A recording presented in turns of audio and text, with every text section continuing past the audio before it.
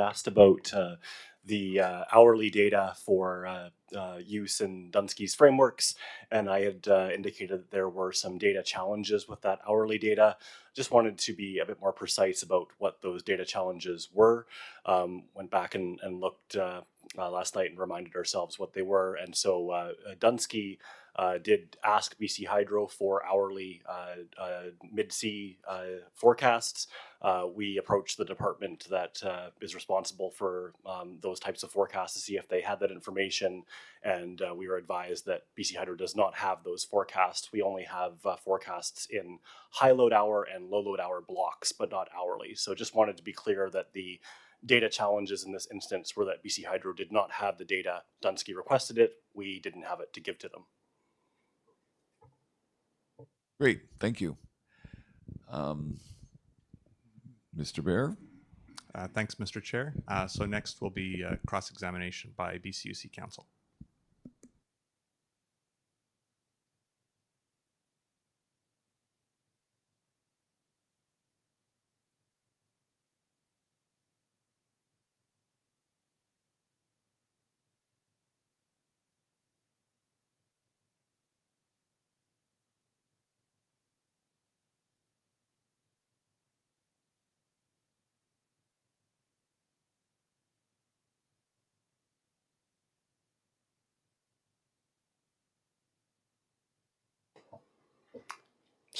Good morning, Mr. Chair, Commissioners, and good morning to the BC Hydro Witness Panel.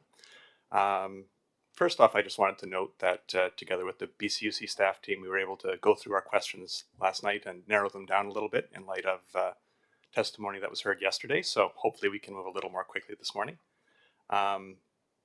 Now, as a preliminary matter, I'm planning to refer throughout my questions to a witness aid that I've previously sent to BC Hydro's council.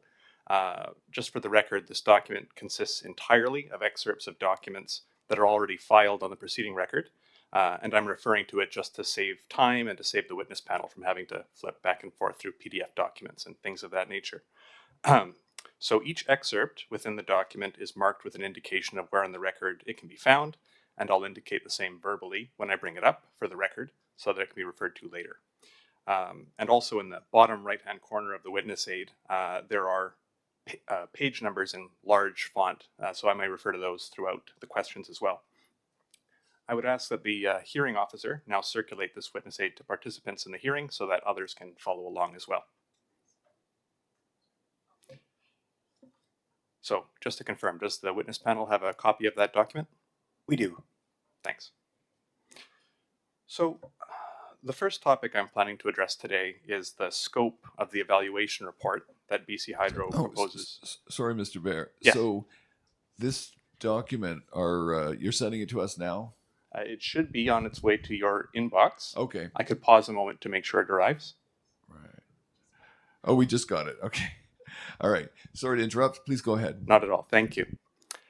So just to start over, the first topic I'm planning to address today is the scope of the evaluation report that BC Hydro proposes to file in 5 years. To start with, I just wanted to confirm that BC Hydro is proposing to file an evaluation report regarding various matters related to the self-generation service rate and the community generation service rate by April 30th, 2030. Is that correct? That's correct.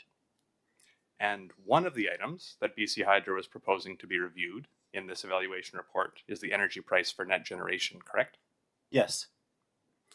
So Council for the British Columbia Old Age Pensioners Organization asked you some questions yesterday about future evaluations of the energy price.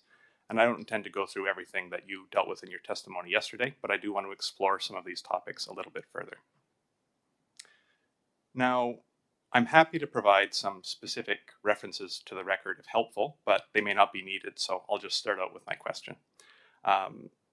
In Exhibit B8, which is the evidentiary update that BC Hydro filed for net metering, BC Hydro references 3 frameworks from Dunsky's value and cost shifting report, which are the avoided cost framework, the expanded framework, and the comprehensive framework.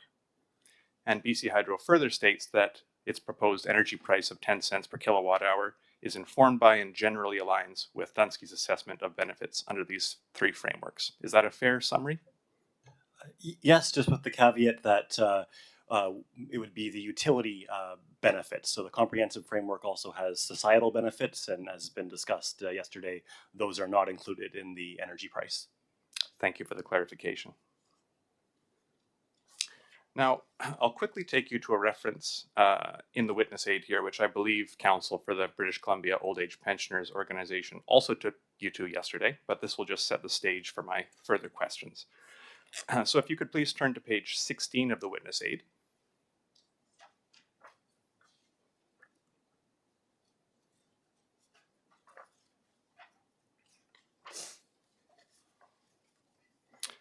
And this, for the record, reproduces Exhibit B15, which is BC Hydro's response to BCUAPO RCIA IR 1.46.2, which is at PDF page 251 of Exhibit B15 for the record.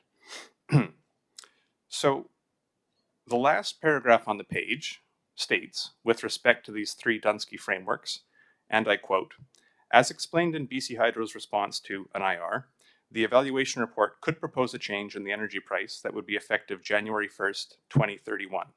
Such a change to the energy price, if proposed, would consider updated inputs on utility benefits, and if there was a divergence between the frameworks, could evaluate which framework should provide the basis for an updated energy price." Do you see that there? Yes. So with this background, I have a few further questions regarding the content of this 5-year evaluation report. Let's assume, just for the sake of discussion, that in 5 years' time, the value of solar indicated by these different Dunsky frameworks has diverged in a significant manner. So maybe now the avoided cost framework gives a value of 10 cents per kilowatt hour, and the expanded framework and comprehensive framework gives a value of, say, 15 cents per kilowatt hour, something like that.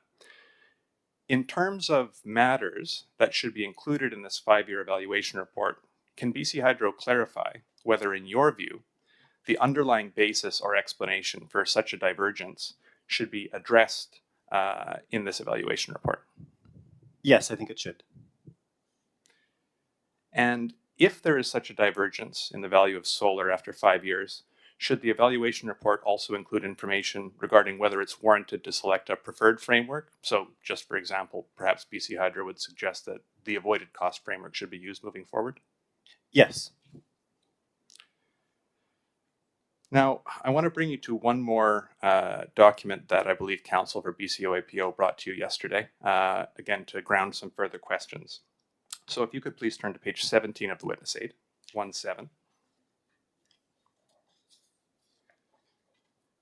And for the record, this is from Exhibit B15, CEBC IR 1.6.1. I believe that's PDF page 367. And I'll just read the 2 paragraphs on the page here for the record. Quote, "In BC Hydro's view, this proceeding should decide on key issues such as whether Dunsky's methodologies provided an appropriate basis for the energy price for net generation and whether societal benefits should be included in the calculation of the energy price or not. Assuming that the BCUC makes determinations on such key issues in this proceeding, BC Hydro submits that it would be unnecessary for those determinations to be revisited when it's time to update the energy price." And I'll end the quote there.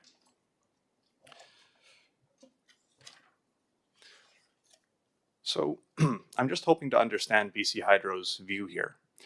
To clarify, is BC Hydro suggesting that this panel should be putting limits on how the BCUC reviews the energy price in the future, say in 5 years' time? I would characterize what we're trying to convey in that response more as I suppose, expectation management. I think it would be to a future BCUC panel reviewing that evaluation report to determine what they wish to do with that report and the parameters of any review. And I don't think BC Hydro is wanting to suggest that this panel should limit that panel. But I think what we are trying to convey is that it may be the Commission in this instance may want to consider including in its decision certain determinations or indications that might send a signal as to how that review may go. And I think the reason that we think that's important is that in our view, this has been an in-depth proceeding. Lots of issues have been explored. I think that there is a need to look at updating the energy price as we proposed in 5 years, but there may not be a need to revisit all of the issues that this proceeding has explored in such depth at that 5-year time. And the commission may feel it appropriate to provide a signal in that regard. That was what we were trying to convey in our response. In BC Hydro's view, what circumstances or triggers would warrant a review of the methodology for setting the energy price in the future? I think it probably depends on what part of the methodology we're referring to. So what I mean by that is, I think if we're thinking about the utility benefits part of the methodology, then I think if BC Hydro in 5 years were to retain Dunsky or another consultant, and that evaluation was to suggest that in the 5 years that have passed, there has been some development that has caused there to be new frameworks or new ways of looking at these issues that should be explored, then I think that would be an appropriate trigger to be considered. Conversely, I think if the question is more, well, would there be a trigger that would say prompt the revisiting of societal benefits? I think that trigger would be more policy driven. So if there were to be a change in the legal and regulatory framework in the intervening years, for example, then perhaps that would prompt that sort of a relook. I'll refer you now to another page of the witness aid. Could you please turn to page 21 of the aid?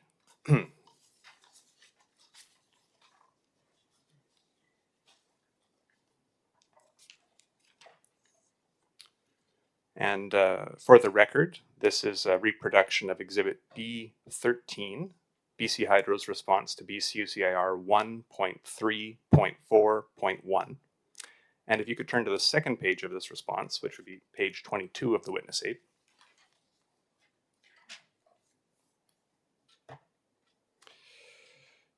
In the last, in the last paragraph on the page, BC Hydro states, quote, "In BC Hydro's view, a topic that should be explored through the proposed evaluation report discussed in BC Hydro's response to an IR is whether updates to the energy price for net generation should only apply to customers who join rate schedule 2289 or rate schedule 2290 after that update has been made." Do you see that? Yes. So with this in mind, would you agree that it may be helpful for the evaluation report to address issues related to the energy price beyond strictly whether the dollar value of the energy price needs to be updated? I'm not sure I'm following the question. Could you maybe elaborate? Or Sure. So in the reference that I just brought you to, BC Hydro is suggesting that in this proposed evaluation report in 5 years' time, some of the terms and conditions of the rate schedules might also be addressed. So in this case, whether updates to the energy price should only apply to customers moving forward. So in your view, would it be worthwhile for the evaluation report to also address, for instance, the terms and conditions of the rate beyond the actual energy price in circumstances like this? I'm not sure it would. I think what we were trying to convey in that statement was a scenario where, let's say in 5 years' time, the evaluation report reviews updated inputs, such as the updated long and marginal costs, and says, okay, based on those, we think there's now a basis for an energy price of 12 cents. I think a decision to be made by a future panel at that time would be, okay, if the energy price is going to be updated to 12 cents, should all customers on rate schedule 2289 receive that 12 cents? Or should that 12 cents only apply to customers that join the rate from a certain date forward? And the reason why I think we thought that would be an important issue to flag as a potential consideration, and I think we talked a bit about this yesterday, is that customers that are making decisions now, in the event that rate schedule 2289 is approved and an energy price of 10 cents is approved, they're making those decisions on the basis of 10 cents.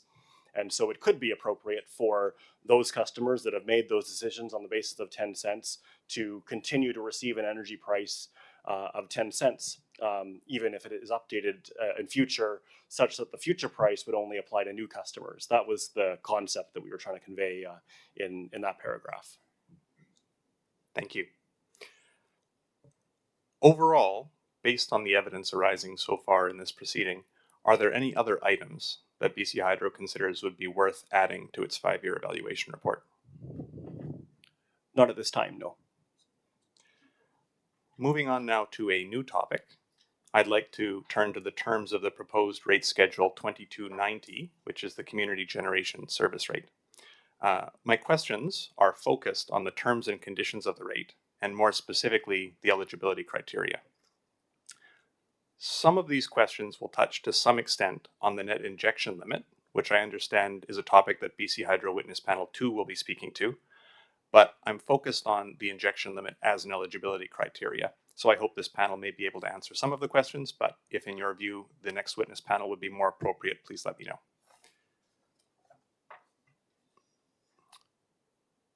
So to start with, I'll bring you to a few excerpts from the record just to set the stage for my questions. Could you please turn to page 26 of the witness aid?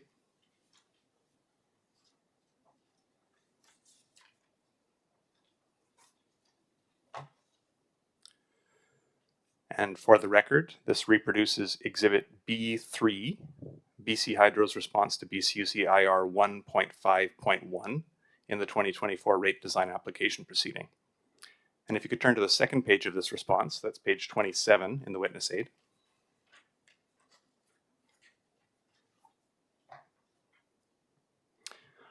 I'm looking under the heading, the 1 megawatt net injection limit for community generation service.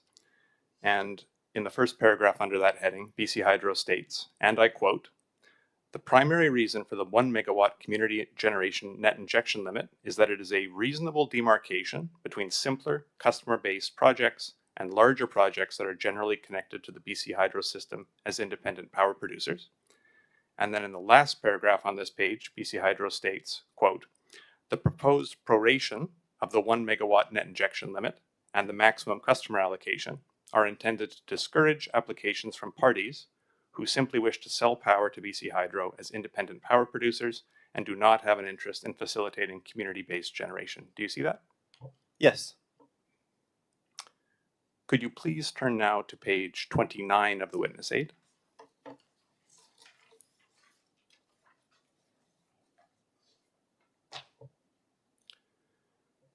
Again, for the record, this is also from Exhibit B3 of the 2024 rate design application proceeding and reproduces BC Hydro's response to BCUCIR 1.7.2. And towards the bottom of the page, there are 2 bullets. The first bullet reads, and I quote, "The rationale for the limits and allocations proposed in the community generation service rate is as follows. Maintain a minimum number of benefiting customers that must share the benefits from the shared generating facility. The maximum net injection limits based on 24 kilowatts for each residential benefiting customer and 100 kilowatts for each general service benefiting customer encourage participation by multiple community members and prevents a situation where only a few benefiting customers should be allocated a significant portion of the maximum net injection of 1 megawatt. This ensures that the rate remains community focused." Do you see that? Yes. So I'm going to try to pull this all together in a summary, and you can tell me if it's fair. Is it fair to say that BC Hydro is proposing 3 different conditions in rate schedule 2290 to prevent applications by independent power producers to the community generation service rate? And those 3 conditions would be, first, the maximum net injection limit of 1 megawatt. Second, the prorating of the maximum injection limit based on the number and type of benefiting customers. And third, the limits on maximum customer allocation. I'll give you a moment, but if you could let me know if that's a fair summary. Yes. Yes, that's a fair summary. Yes, it is. Now, I would like to explore more specifically the second of those conditions, which is the prorating of the maximum injection limit based on the number of customers. So, to take an example, if there were a total of 3 benefiting customers, each of which was under general service, then the maximum injection limit would be 300 kilowatts. That's 3 times 100 kilowatts per customer. Is that right? That's correct. Now, for my next question, BC Hydro has addressed this on the record, and I'm happy to take you to a reference if helpful, but I'll start with the question and we can see if we need it. Here's the question. In order for the maximum injection limit of a shared generating facility to reach 1 megawatt, the cap, under the community generation service rate, there would need to be at least 10 benefiting customers. Is that fair? 10 general service benefiting customers, yes. Thank you.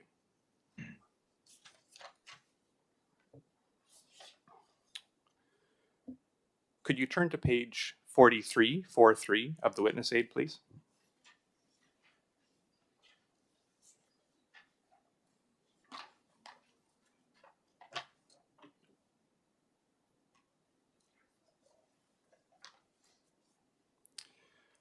For the record, this is from Exhibit B16, PDF page 29, and it shows the clean version of BC Hydro's proposed tariff pages for rate schedule 2290. Towards the bottom of the page, there's clause 8 regarding maximum customer allocation. And if you look at heading C under that clause,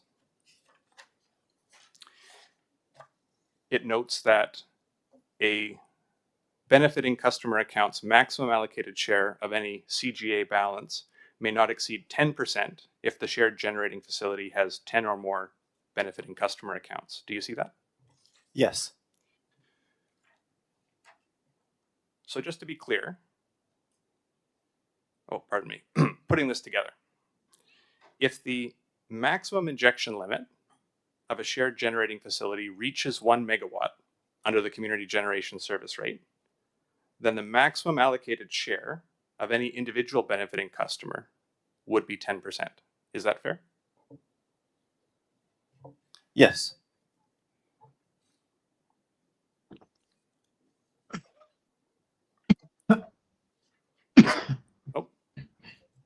Is it fair to say that receiving a maximum allocated share of no more than 10% of the community generation credit would tend to discourage applications from parties who simply wish to sell power to BC Hydro as independent power producers?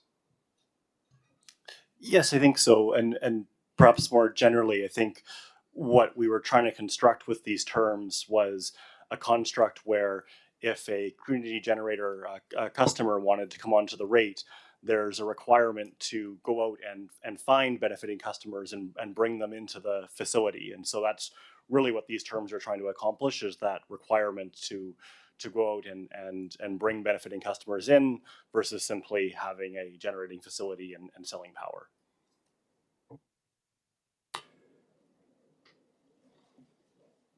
So let's just assume as a hypothetical that the 1 megawatt cap was not in place. And let's say there were 20 customers under the general service rate. My understanding is that that would mean a total cap of 2 megawatts. That would be 100 kilowatts times 20. Yes. And in that case, similarly, the maximum customer allocation would be 10%. Is that fair? Yes. So in a circumstance like that, do you think that independent power producers would be discouraged from applying for this rate? Yes, I think it would still apply. I think what this brings up in this case is, I think there's two reasons for that 1 megawatt cap.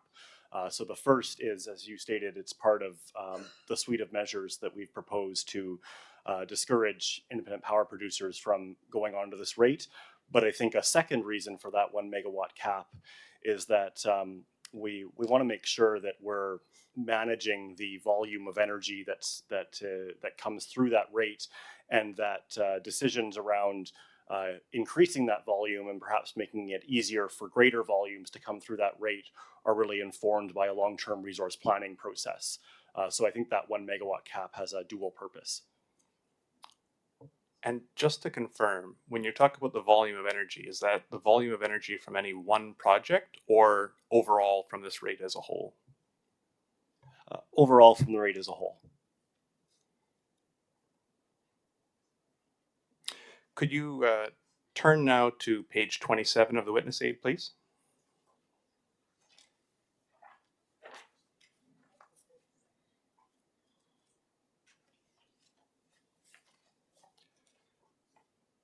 And for the record, this reproduces Exhibit B3, BC Hydro's response to BCUC IR 1.5.1 from the 2024 rate design application.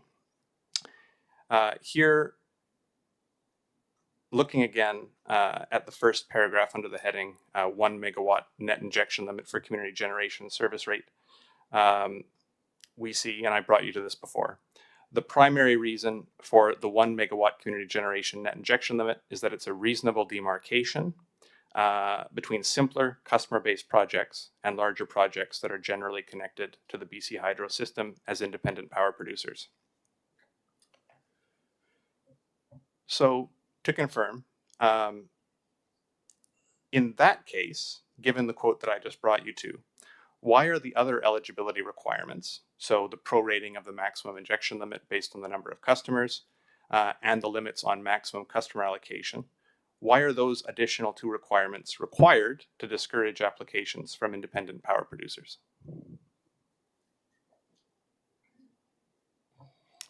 I think they're required because they go to the intent of the rate. So I think if we simply had a 1 megawatt net injection limit, I think that would go some way to discouraging independent power producers from saying, okay, maybe I'll just look at this rate as a way to sell power to BC Hydro because presumably independent power producers would likely be interested in a larger opportunity than 1 megawatt.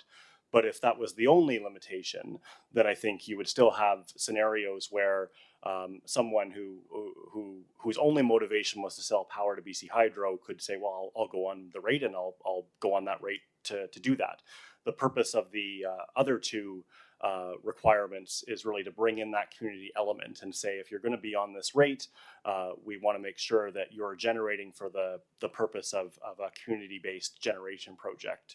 So I think the three requirements work together in that respect. So I'm not sure if you'll be able to speak to this, Mr. Sanvi, but in your experience, would there be many independent power producers that would be inclined to produce a project with a net injection limit of 1 megawatt or less? I think it's fair to say there probably wouldn't be many. BC Hydro did have what was referred to as the micro standing offer program in past years. I don't know myself what the uptake of that particular program was, but I know that it similarly did have a 1 megawatt limit, and that we did have independent power producers under that program take up contracts to sell energy to BC Hydro. So I think on that basis, I would say, yes, there is interest at the 1 megawatt level, but I don't know how many applications came in under that program.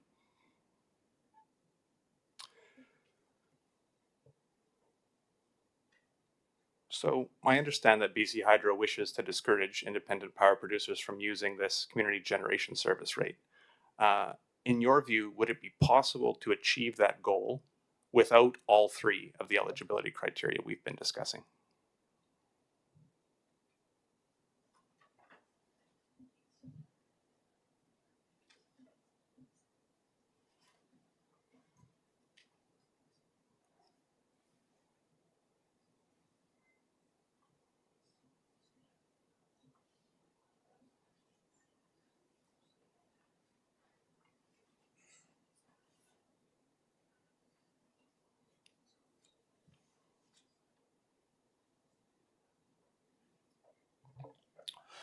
So to maybe just take the requirements again in turns. I think we're talking about the 1 megawatt net injection, then the proration of that 1 megawatt net injection in terms of the number of customers required, and then the allocation of that in terms of how that can be shared amongst those customers. I think the latter two absolutely are necessary in order to have that community-based intent. I think, as I just mentioned, without those, I think you lose that community-based intent.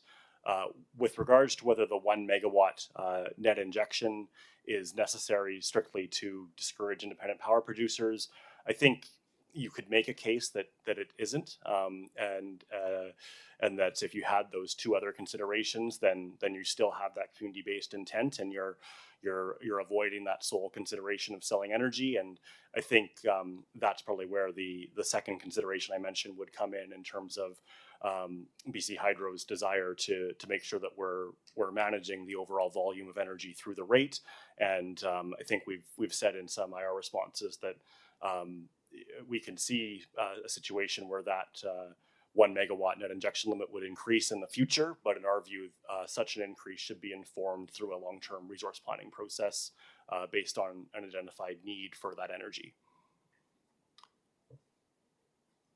So would it be fair to say, and I think this is probably for you, Mr. Sanvi, that the key purpose or the key intent of the 1 megawatt cap on the net injection limit is more directed to managing the amount of energy that's generated under this rate, as opposed to preventing independent power producers from accessing this rate?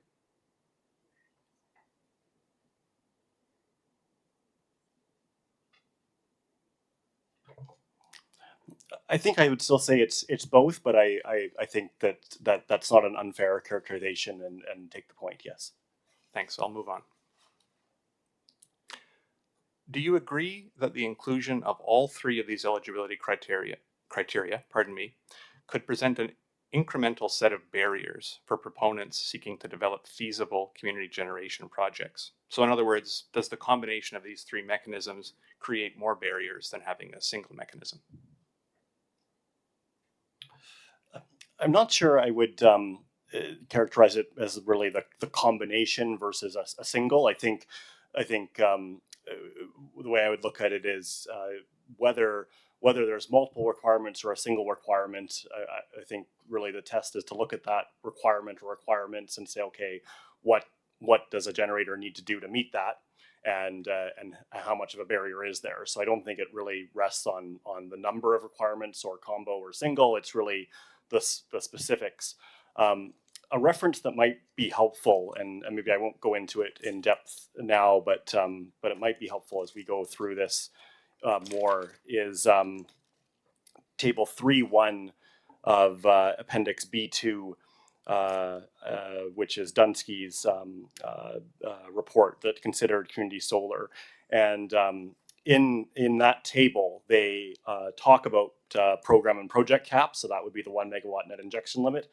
But they also talk about eligibility criteria, which would be matters such as number of benefiting customers and those sorts of things. And so I think that might be a helpful reference. We want to get more into that, but I would maybe use that reference to demonstrate that I think in that instance, Dunsky's evaluating that combination when they're looking at the forecast of adoption.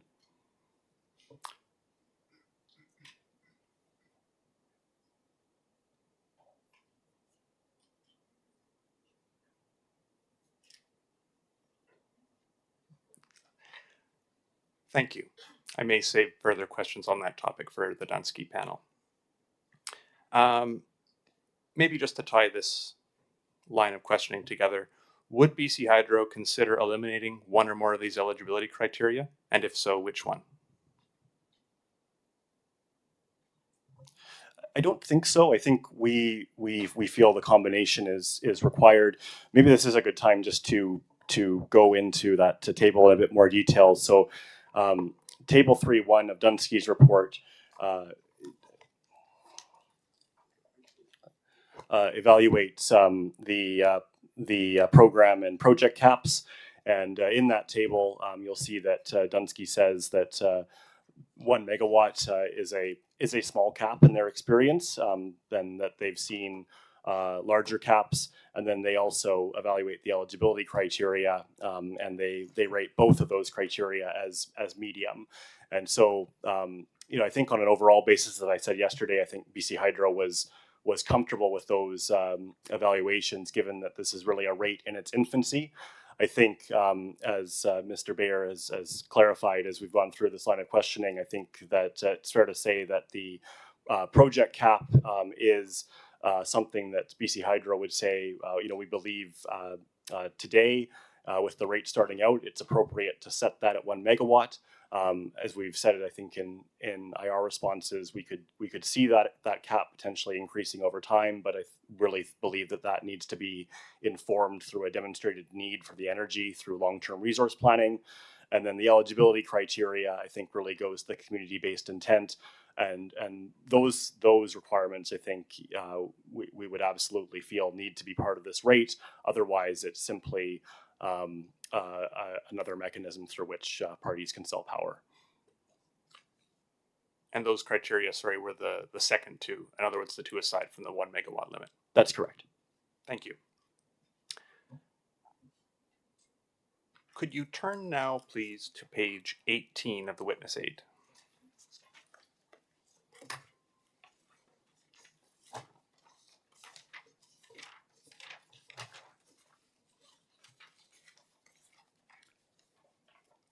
So for the record, this reproduces Exhibit B15, BC Hydro's response to CSC IR 1.5.8.1.c.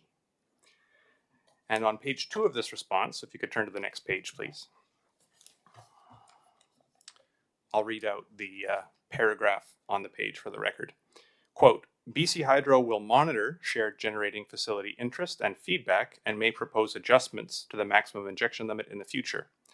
As discussed in section 5.2 of Exhibit B8, Dunsky's analysis indicates that BC Hydro's community generation rate proposal is middle of the pack when compared to leading jurisdictions, but that there are steps BC Hydro could take to further enable community solar, such as increasing the 1 megawatt program cap. In BC Hydro's view, such additional steps should be supported by an identified need for increased energy supply from distributed energy resources through the development of future long-term resource plans. Do you see that? Yes. So I think to some extent this is probably touching on some of the points from Dunsky that you already raised, Mr. Sandby. Is that fair? Yeah, it is. It is. With reference to the quote I just brought you to, can you further explain why changes to the community generation 1 megawatt cap require support from future long-term resource plans? Yes. Maybe first I should just say I'm noticing that we used the wrong word there. We said program cap. That actually should say project cap. So can correct that. But in terms of whether that project cap is necessary to make sure that the future energy need is identified through long-term resource plans, I think we would say yes, it is. And so the way I would think about it is what we're trying to do here by proposing the community generation service rate is respond to interest that's been expressed by customers and stakeholders to say we think we need a rate like this. And so I think BC Hydro is saying, okay, let's get a rate like that out in the market, and let's get it going. But I think we don't want to scale that rate too quickly. We want to make sure that if it's going to be scaled and if there's going to be increased volumes coming through that rate, that is really backstopped by a long-term resource plan saying, yes, that is part of BC Hydro's plan to meet future energy needs. That's not something that we have today. I don't think that should preclude us from being responsive to customer and stakeholder feedback and getting a rate like this going. But I think it should preclude us saying at this stage, okay, let's immediately go to a 5 megawatt project cap, for example, and make sure that we're being as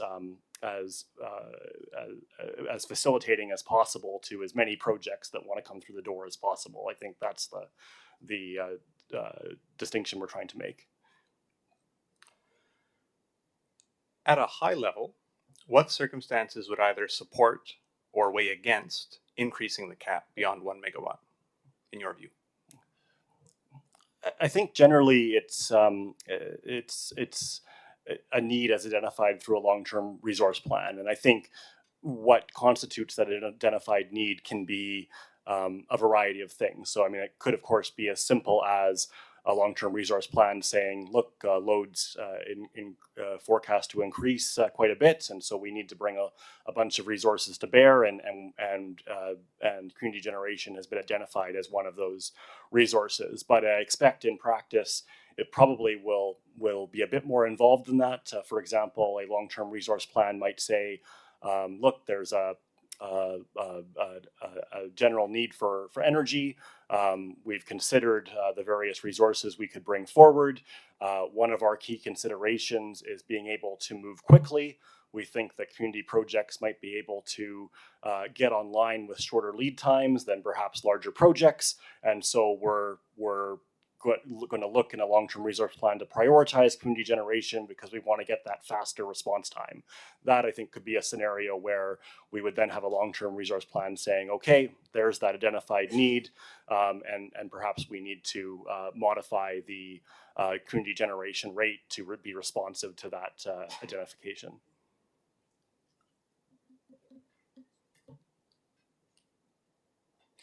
In your view, should the issue of whether to increase the 1 megawatt cap be part of the evaluation report that BC Hydro proposes to file in 5 years?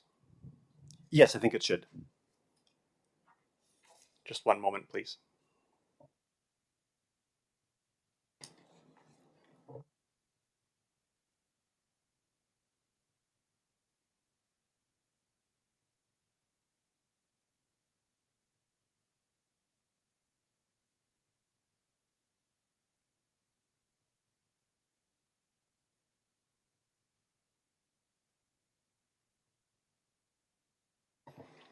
I'll move on to my next and final line of questioning, and this is about the tariff sheets that BC Hydro has filed in relation to the proposed rates.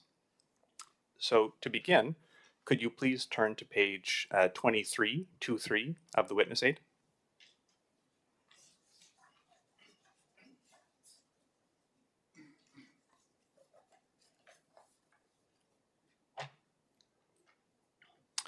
And for the record, this is from Exhibit B13, BC Hydro's response to BCUC IR 1.15.3. And if you could turn now to the second page of the IR response, that's page 24 of the witness aid.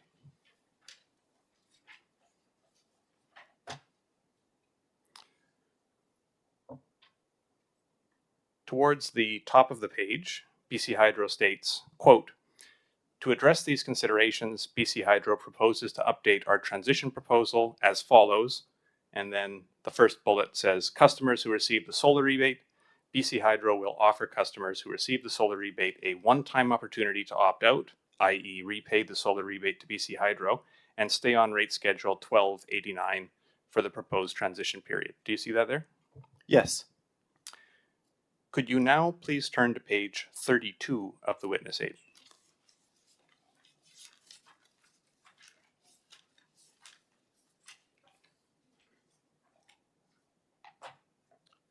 And for the record, this is from Exhibit B16, specifically PDF page 18.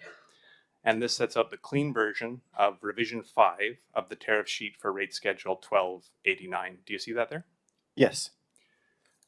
I'll draw your attention specifically to the sections titled Termination of Service and Transition Period, and I will give you a moment to review, but I'll ask my question to contextualize this.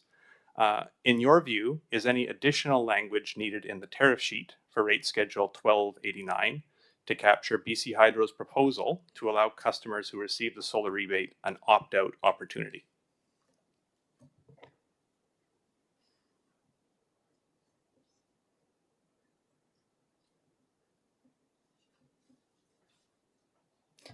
We don't think we need to add additional language to the tariff sheet because the tariff sheet currently says customers who receive the solar rebate will not be eligible for the full duration. And so maybe just to explore that a little bit further, it would be BC Hydro's view that if a customer opted out, that would not constitute having received the rebate. Is that a fair paraphrase? Correct. Thank you. I'll move on. So could you refer back now, there might be a little bit of flipping back and forth, back to page 23 of the witness aid, which is the IR response that I brought you to before.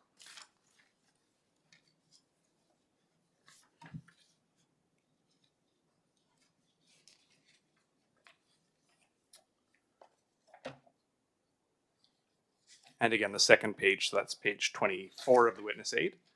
And the fourth bullet on the page says the following, quote, "Customers who move into a premises with an existing generating facility.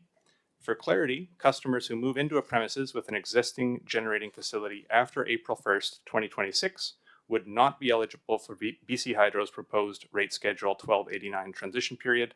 They would need to take service under rate schedule 2289. Do you see that there? Yes. Thank you.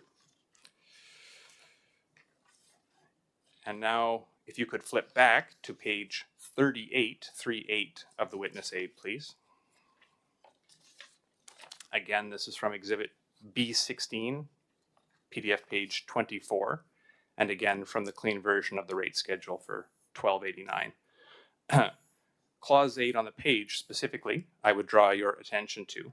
I won't read the whole thing, but in BC Hydro's view, does this clause 8 establish that customers who move into a premises with an existing generating facility after April 1st, 2026 are not eligible for BC Hydro's proposed rate schedule 1289 transition period? Correct. And turning now to page 53 of the witness aid, which I think is the last page. It is.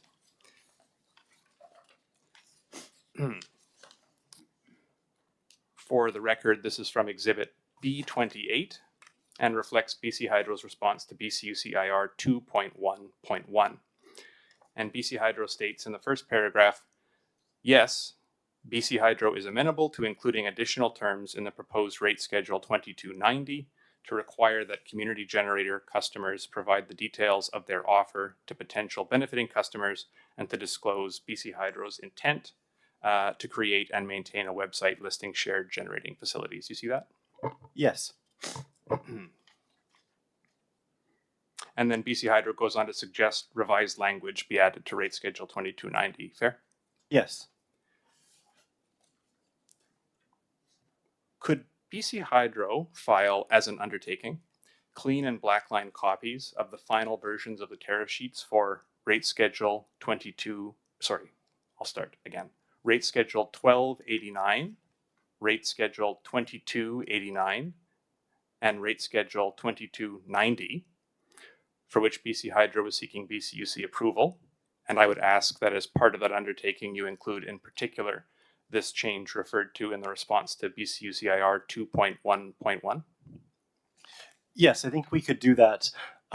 This might be a good time for me to just mention a couple clarifications with regards to this response. Mr. Sanders was planning to raise these on the next BC Hydro panel, but I think since we're on this topic now, it would make sense that I probably draw the panel's attention to them now. As we were reviewing this response, preparing for this hearing, there was a couple points that we realized we probably could have made clearer in this response.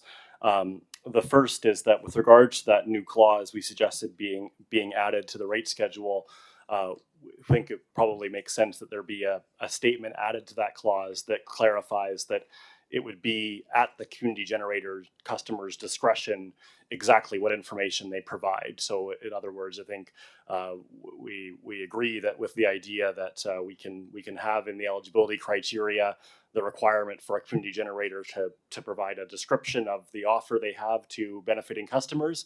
But we think it goes beyond BC Hydro's powers to say to a community generating customer, this is exactly what you must tell us, and this is exactly how you must set it out.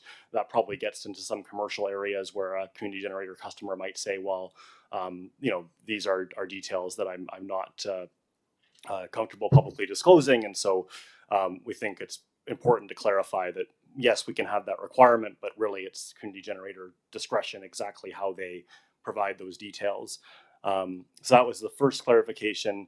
The second clarification is, I think as the response states, we are amenable to a special condition, stating that we would maintain a website, as that is what we intend to do. But we thought it was important to point out that there are lots of other instances where BC Hydro maintains similar types of websites for programs and rate schedules, and it isn't the case that in those cases there's a special condition stipulating that. And so perhaps as an alternative, one thing the Commission could consider instead is simply a direction in its decision to BC Hydro to do this. That in our view would accomplish the same purpose, but would be perhaps more consistent with existing practice where there's not always a special condition indicating that there needs to be a website. Pardon me for just one moment. I'm going to confer with the rest of the staff team.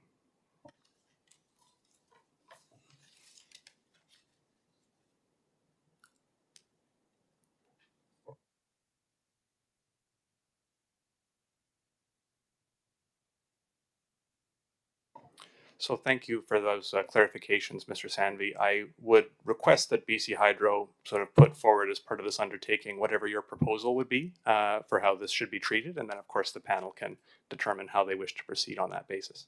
Yes, we can do that. And with that, that concludes my questions. Thank you.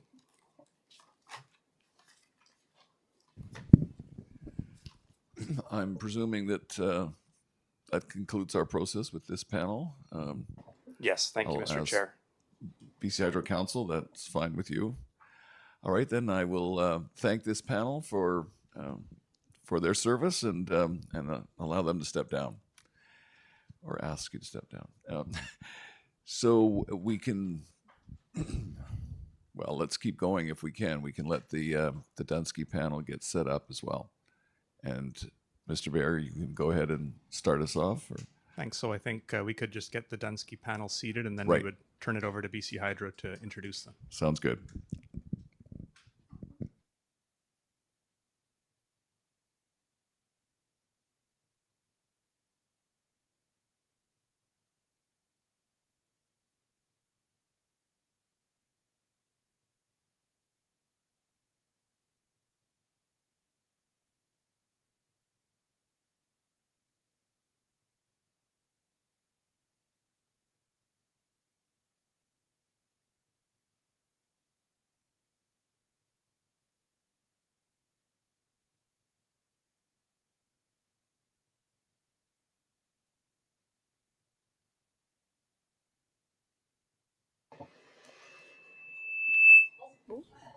There we go.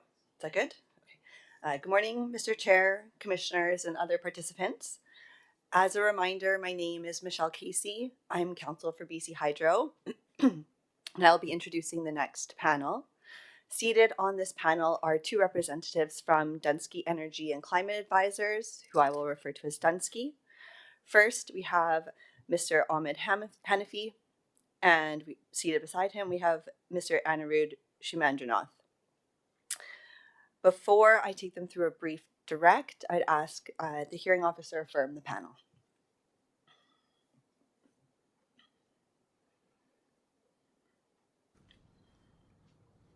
Please state your name for the record. Ahmed Hanafi, last name Hanafy, first letter A. Do you solemnly affirm that the evidence you give today will be the truth, the whole truth, and nothing but the truth? I do. Please state your name for the record. It is Anirudh Shimandranath, last name Kshemendrananath, first initial A. Do you solemnly affirm that the evidence you give today will be the truth, the whole truth, and nothing but the truth? I do. Thank you. Now, we advised Mr. Bear earlier that we would this direct would be a little bit longer than the first direct, but I promise we'll keep it quite brief, but go a little bit through the witnesses' expertise as well as a very high level of the reports that they've prepared. So, Mr. Hanafi, I'll start with you. I understand that you are a partner at Dunsky, is that correct? I am. Okay. And can you tell us briefly about who Dunsky is?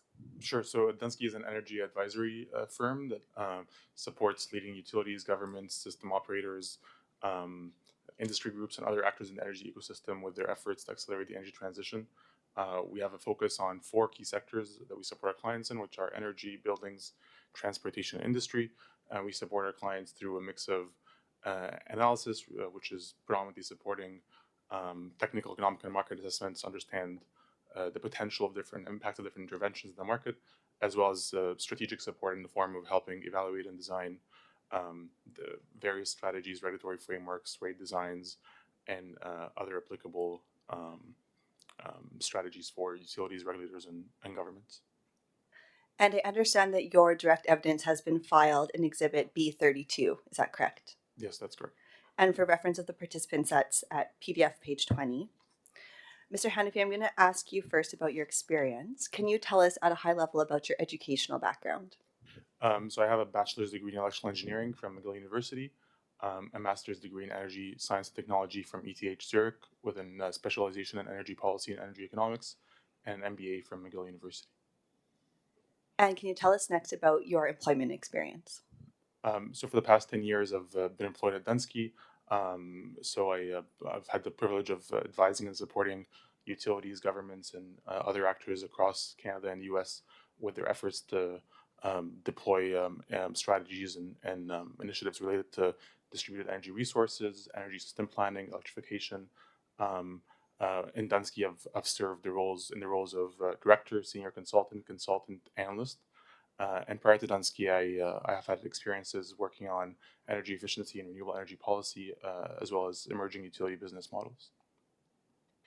And Mr. Hanafi, I understand that your CV has been filed in this proceeding. Is that correct? It has. And for reference of the record, I think it's in a couple places, but one place is as Appendix C to the Dunsky Market Potential Report, which is Appendix B1 to Exhibit B8. Is that correct? Yes, that's correct. Mr. Hanafi, does Dunsky have experience with respect to solar photovoltaic forecasting and valuation? Yes, so Dunsky has an extensive experience supporting different clients with assessing the potential and impacts of distributed energy resources, with a particular focus on distributed solar. So over the last 10 years, we've conducted more than 24 studies for different clients across Canada and the US, focused on forecasting the market uptake and potential of distributed solar under existing market conditions, as well as evaluating the impact of proposed policy and regulatory changes, as well as market technology and policy uncertainty. We've also conducted a fair bit of studies looking at the cost effectiveness and benefit cost analysis of the ERs, and specifically of relevance to this mandate, or this hearing, I should say. We've conducted a number of value of solar analyses, which were predominantly used to inform net metering reform discussions in different provinces and states. So we've conducted those studies in New Hampshire, New Brunswick, Virginia, Texas, and a couple other places over the last couple of years. And we've conducted these studies for all actors across the ecosystem, I would say. So for utilities, regulators, governments, solar industry advocates, and other actors, which I think has provided us with a good sense of the perspectives around these issues, and has allowed us to position our work as truly independent, rigorous frameworks to support these conversations without necessarily having skin in the game or a perspective that's aligned with one actor over another. You might have touched on this briefly in that answer, but just for clarity, has your work personally been used in any public utility regulatory proceedings before? Yes, so a lot of my direct work and my team's work is filed as supporting evidence in utility investment approvals, whether it's for demand side management plans, investments in advanced metering infrastructure, EV charging investments, as well as rate design modernization, net metering, and other rate design. A lot of our work is either filed as direct evidence or supporting evidence like input into load forecasting for integrated resource plans, and among other things. Now, I understand that Dunsky was engaged to provide as an independent expert to prepare 3 reports. Is that correct? That is correct.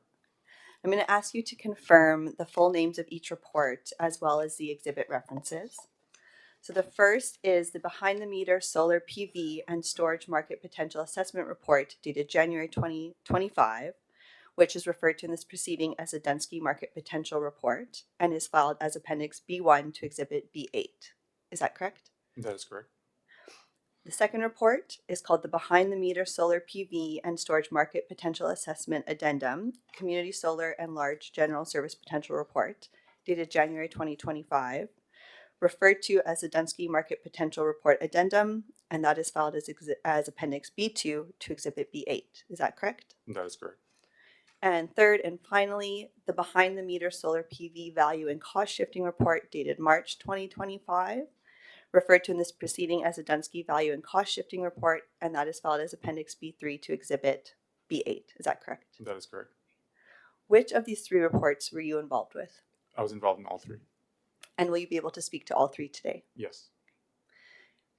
At a very high level, can you please give us a summary of each of these reports and the key conclusions, starting with the Dunsky Market Potential Report? Sure. So the report number 1, the Dunsky Market Potential Report, was commissioned by the Energy Management Group at BC Hydro in support of the Integrated Resource Plan. And the scope of that project, or that report, was to forecast the expected uptake of behind-the-meter solar in BC under various scenarios that capture different policy and market dynamics.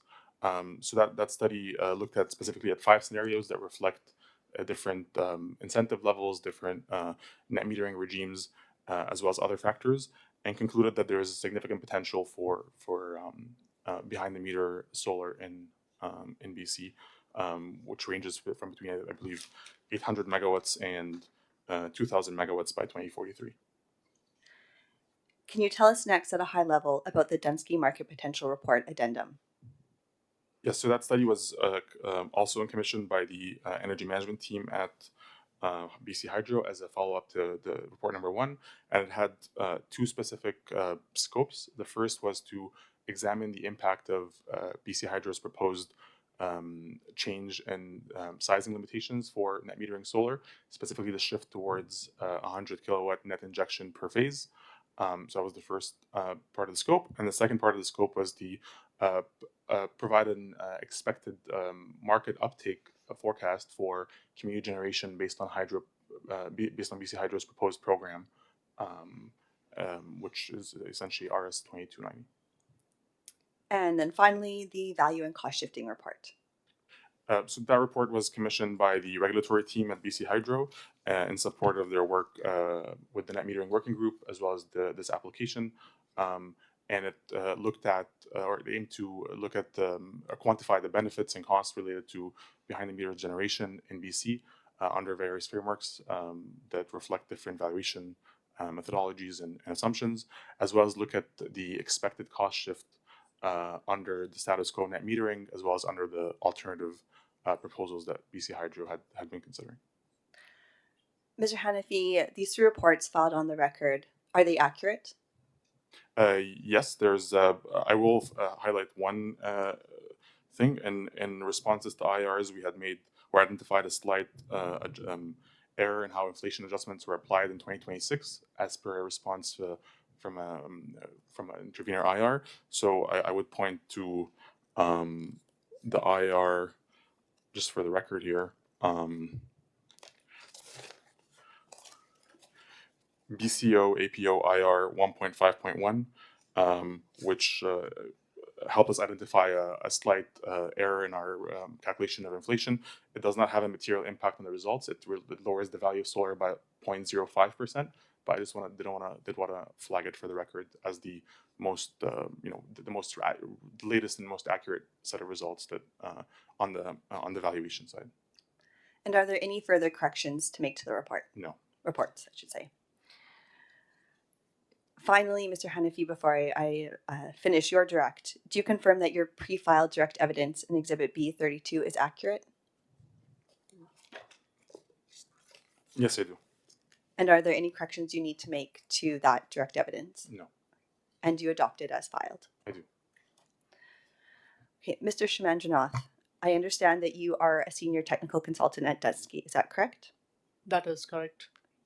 And your direct evidence has also been filed in Exhibit B32 at PDF page 24. Is that correct? That is correct. I'm going to ask you a little bit about your experience. Can you start by telling us about your educational background? Yes. So I have a Master of Science in Energy Science, Technology and Policy from Carnegie Mellon, and I have a Bachelor of Technology from the National Institute of Technology in Metallurgy and Material Science from India. And can you tell us next about your employment experience? Yes, so I've been working at Dunsky for over 6 years, and prior to that, I worked in a couple of energy consulting firms in Texas and in Berkeley, California on energy storage policy, energy storage developing roadmaps, rate design evaluation, and developing solar adoption models. Prior to that, I worked briefly at Robert Bosch looking at developing energy systems on DC microgrids and storage, large-scale storage projects as well. And Mr. Shimandranath, I understand that your CV has also been filed in this proceeding as Appendix F to the Dunsky Value and Cost Shifting Report, which is Appendix B3 to Exhibit B8. Is that correct? That is correct. Mr. Shimandranath, has your work been used in support of any public utility regulatory proceedings before?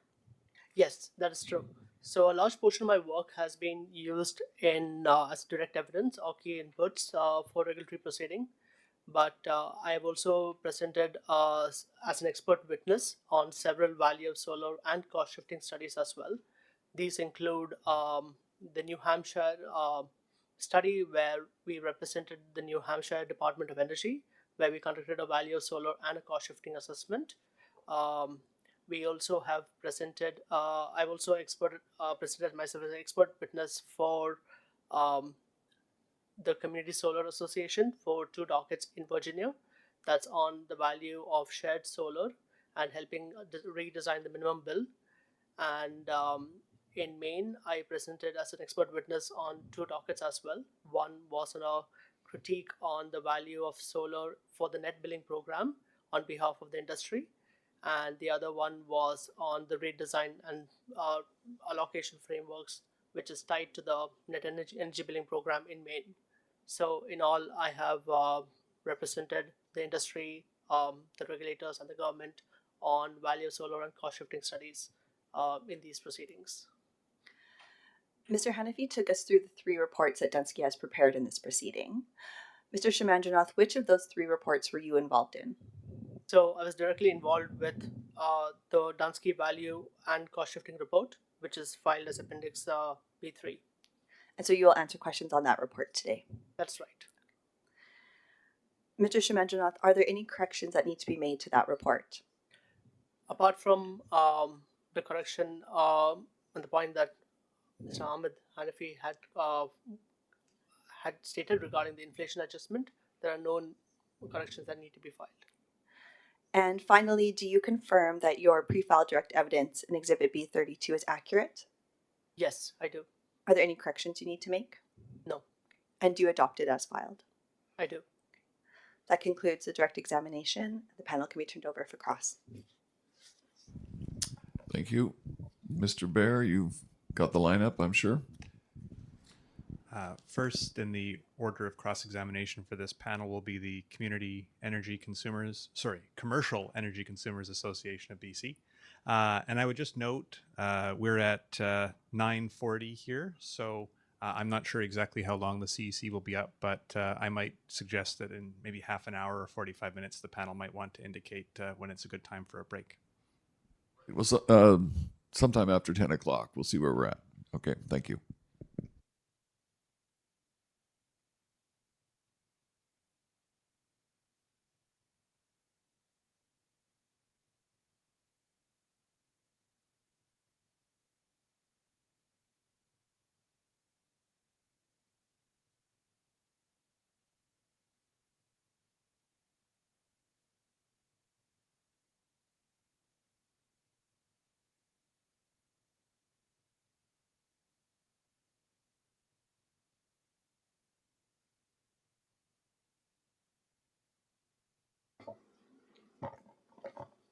Good morning.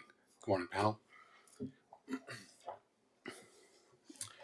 The CEC has one preliminary matter in that we intend to make a few references to material that is not yet on the record, and that was circulated as a witness aid previously to Commission Council and to the regulatory group, and we are seeking to add it as an exhibit.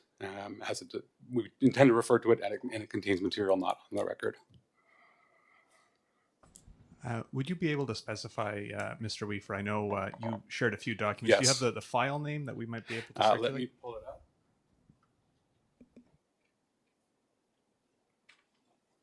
up. CEC Witness Aid Dunsky Panel. Thank you. The hearing officer will circulate that to participants and the panel shortly. Thank you.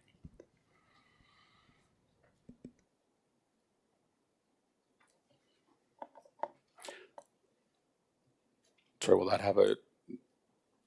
I'll indicate Okay. once it's been circulated. Okay. Just give me one moment.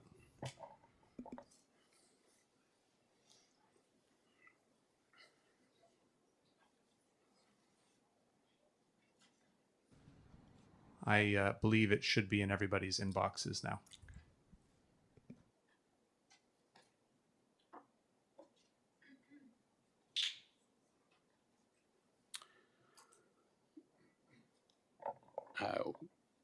There are a few other reference documents that Mr. Bear may have been alluding to there, and those are courtesy aids intended to be references to material on the record that we wouldn't intend to introduce. Happy to have them circulated.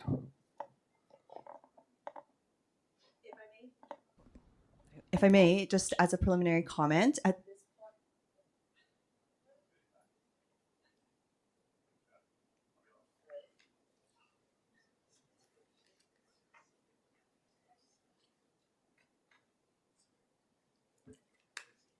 point. Hello? Sorry, seems to be working now. Thank you. Just as a preliminary note, at this exact point, we are not going to object to these materials being marked as an exhibit, under the understanding that's not yet happening, but just for the record, we may object to some or all of it being marked as an exhibit at the end of the cross. My suggestion, if BC Hydro's council is comfortable with that, is that perhaps Mr. Weaver can just proceed with putting the document to the panel, and then any potential objections could be dealt with afterwards. That works for me. Don't intend to be a significant focus of our cross. All right, please go ahead.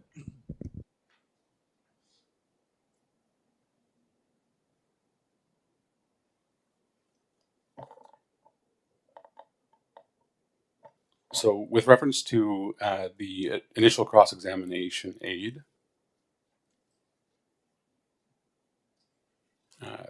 page 1, reference A, Exhibit B8, Appendix B3, page 55.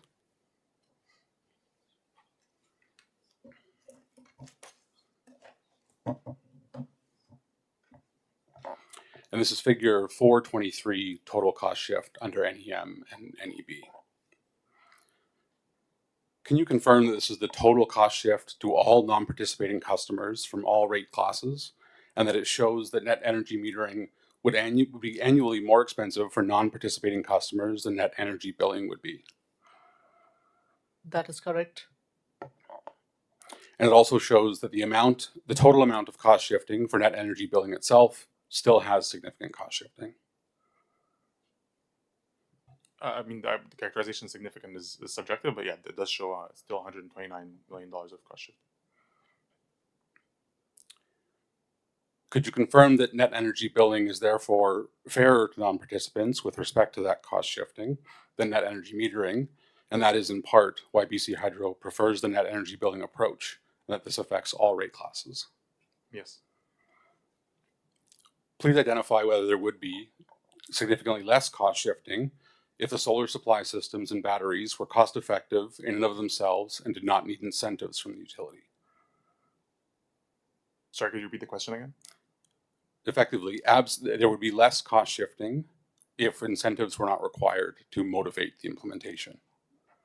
So yes, a portion of the cost shifting is a result of BC Hydro's proposed incentive program. I believe it's not a significant portion of the cost shift. There's a certain exhibit I'd be happy to point you to that shows the breakdown of different components that make up the cost shift. But yes, it is part of the $129 million.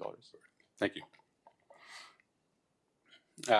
Moving to reference B in that aid, and this is on page 6 and 7 of the CEC aid for cross. And this is just two graphics that the CEC has compiled based on the previous table being Exhibit B8, Appendix 3, page 55. Could you confirm that the CEC accumulated total for NEM is correct at $4.5 billion over 25 years? So we have not reviewed the math behind the numbers, but I'm assuming you used our data. So if it's the summation of the annual numbers, then yeah, I would assume it adds up to that number. Thank you. And again, we'll assume that the math has been done correctly, but confirming that the CEC accumulated total for the difference between NEM and NEB is about $2.23 billion over the 25 years. That's what the graph shows, yeah. Would it be fair to say that cost shifting drives a concern about fairness for non-participating ratepayer customers, including for all rate-paying customer classes in different degrees? I'd say yes. However, I think as stipulated in previous panels, cost shifting is inevitable in rate design. There's always a degree of cost shifting that happens. That is a flaw of sometimes just fundamental rate design and how some rate designs are not fully cost reflective. Yes, I think there was the illustrative Larry David quote that everybody's a little unhappy. Can you please describe your understanding of the cost curves for solar energy supply? Could you elaborate on that? Can we agree that cost curves have been decreasing on a consistent basis for years and are likely to continue to do so? Yes, we have experienced a significant cost decline in solar PV pricing over the last 2 decades, and I think there's further cost reductions likely on the horizon. But I would argue that the pace of reductions are likely to be lower moving forward than they have been in the past. And similarly, with respect to battery storage, can we agree that they have been decreasing on a basis for many years and will continue to do so? Yes.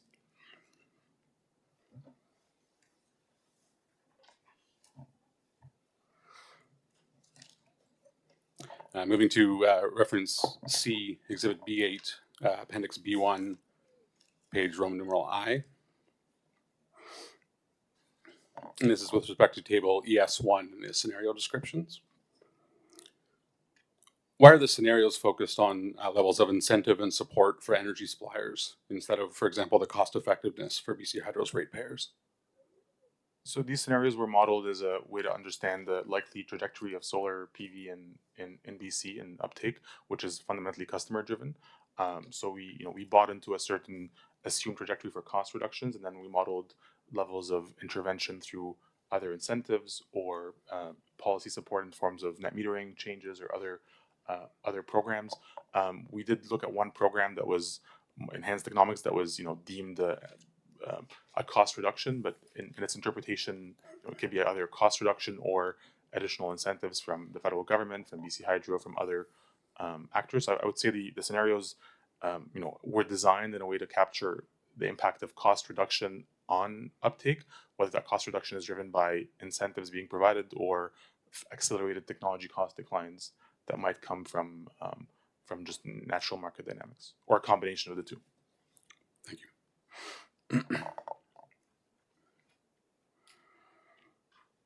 Now, with respect to incentives, if incentives for distributed solar energy supply were to be examined for implementation 10 years from now, might the solar systems and batteries require less incentives, less levels of incentives, and as a consequence be more cost effective and fairer with respect to the cost shifting?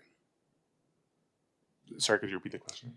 If incentives for distributed solar energy supply were to be examined for implementation, say 10 years from now, might solar systems and batteries require less levels of incentives and therefore be more cost effective and fairer with respect to that reduced cost shifting?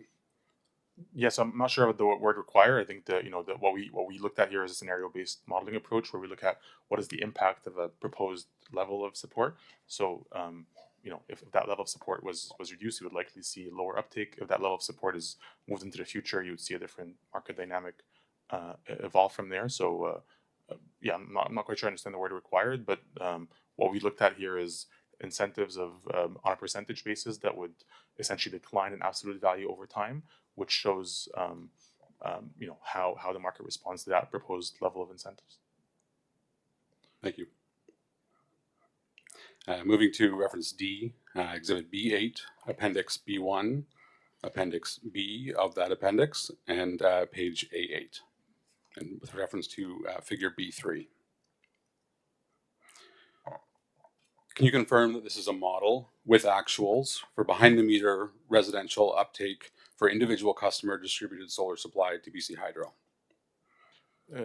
Yes, this is a graph that includes historical residential uptake as well as our model results from calibrating the model to historical uptake in BC. So the two bars, the dark blue reflects, or the dark color, I should say, reflects actuals, and the lighter bar reflects are modeled, and then the two lines reflect, similarly, the dark one reflects actuals, and the light line reflects our model calibration. And from your perspective, does the slowdown in annual growth in the later 2 years of the figure reflect awareness of inadequate financial returns for customers?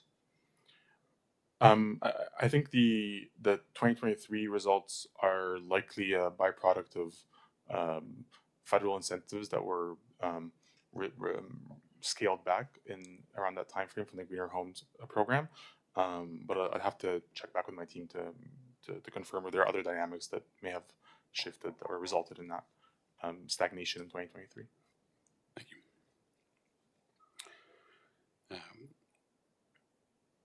In this proceeding, we find that solar supplier industry and customer representatives contesting the limited quantity allowed for each phase of the distribution lines for injection to the BC Hydro system, and contesting the NEB pricing versus NEM pricing and seeking greater levels of incentives.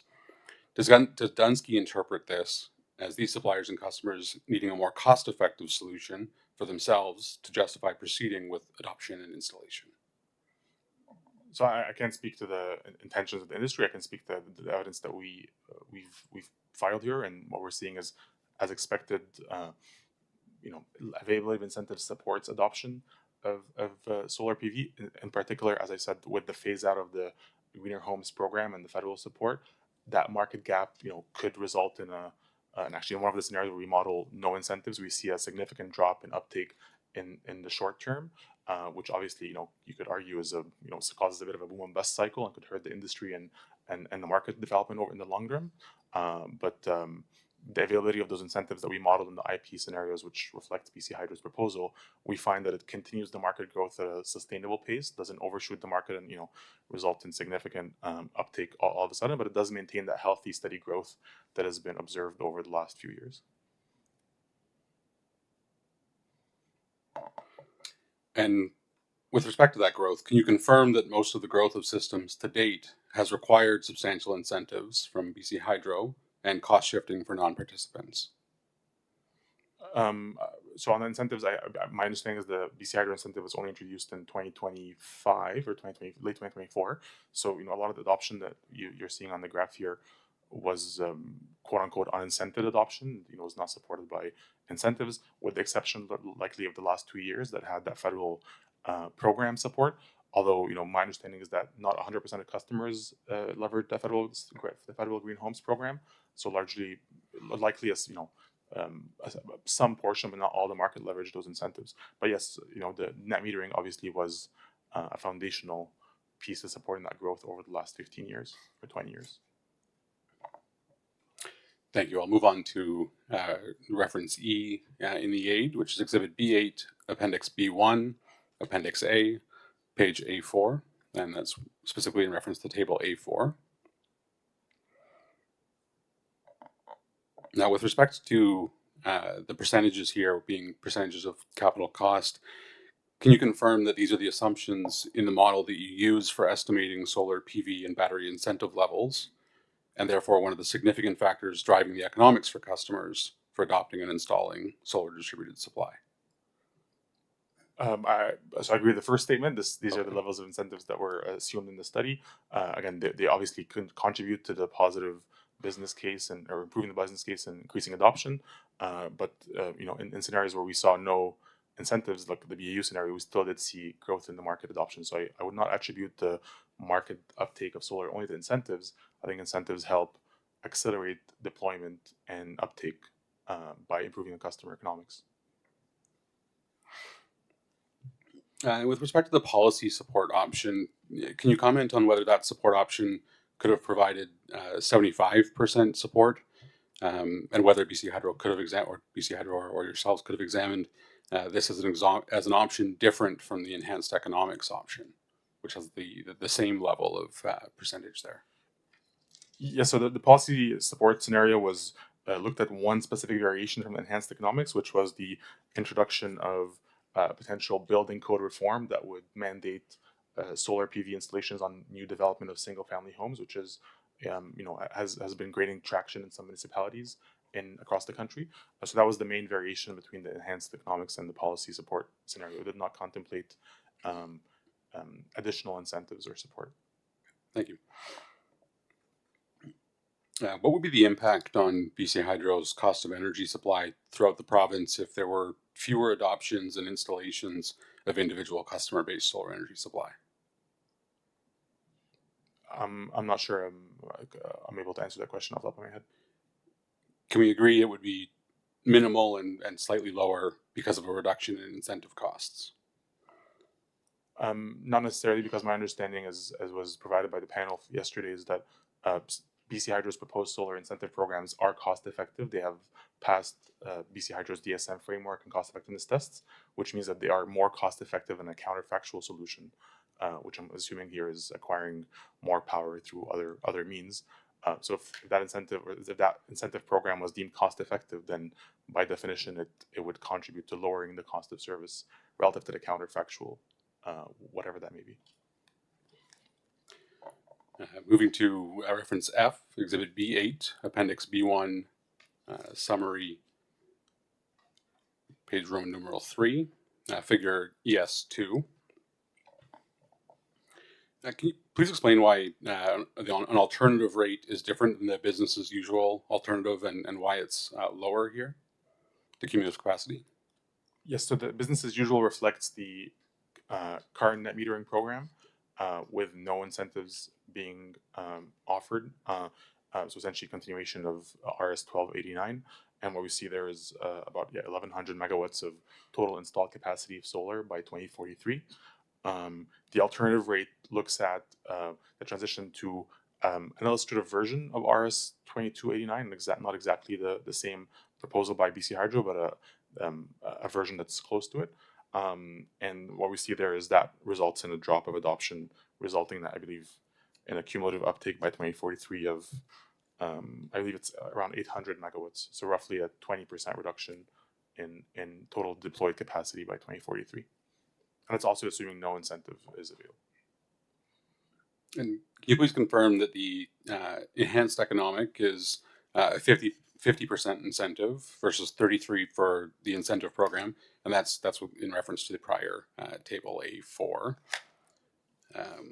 or 17% greater BC Hydro contribution, while the gain in capacity projected is 25% greater?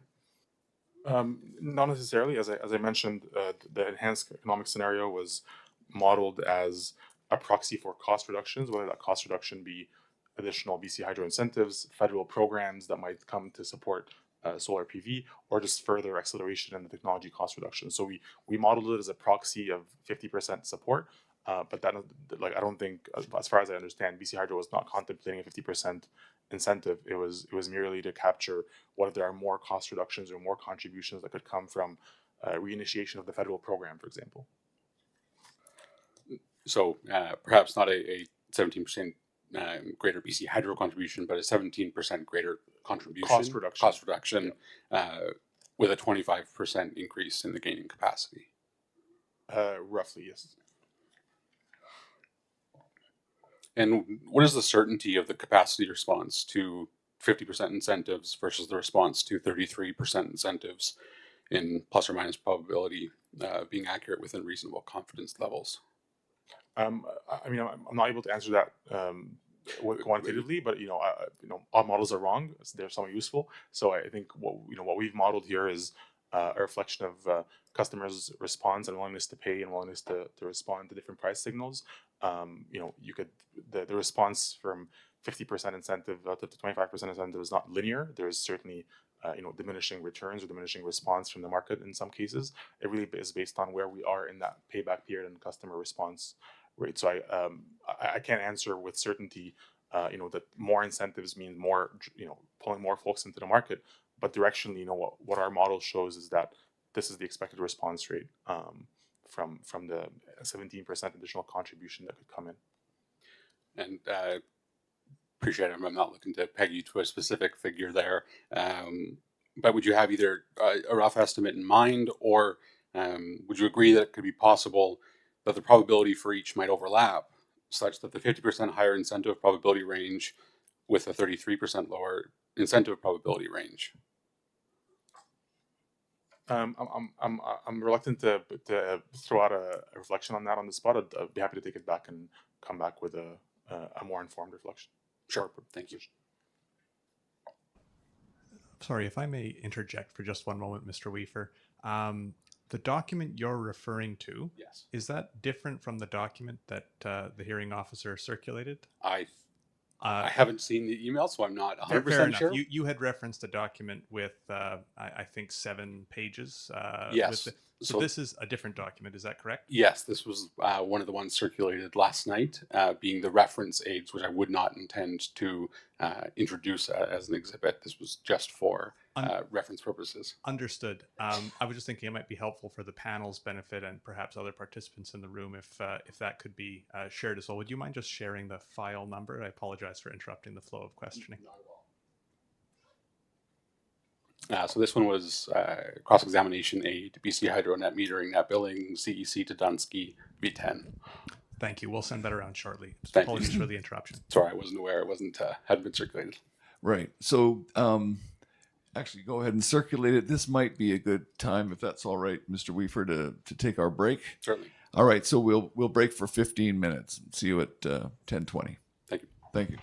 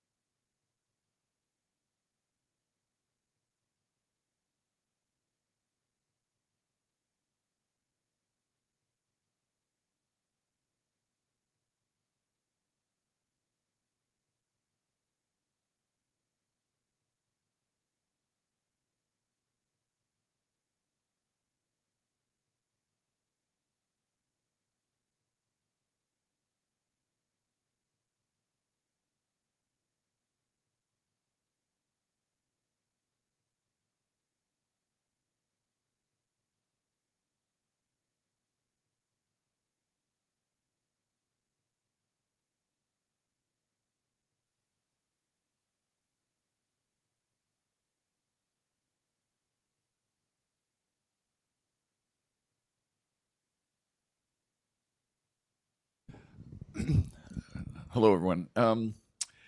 Yeah, one thing we've just been discussing here is that a lot of us have different documents we work from now.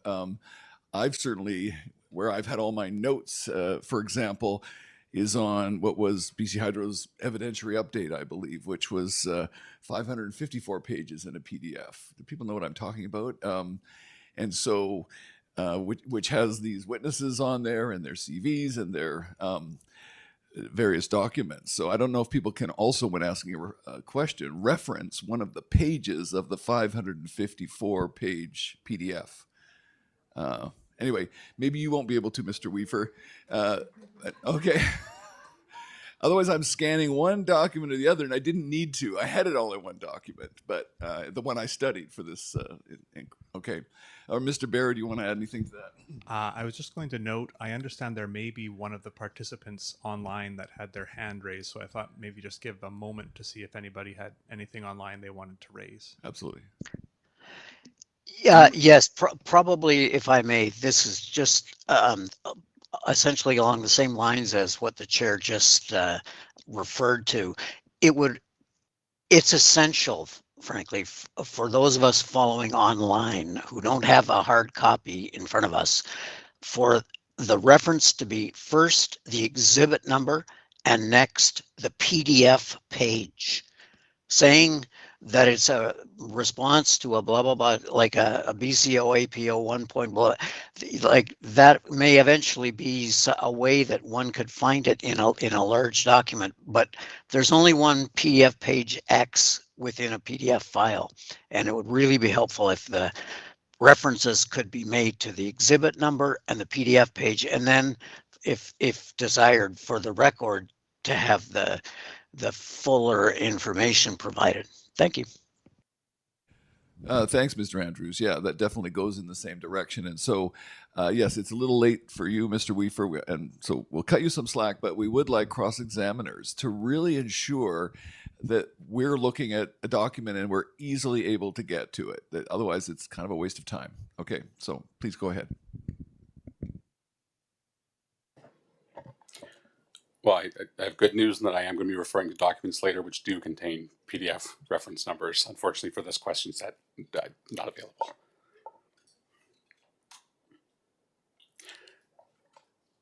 I think we may have actually, you may have touched on this in a response prior to the break. But so can we agree that higher incentive levels may not proportionally increase adoption and installation of solar energy supply of the individual customer-based solar supply over the 25-year planning horizon in this application? I'd say it's not a linear relationship is how I would characterize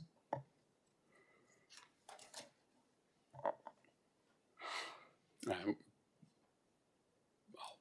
I will give the exhibit and section reference.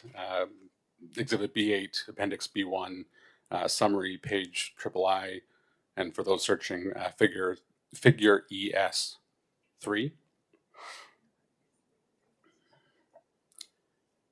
Can you please describe what the supplied battery capacity with storage capacity for 2.7 to 4 hours duration can do beneficially for the BC Hydro system? So battery storage can contribute to shifting of energy and reduction in peak, and in exhibit B3 in the value of solar and cost shifting analysis, we've conducted an assessment of the benefits attributed to battery storage for a BC system. So would this level of storage capacity be primarily used to smooth out the potential variability in the solar energy supply as it's integrated into the BC Hydro distribution system? No, that's not what I said. That I think I would characterize it as battery storage contributes to emerging system needs in BC, right? Whether that may be capacity reduction, smoothing of variable renewables, may that be the solar or other variable renewables on the grid, as well as avoiding transmission and distribution investments and other benefits that we've quantified and tried to quantify to the extent possible in Appendix B3 of Exhibit B8. Thank you. Can you explain whether the battery value to BC Hydro for smoothing out solar energy supply into the system is a cost-effective asset without BC Hydro incentives? We did not model the cost effectiveness of battery storage from the perspective of BC Hydro. Can you confirm that battery storage capacity and related inverter equipment are needed for injection of solar energy into the BC Hydro system? Sir, could you repeat the question? Can you confirm that battery storage capacity and related inverter equipment are needed for injection of solar energy into the BC Hydro system? No, that's not correct. They're not needed to inject solar into the system. They can certainly help and extract more value from these resources, but they're not needed. Can we agree that the size, this size modeled in megawatts of this contribution to the BC Hydro system over 25 years would be de minimis to BC Hydro and estimated to be cost ineffective for the customers without BC Hydro incentives? No, I'm not able to comment on that. We did not model the cost effectiveness of battery storage programs that BC Hydro has contemplated. With reference to Exhibit B8, Appendix B1, page 36, and that is figure ES1. Are you able to provide an appropriate measure of the return on investment for a participating customer with the move from scenario incentive program to enhanced economics, and provide Hydro's or Dunsky's probability range for the appropriate return on investment for the participating customers around each scenario? So I don't have we modeled the adoption based on a payback calculation, which I don't have top of handy right now. Be happy to circle back on that assumptions if they're required. I would not characterize it as there's a required payback or there's a required point estimate that has to be achieved. What we model in our solar adoption model, which was used to inform the study, is customers' willingness to participate at different paybacks. So, as paybacks improve, obviously there is more customers that are driven by the economic value of solar participation. So I can't quantify the numbers right now. What I do know is a number that came up to multiple times in today and yesterday around 19-year payback is roughly where we see a 2025 installation for a residential customer. That's kind of the range. That's the point estimate that we see for an assumed uptake of behind the meter solar in 2025 under the proposed net billing program with the incentive. Thank you. And could we agree that substantial incentives are needed for individual customer sites to make the adoption and installation of distributed solar energy supply work for them financially, because the equipment is inherently not profitable at base cost? No, I would not agree with that. So as I said in our business as usual scenario, which looks at the uptake of solar under no incentives whatsoever, we see a significant uptake, which reaches 800 megawatts by 2043. So that adoption is unincented and it's driven by customer economics. I would also point out that again, customer economics, as I said earlier, don't have a singular point of return that has to be achieved. It's a spectrum. So some customers may be willing to adopt a 20-year payback. Some may be willing to adopt a 15. Usually we see mass market adoption, hit at that 10 to 15-year mark. But what we're seeing in business as usual scenario is that there is significant growth in uptake at the same time that there is no incentives being modeled in that scenario.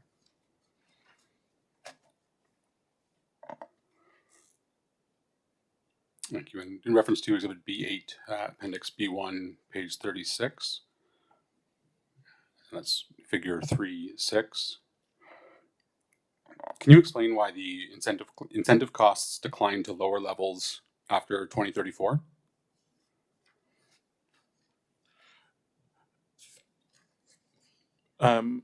I'd have to look into it in detail, but I imagine it will be a combination of the incentive level assumed to decline over time because it was held against the percentage of system cost. So as system costs decline, the unit incentive declines. I also, if I recall correctly, we started to see a little bit of a stagnation in uptake around the latter half of that decade, 2030s, early 2040s, as adoption starts to kind of hit that inflection or the saturation point, if you will, of the adoption curve. So it's a combination. I would think of the reduction in demand for incentives coupled with the reduction in the unit cost of the incentive.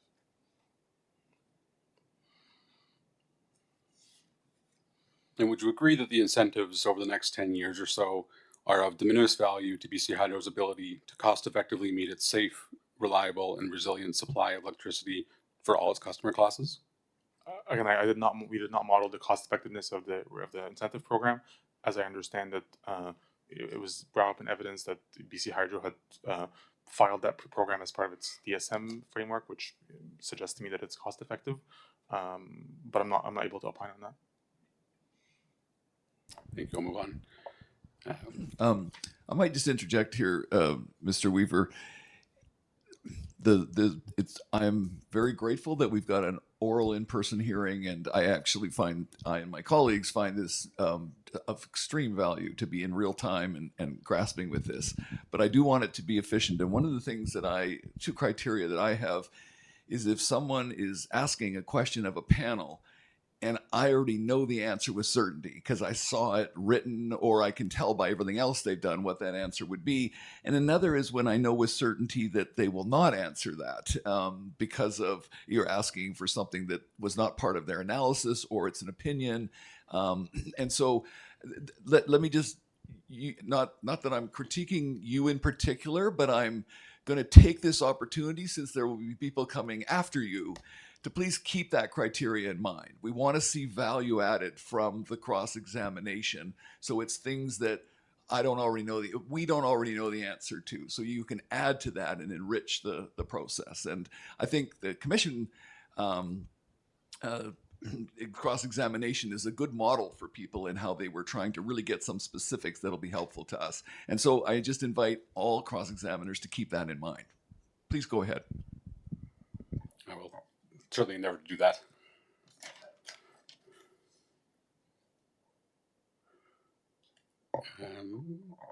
And keeping that in mind, why don't we move ahead a little bit to reference K, Exhibit B8, Appendix B1, Appendix B, page A6, and Figure B1.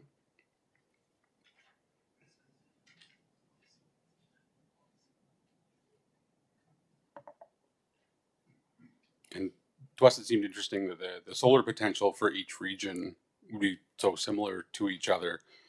Could you explain your understanding of why that's the case? I mean, the regions that we model are larger regions, so obviously it depends on where you are in that region. So we took a blended average of those regions, which is why it does mask some of the variability intra-region, but it does capture the general,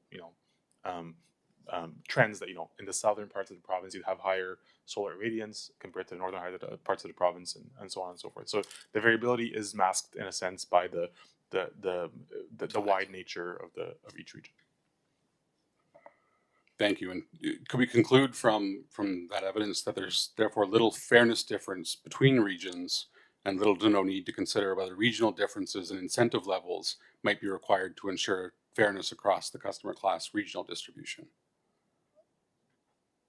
I'm not sure I follow. That if the regions are so similar, there is less potential, for example, a disproportionate uptake in one region as against the other because of the solar potential being so much greater in one area.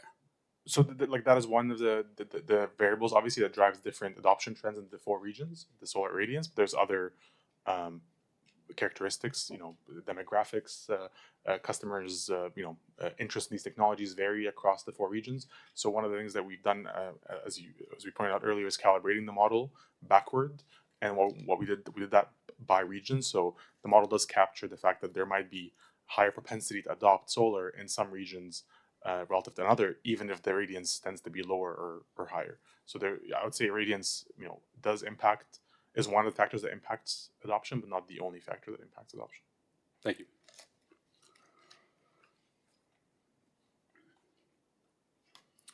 Moving to reference L in your package, Exhibit B8, Appendix B1, Appendix A, page A3, and for those who may be keyword searching, Table A2. Can you confirm this reflects an assumption about the capital costs for solar PV technology and its cost reduction curve? Yes, that's correct. Can you confirm these values are all in 2025 dollars and tell us what your technology assumption was? These are, yes, in 2025 real dollars, and I believe they reflect the reference scenario of the NREL, the National Renewable Energy Laboratory, in the US, which is a commonly used industry resource for long-term projections of technology costs. Thank you. And are you able to provide your estimate of the probability that those cost curves will be realized over time versus not being realized, reflecting an almost 50% reduction in costs? I'm not able to offer a quantitative estimate of probability, but there is multiple scenarios in that reference document that I referenced from the NREL. We use the reference scenario. I'd say traditionally, solar cost declines have outpaced projections so far. But as I pointed out earlier, I do think that the pace of decline is going to be significantly lower moving forward. So even a 50% decline by 2042 seems significant. It's a lot smaller than what we've seen, which is an order of magnitude decline over the last 10 or 15 years. So it would be fair to say that in 25 years, progress could have outpaced that and been significantly greater than reflected here. It could be. There is a scenario where there's more aggressive or less aggressive cost declines by 2043. With reference to Exhibit B8, Appendix B1, Appendix A, page A3, and that is Table A3. Can you please explain why the costs for battery storage electricity decreased significantly across all the rate classes? And that, or I guess, alternatively, please confirm it reflects an assumption about battery storage technology and its cost reduction curve. Yes, it does. And was your technology... Again, that's one where I knew the answer. Anyway, so go ahead. I even skipped a couple there, so sorry. Is your source for those assumptions the same as that reference previously? The NERL, I believe. I believe it is. We maintain an internal database, Dunsky, that we use across our projects, which curates document resources from different industry publications. I think it is based on NREL reference scenario, but I'd be happy to take that back and check if it's an important clarification. Thank you. And could we agree that electricity battery storage at substantially larger scale across the distribution system could potentially become cost-effective and enable substantial capacity cost savings required for serving hydro customers? Again, I can't speak to the word cost-effective here because we did not model the cost-effectiveness of battery storage deployment for BC Hydro system.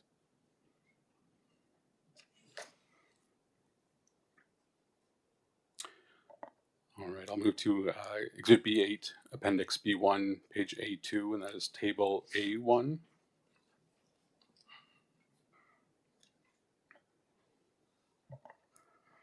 And I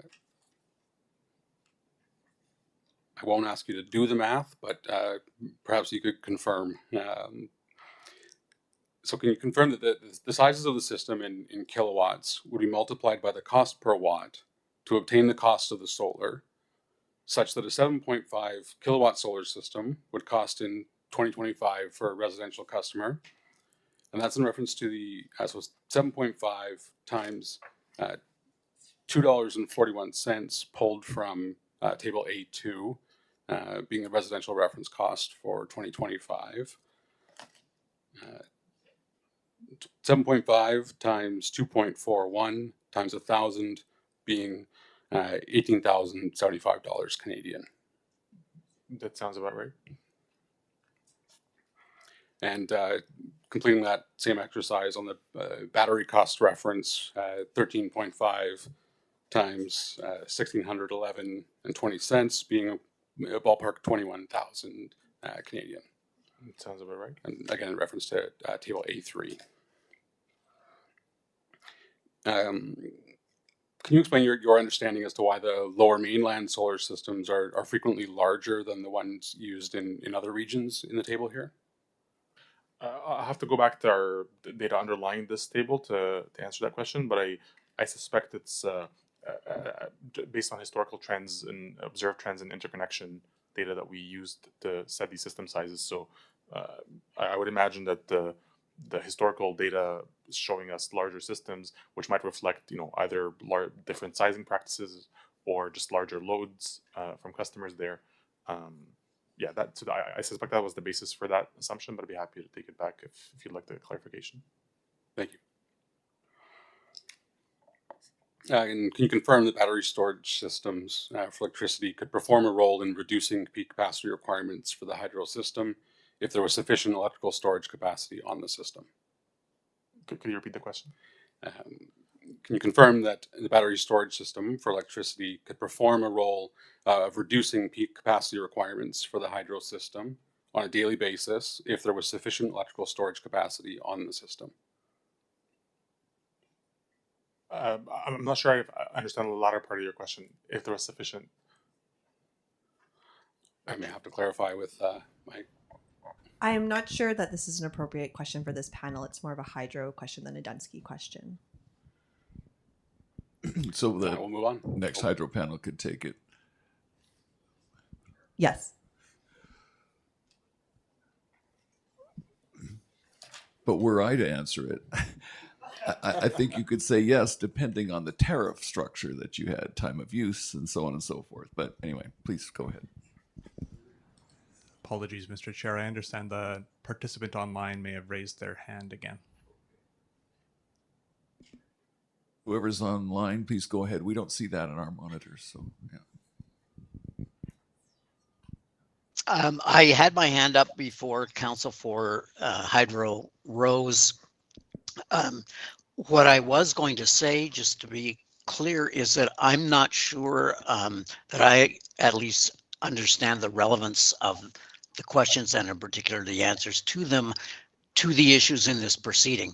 I'm fascinated by the topic, as is my client, but I'm not sure how the best way to achieve like that, or the role of high battery storage in Hydro's long-term plan is specifically relevant in this proceeding. But since the question has been deferred, then I have sat down and my hand has been pulled down. This is the chair. Mr. Andrews, I welcome your point, and because I do hold this process to a fairly high standard. So yes, Mr. Weaver, I have a sense of what you're trying to build up here right now, and that's coherent to me. But I'm just how much detail you actually need to make that argument. I'm wondering about. So please keep that in mind as you're going through your questions. Thank you, Mr. Andrew. Noted. Thank you.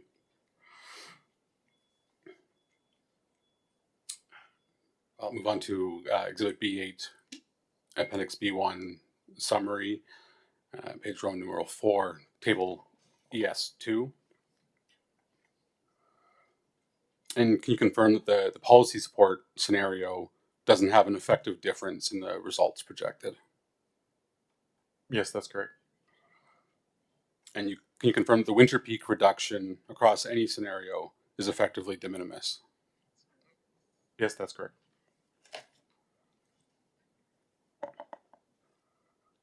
Moving to figure 3.5, Appendix B8, Appendix B1, page 34. And can you confirm based on this figure that the representative summer peak is no longer the system load peak, but now the distributed solar energy supply peak, and it's essentially providing support for the system peak capacity requirements to meet the summer peak load? Yes, so this graph illustrates what a typical peak day load would look like in the with and without solar PV.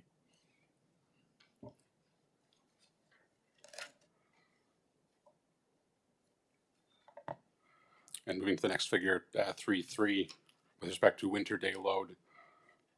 Can you confirm this demonstrates that the winter peak day load curve is hardly affected at all by the distributed solar energy system energy deliveries for the winter? Yes, there's a very slight negligible decline in coincident peak in the winter.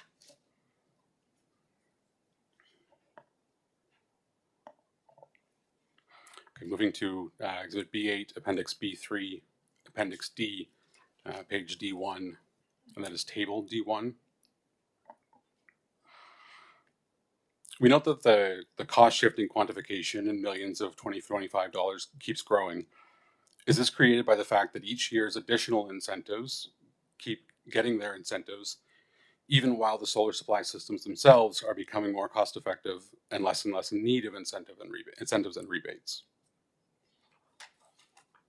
Well, the cost shifting does not have anything to do with the cost of the capital cost of solar. It is a reflection of the energy produced from the systems and the compensation that they receive from hydro, as well as their impact on the revenue requirements. But the capital cost of solar itself declining does not have an impact on the cost shift, except indirectly through the incentives if they are used by a customer.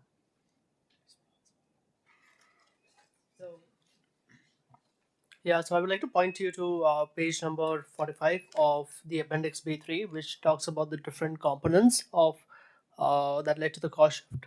So you can see that the fixed cost recovery, the program cost recovery, which includes the rebates that are amortized over a 20-year period, and the net export credit cost recovery have been included.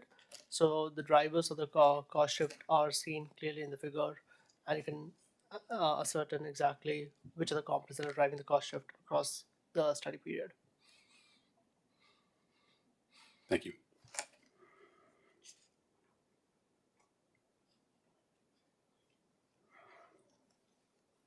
All right, I will take the guidance and skip ahead even further to reference Q in your package, Exhibit B8, Appendix B1, page 29. Sorry, could you repeat the reference again? Reference Q in your package, page 23. That's residential market segmentation and TOU participation.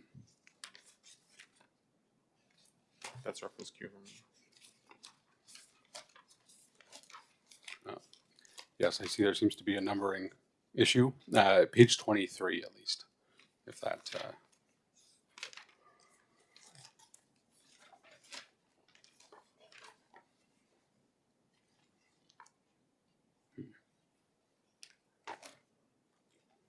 Interesting. I believe it would be the page after that. I have different page numbers than you do. It's also page 184 on our big document. Sorry, is it the cost shift graphs? Is that the... No, it should be immediately following residential market segmentation and TOU participation. Graph? Yeah.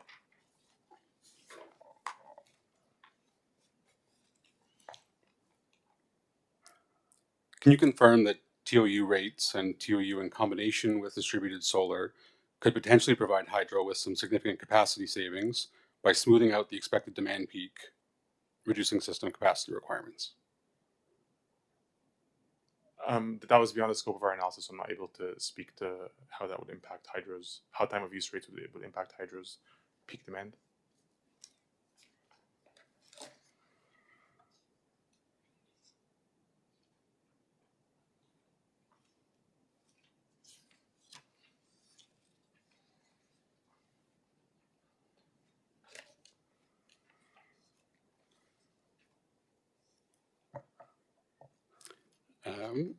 Well, it's my page 25 I'm skipping ahead to.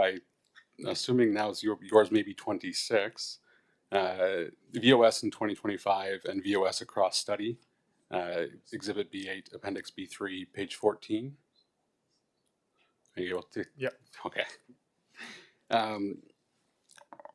The expanded framework here appears over time to have the lowest cost to BC Hydro at about 9 cents per kilowatt hour, and would therefore produce a lower level of cost shifting than the avoided cost framework at 10 cents per kilowatt hour. Would that be correct? Yes, that's correct. Given the levels of cost shifting, even after the move to NEB, would a price of 9 cents per kilowatt hour produce less cost shifting, and would it be about 10% less cost shifting for this component of the cost shifting? So I'm not able to opine on the appropriateness of the energy price because we were not involved in setting the energy price. What we did model in the study is the cost shifting based on an assumed valuation framework, which is the EF. So the cost shifting that we have calculated in the study under net billing reflects an assumed EF compensation framework for solar.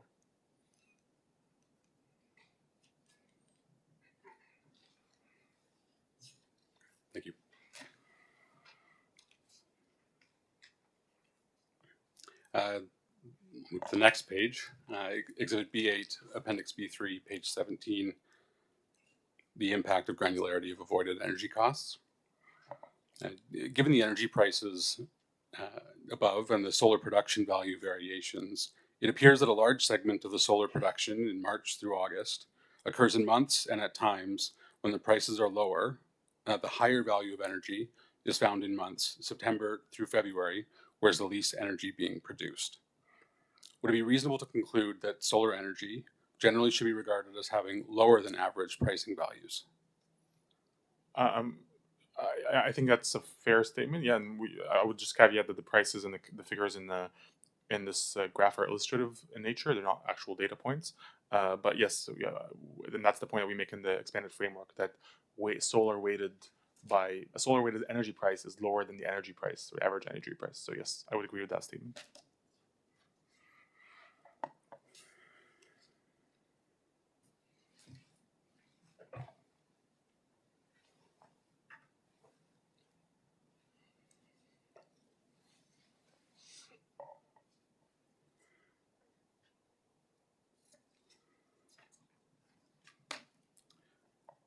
Move ahead to what hopefully is your page 30.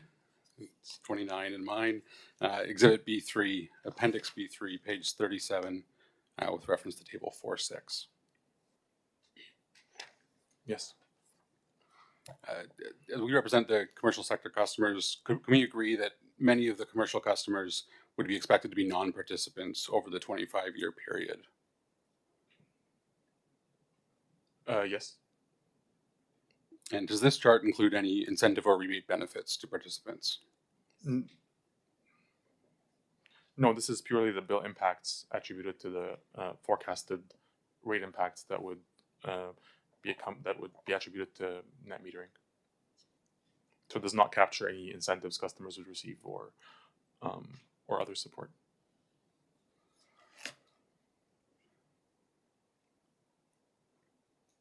All right, I'll move to the next page. Exhibit B8, Appendix B3, page 51. And with respect to transmission capacity, is there a case that transmission capacity cannot be reduced because it's needed when the sun does not shine, and particularly in winter at peaks? So when it comes to calculating the transmission capacity, we used the ELCC for the expanded framework to capture the transmission capacity benefits. And that framework captures solar's capacity value as it generates within a hydro-dominant system. So that is based on the interactive effects of solar with other resources and what is the potential capacity value. So it's not a timing-based analysis.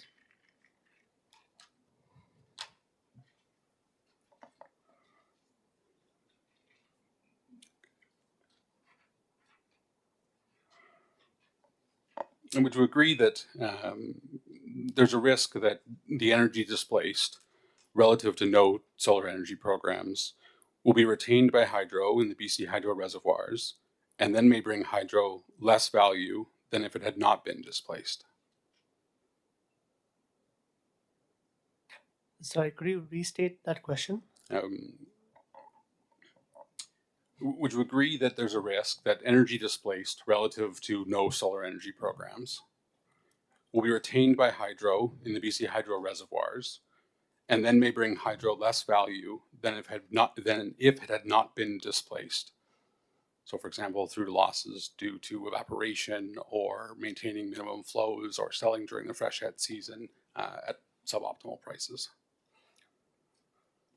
Yeah, I'm not sure we're able to make the statement or opine on it with the work that we've done. Thank you. Yeah, I also would just name that as an example of really a BC Hydro total system question, because you have to have all the hypotheticals about how that system works. I can intend to be more of a general inquiry on the acknowledgement of the risk, but take the point that specifically appropriate for hydro. Thank you.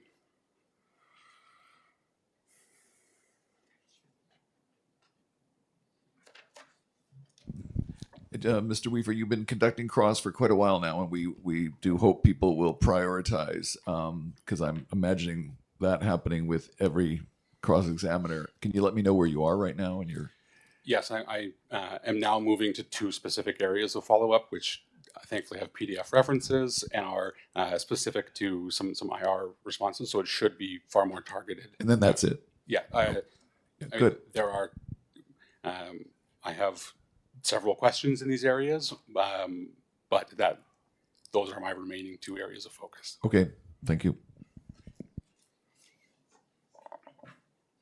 So I am moving now to Witness Aid 2.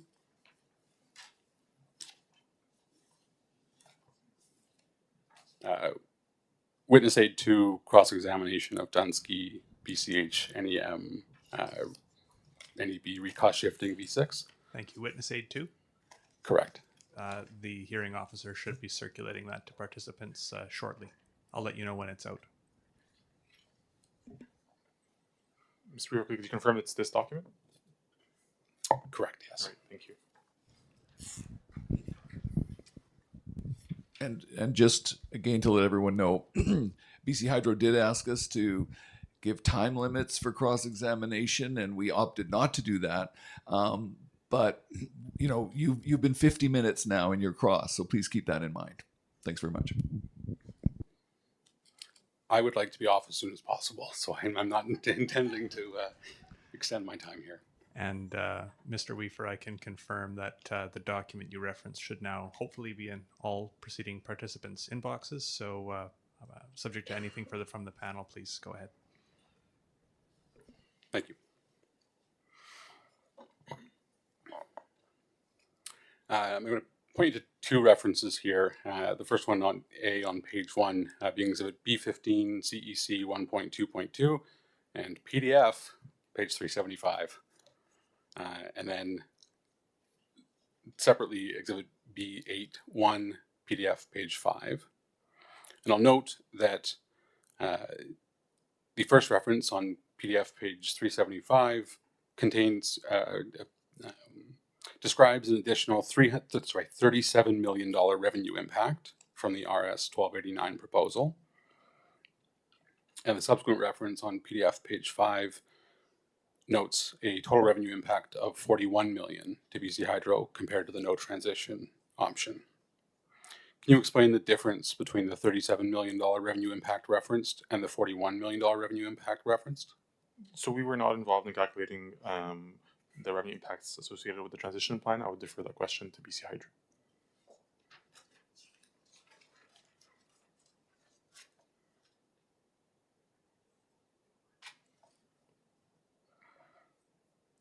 Reference to exhibit B15 CSC 1.4.4.9.A, PDF page 529.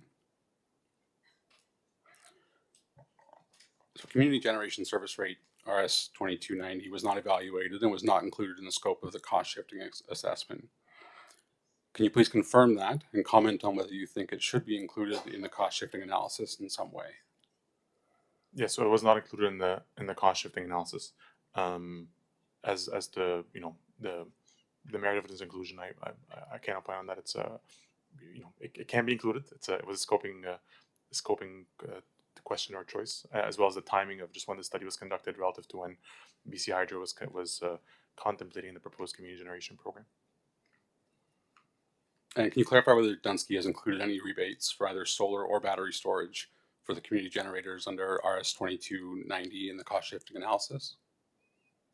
So they were not included in the cost shifting analysis. Sorry, just to be clear, community generation was not included in the cost shifting analysis. Hence, there was no rebates included. Thank you.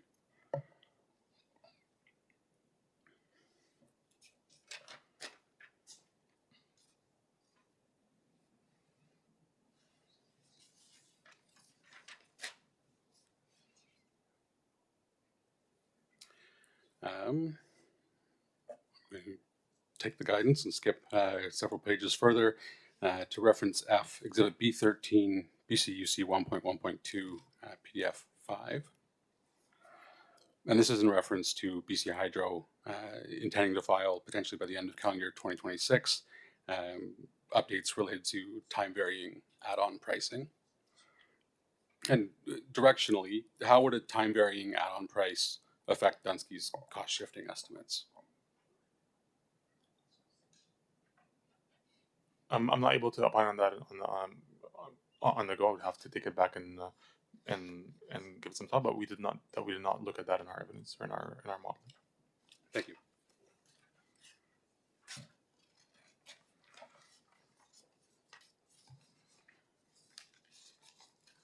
So next reference, Exhibit B25, A7 PDF, page 14 to 17, and specifically in reference to Table 1 and Table 3. And would you agree that if the system sizes and the self-consumption increases or decreases, then the estimates of the cost shifting in the cost shifting analysis should be changed accordingly? Yes, there's the relationship between system size and cycle self-consumption and cost shifting.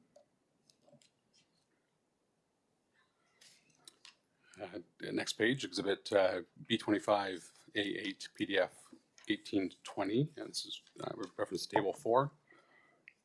Can you please confirm that the sensitivity analysis shows that increasing adoption of solar supply increases the rebates and cost shifting? Sorry, could you repeat the question? Can you confirm that the sensitivity analysis shows that the increasing adoption of solar supply increases the rebates and the cost shifting? I'm not sure if I'm looking at the right appendix, but Table 4, total cost shifting across scenarios, is that the one that you're referring to? Yes.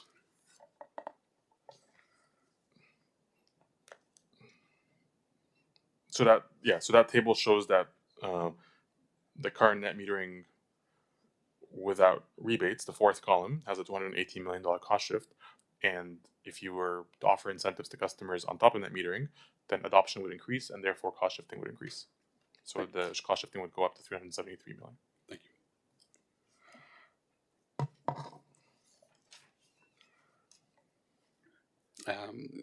Next reference, letter I, Exhibit B29, CS 2.2.1, PDF, page 59. And here, the response from Dunsky notes that cost shifting impacts are contained within a specific rate class and are not transferred between classes.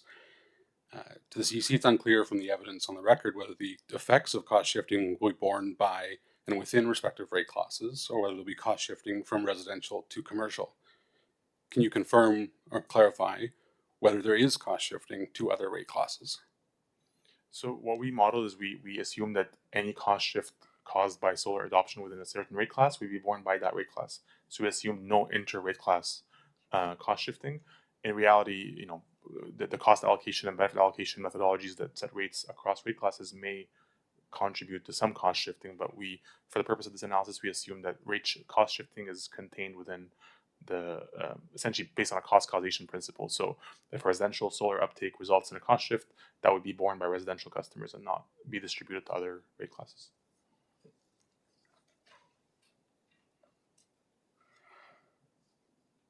So moving to the next reference, Exhibit B13, BCUC 1.8.1, PDF, page 75. There's a reference here, the highlighted excerpt, that noting that the residential class has the highest cost shifting to other rate classes. From this evidence, it appears that there is cost shifting from residential class to other rate classes. Would you agree? So I believe this is a BC Hydro response to the IR, so I'll defer to them. But again, I'll be clear. So our modeling assumed that there is no cross rate class impacts. However, in reality of rate making and in BC Hydro's cost allocation or other utilities cost allocation methodologies, there's always some form of joint cost allocation across rate classes. So, but I would defer to BC Hydro on that response and that question.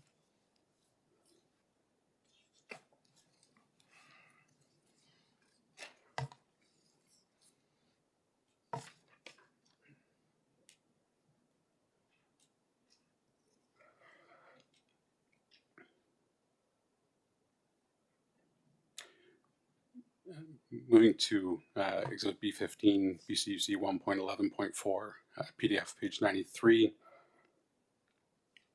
Would you agree that as rebates are part of Hydro's DSM programs, then it follows that DSM program costs are recovered through general rates and cause cost shifting to other rate classes.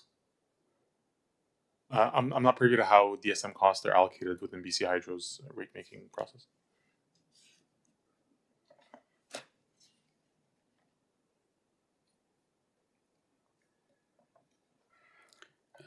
Next reference, Exhibit B15, move up 1.31, PDF 835.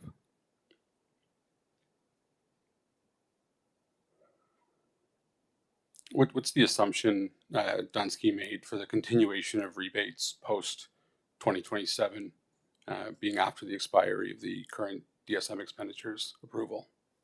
So again, the study one that was commissioned to forecast the uptake and adoption of solar was commissioned by the Energy Management Group to support the IRP. So it was not a program design exercise. It was rather to illustrate what is the potential of the market if BC Hydro was to engage in supporting the market. And so we assumed essentially a steady incentive of 33% throughout the entire study period, which again would obviously be in a declining absolute value on a dollar basis over time. But that continued beyond just the 2027 DSM expenditure.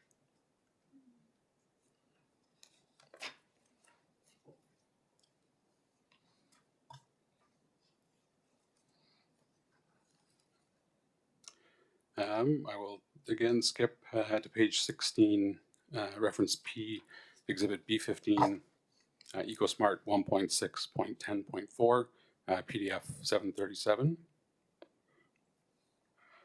And can you confirm that the Dunsky model for cost shifting presumes an increase of 2% per year in the BC Hydro retail rate for the electrical power for its customers?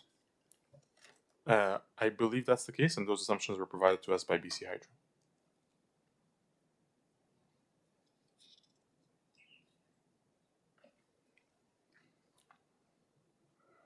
So with respect to the next reference, Exhibit B15, CSC 1.4.3.4, PDF page 500. So in the event that BC Hydro's retail prices for its customers would increase by more than the 2% in the assumption, would there be a potential probability that the cost shifting could be greater than the levels shown? I wouldn't say so, because presumably whatever factor would drive rates higher would impact both the hypothetical no solar scenario and the solar scenario. So the analysis shows the delta that's attributable to solar uptake. It does not aim to forecast future rates for BC Hydro. So presumably if a factor impacts, if the assumed rate increases 3% instead of 2%, that would impact both sets of scenarios, and thus I don't think it would actually have an impact on the cost shifting magnitude. Thank you. I will move to my last set here on the VOS evaluation framework, and that's Witness Aid 3. And just to make extra sure we have the right one, if you wouldn't mind just reading off the file name for our hearing officer. Witness Aid 3 for cross-examination of Dunsky VOS evaluation framework V4. Thanks. We'll let you know once that's been circulated. Thank you. And could I ask you just to hold up the documents so that we know which one to use?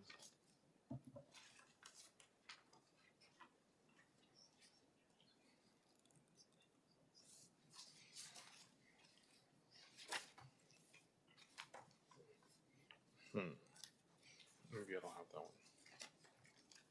Oh yeah, no, I do. Yeah, this one.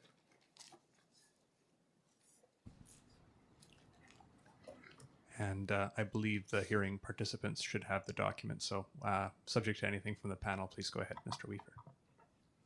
Thank you, and I will try and get through this as efficiently as I can.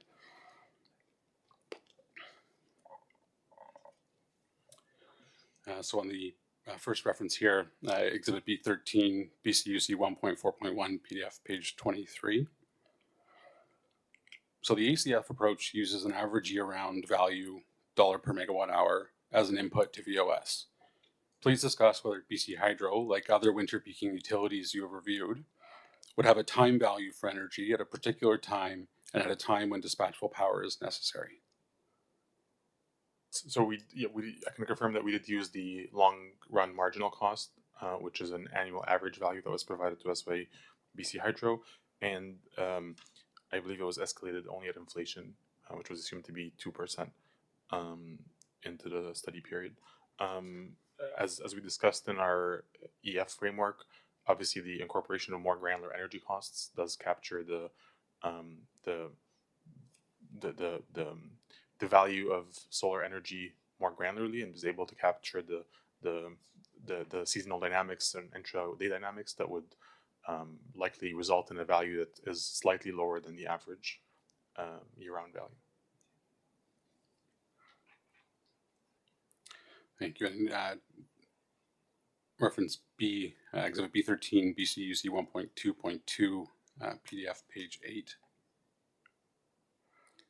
And in reference to the 13.4 megawatt total installed capacity and the 79, would Dunsky consider that 13.4 and 79 megawatts are figures that are of the same order of magnitude in the context of BC Hydro's total system supply?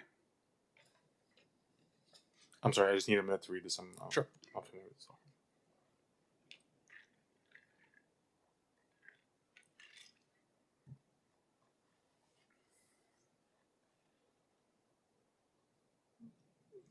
Sorry, so your question was? Would you consider that 13.4 megawatts and 79 megawatts are figures that are in the same order of magnitude in the context of BC Hydro's total system supply? Sure, yeah, it is a 5 or 6x increase, but it's certainly still a smaller portion of BC Hydro's total system. And at that capacity level, would mid-C pricing for energy, or a combination of LRMC and mid-C for pricing, be more appropriate for excess solar energy? I'm not able to opine on the valuation as per past levels of adoption. What we modeled in our study is a future-looking estimate of the value of solar, which is reflected in the methodology that we have put forward, which bases on itself on the LRMC. So historically, assuming the same framework would apply, I don't see why it couldn't be. But presumably the values would be different based on what the LRMC was, 5 years ago.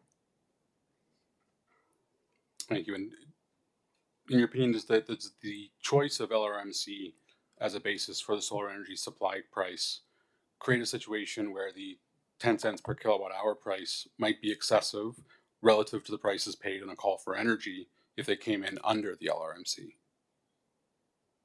Well, the LRMC is a established benchmark that BC Hydro uses for system planning. So I would, I would argue it's a defensible metric that is reflective of long-term energy prices in the province. The call for powers are one source of energy, not all sources of energy. So, in our assessment, LRMC was the right proxy value for energy from our perspective. And would you agree that the selection of LRMC, combined with significant incentives not changing for 5 years, might drive substantial growth in the number of BTM participating customers and the size of their solar energy supply systems? So again, I'm able to speak to specific scenarios that we modeled. So what you're talking about is essentially reflective of our incentive program scenario, where there is a compensation that is valued equivalent to 9.17 cents. That's what we modeled at the time, instead of 10 cents. And there's a availability of the rebates from BC Hydro, and so that scenario reflects the forecasted uptake of solar from our model, which is 1.4 gigawatts by 2045. So that is the closest analogous scenario, I guess, to the scenario that you're describing, that I can speak to because that's what was modeled in the evidence.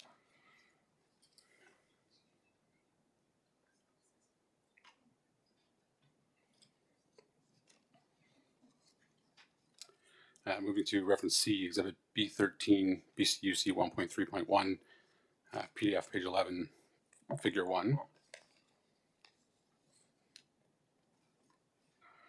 So with respect to variable integration, the LRMC component was increased from $2 per megawatt hour in the 2021 IRP to $8 per megawatt hour in the 2025 update. Can you provide your understanding of the reasons for the notable increase between the two estimates? I'm not aware of what resulted in that variance. And isn't the cost of variable integration typically not an input into VOS studies, and rather an outcome of utility studies that are concerned with determining the added cost to the utility of integrating variable energy into the utility system? Not necessarily. So we had referenced in our in one of our frameworks that there is a added benefit and added cost of solar to contribute ancillary services to the system. So you could argue that there is cost of integration that have to be borne as a result of the extra kilowatt hour of solar, but also solar can contribute to offsetting some of the ancillary service requirements and that variable integration. For the analysis that we conducted, we deemed that at this level of adoption, those two components would likely cancel out. So we assume that it's a net zero impact, essentially. And can you explain the cost components for utilities involved with integrating variable resources? The cost component, could you elaborate on that?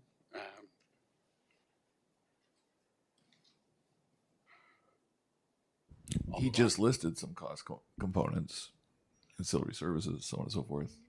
Is there something further you want? Perhaps I misunderstood, but I'll move on.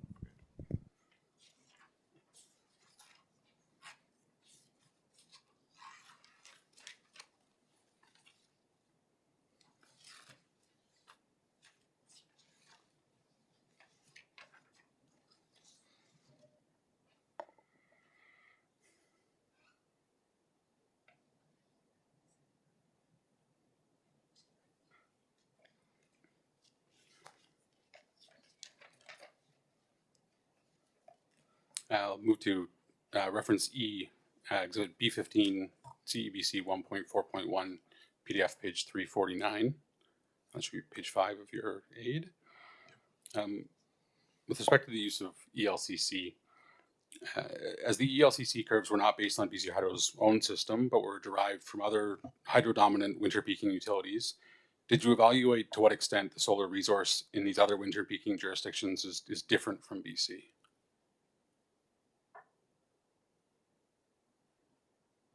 So we used data from the Pacific Northwest, I believe specifically from the Washington region. We did not do actually I think we did do, sorry, I apologize. We did do a comparison and adjustment to reflect the different irradiance level for solar, as well as the different system load and, or peak load rather, and uptake of solar variance between BC and Washington. So yes, we did.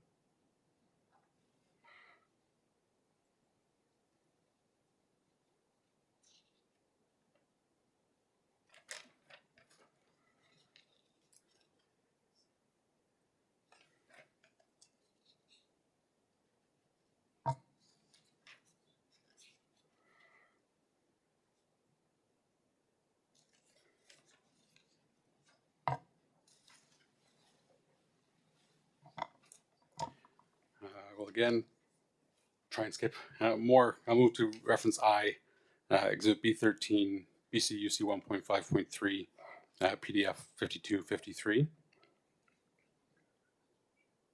So we see there's a significant gap between the average 2024 mid-C price of $76.93 per megawatt hour and the VOS based on the 2024 mid-C price being $57.11 per megawatt hour. Would you conclude that this approximately $20 per megawatt hour difference is indicative of a value differential in the valuation of BTM solar in BC on account of the May to August delivery of solar energy? So yes, we in the expanded framework, we did use the weighting of the mid-C during market exposure months, which we defined as May, June, July, and so the mid-C pricing there had brought down the average solar weighted energy price from the 9 cents under the AF to I think closer to 8 cents under the expanded framework.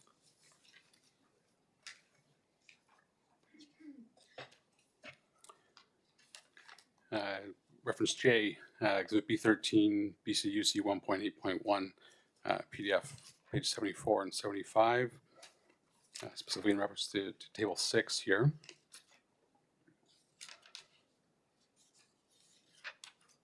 And I understand it was the intent of the exercise. So you agree that the value for energy at the levels shown highlighted in the all row above would produce a situation for BTM energy supply that would not result in cost shifting. I'm not familiar with this IR response. I believe it was a BC Hydro IR.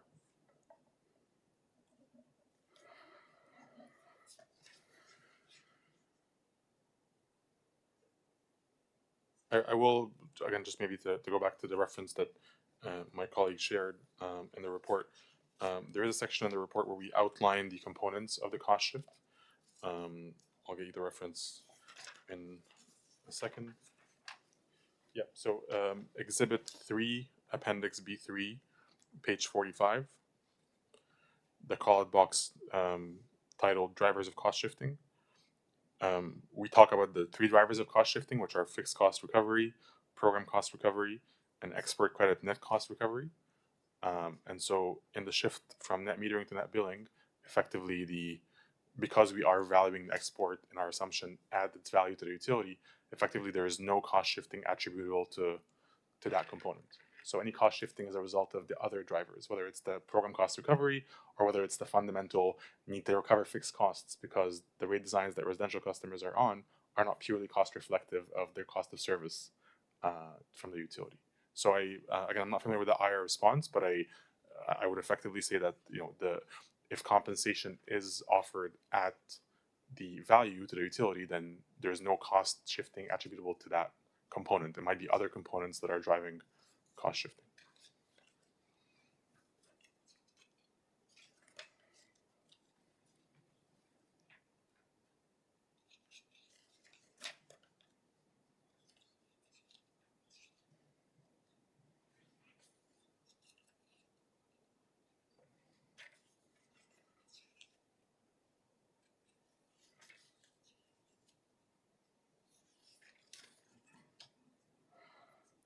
I think I will conclude my questions there. I believe my consultant may have one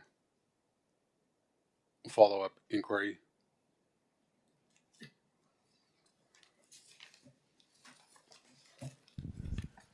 Thank you, Mr. Weaver. Thank you, panel. Thank you for your time. Thank you.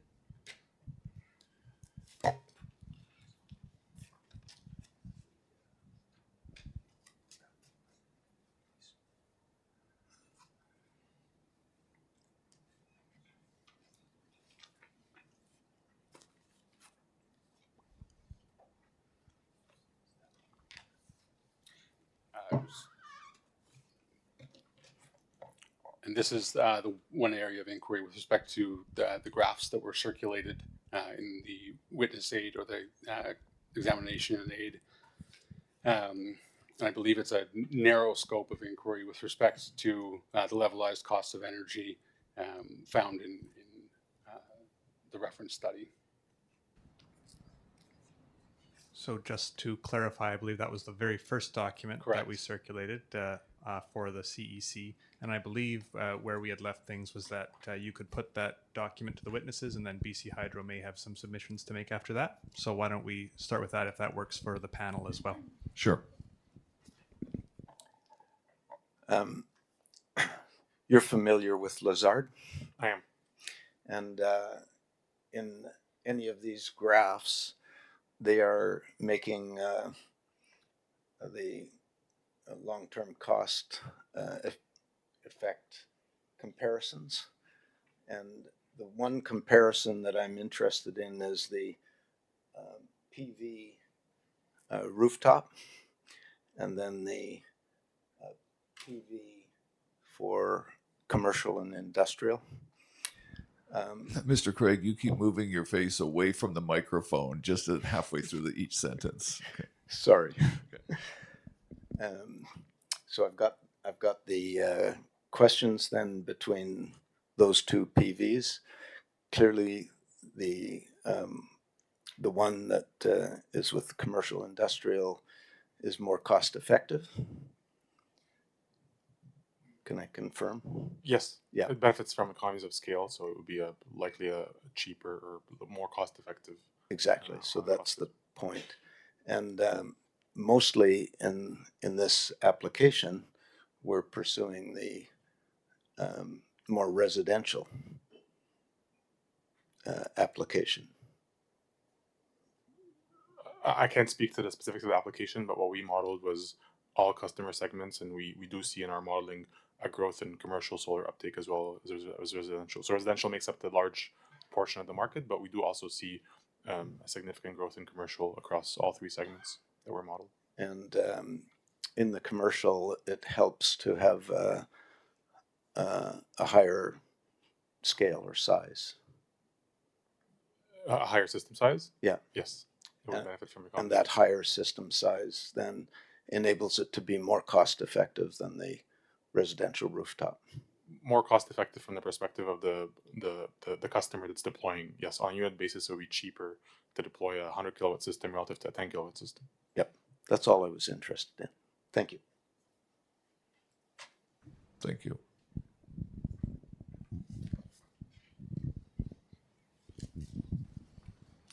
Okay, Mr. My understanding is that BC Hydro didn't have any comments further to that aid. So I guess I might just, if I may, Mr. Chair, request that Mr. Weaver, I know you led the panel through a number of documents, and I would just ask that perhaps you could clarify with reference to the file number again. I know I'm making you pull out your laptop again. Which of those documents, if any, you are requesting be marked as an exhibit at this time? That would be helpful. Thank you.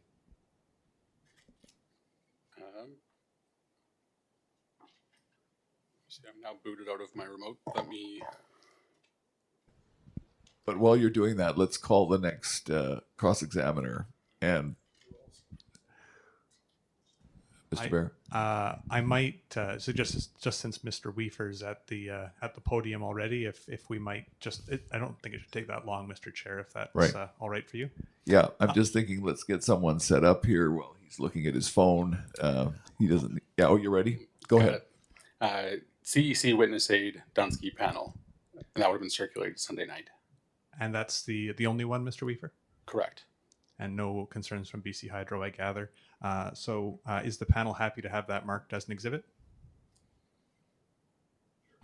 Yes. This document is now marked as exhibit number C9-14. Thank you.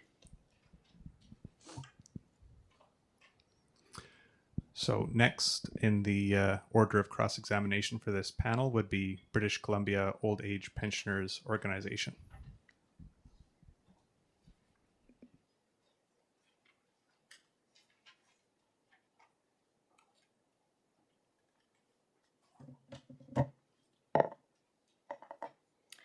Good morning. I do not have any new questions for this witness panel. Only a couple questions for which panel 1 suggested that more details can be obtained from this witness panel. All follow-up questions are on a topic of price for the energy. And as Mr. Chair advised yesterday, I will not restate portions of the record to which I referred yesterday, but I will move directly to my questions. So yesterday we discussed that the avoided cost framework does not rely on the timing of the energy exported, but the expanded and comprehensive frameworks do rely on timing of generation and in certain instances. And I asked to explain whether for expanded and comprehensive framework, the timing is based on the total generation of attributed to behind-the-meter solar, or just timing of the exported energy. Can you please explain?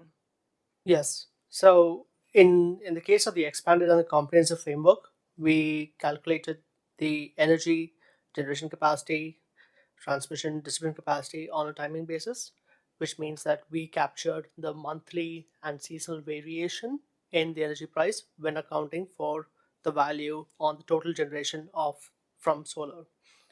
Now, with respect to the proportion that is exported, we did a preliminary analysis to find that the portion that's exported and matches the total generation profile across the entire year, which means that as generation continues to increase in the summer months, the portion that's exported also continues to increase in the summer months. When calculating the timing factor, we used a proxy from BC Hydro, which is responded in one of the IRs, and I'm just pulling up the IR right now. CIR that explains it's a exhibit P25, A11, response to 2.9.1, where we explain how the energy price was calculated on a seasonal monthly basis. So in that, if you go back to that reference, we calculate what is the value of energy during a high load hour period, and that's a period from 6 a.m. to 10 p.m., which means that the total generation value and the exported value should be closely aligned, with probably a marginal difference in the valuation on the energy component. So even though our analysis was based on the total generation value of solar, if we were to just isolate only the exported portion, given that the exported portion and the total generation fall within the high load hour window, we expect that the value to be very close and very similar. Then if you will look at tables C-3 through C-6, they are in exhibit B-8 and PDF pages 329 to 332. BCOAPO understands that this is based on profile of exported energy. Sorry, could you repeat the reference to the table? Because It would be exhibit B-8, PDF pages 329, starts 329 and goes to 332. Oh, we don't have a PDF version, so could you state the page name or the... It will be table C-3 C-3. through C-6. Mm-hmm. Yeah.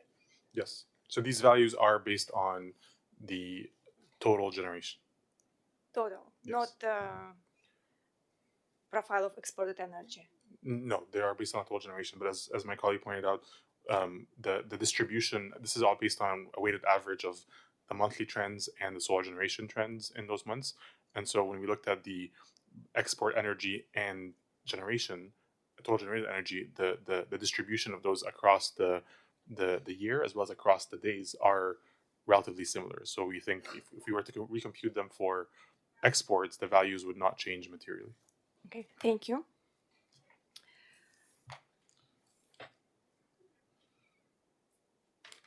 Yesterday we also discussed inclusion of capacity benefits in energy price, and I referred to BCOAPO and RCIR 1.6.1.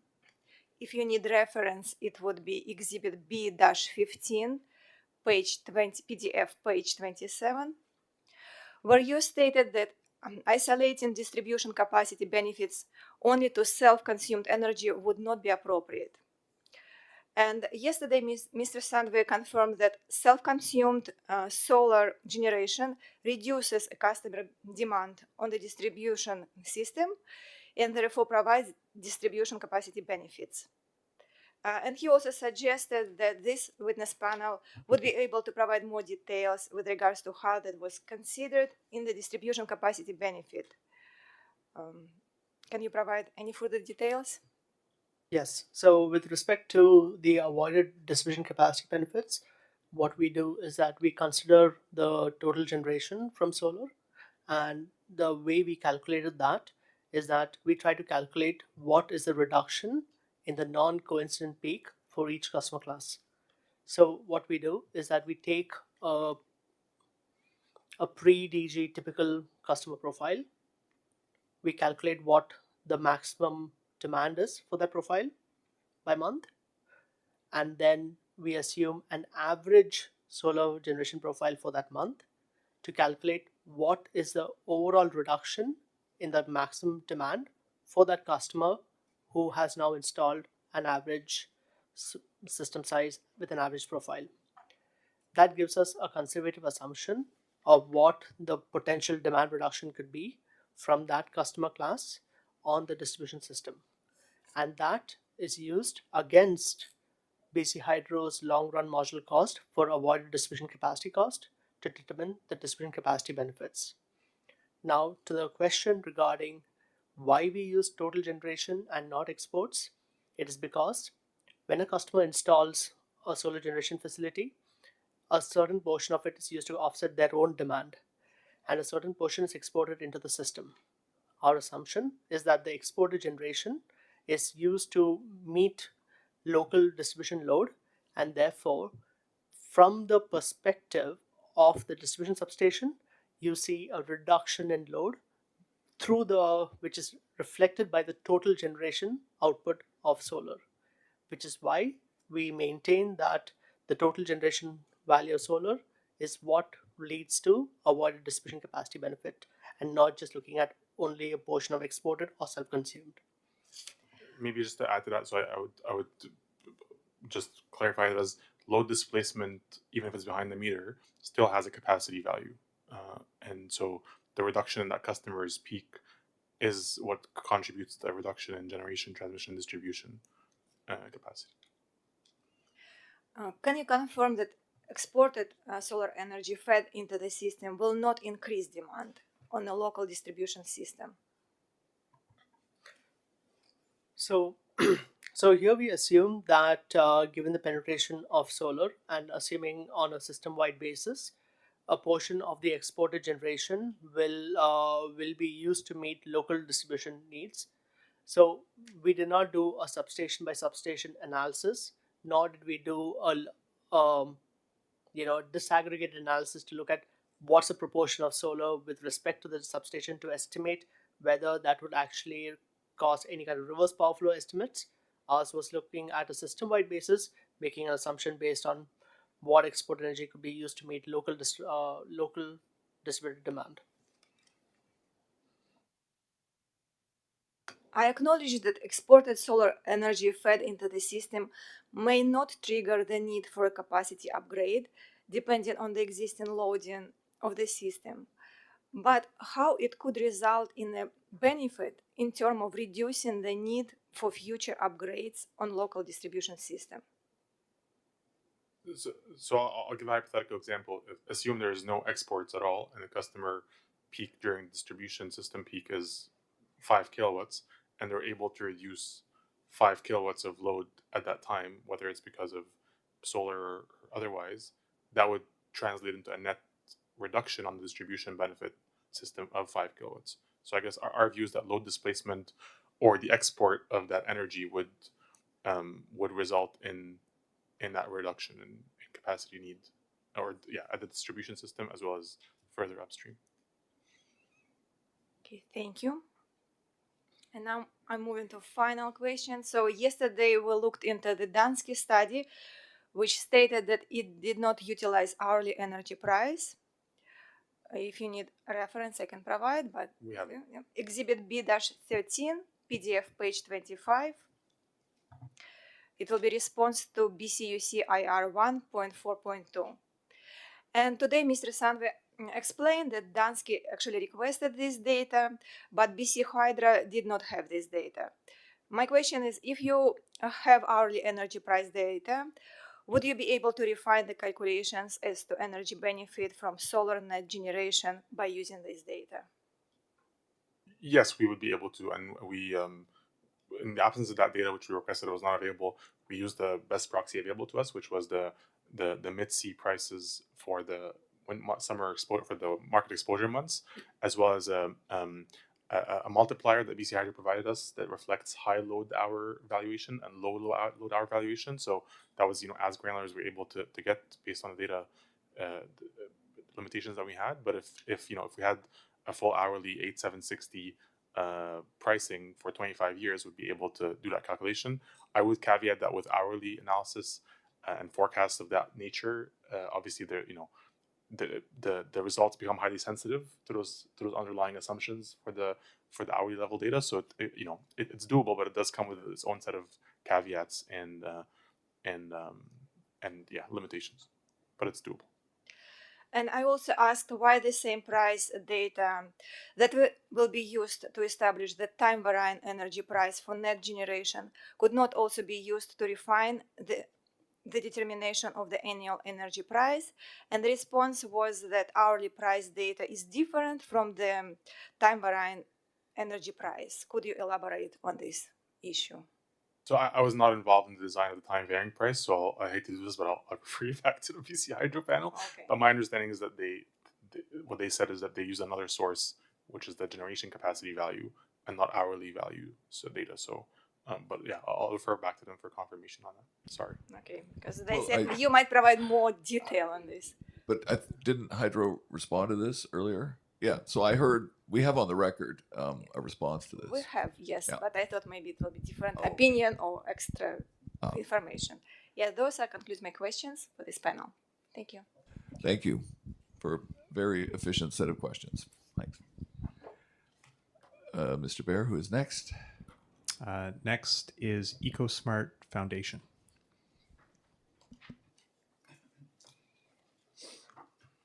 Mr. Chair and Commission, we have two little short questions. I'm going to ask our technical expert, Michel Despot, to pose them to you.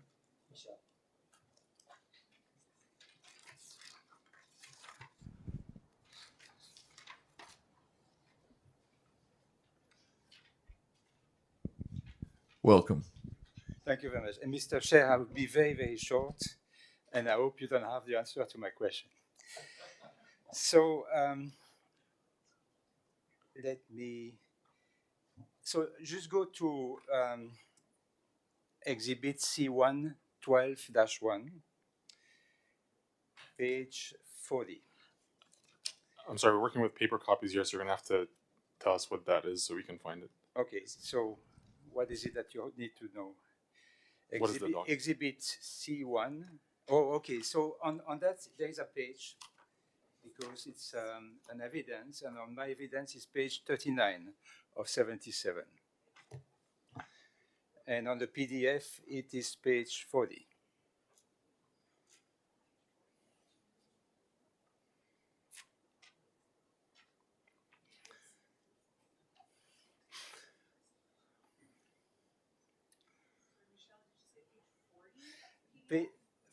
PDF 40, and on the document is page 39 of C1-12-1, which is the EcoSmart evidence. Yeah, Exhibit E, U.S. Community Solar Ownership and Size. Yeah, you have it. You've got it. So, and I think you mentioned it before, NREL, National Renewable Energy. I think you're familiar with this. Yeah. It's a very, very good shop, very well known. I've been following them for a while. It's kind of open source. You can, collaborate with them and all that stuff. So originally they were looking at, rooftop solar and then commercial solar and then big industrial solar.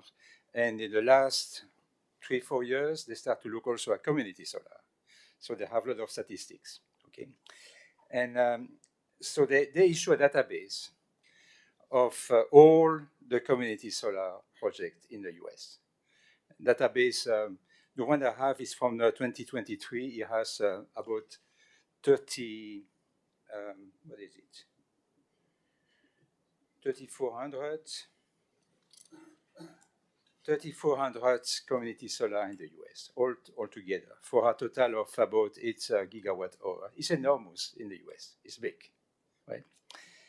And if you look at the table E1, it gives you a bit of the statistics. It's not coming from me, it's just extracted directly from NRL database. And so you have different categories of developer. The biggest one are what they call IOU, investor-owned utilities. And those are basically private companies developing community solar. They try to get subscribers, and they run this way. Okay. There are a total of, I say 34, sorry, 7.8 gigawatt hour altogether of capacity. And you see the average of installation in the top category is about 2.35 megawatts, and the total average is 2.31. Okay. So, and I must give you a warning, is that Winston Churchill used to say there is 3 lies, and statistics. So you have to take this, with a bit of.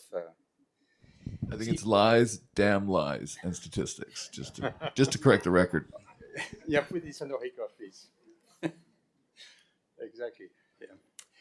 So if you go to the next page, you have this nice donut, right? And the donut show now the cumulative capacities of those projects. So altogether, all the projects under 1 megawatt represent only 4% of the total installed. And of course, that's the law of the damn statistics, or the Pareto law. You have, the big one will take most of the share of it. Okay. Now, if you want to go to the exhibit C114,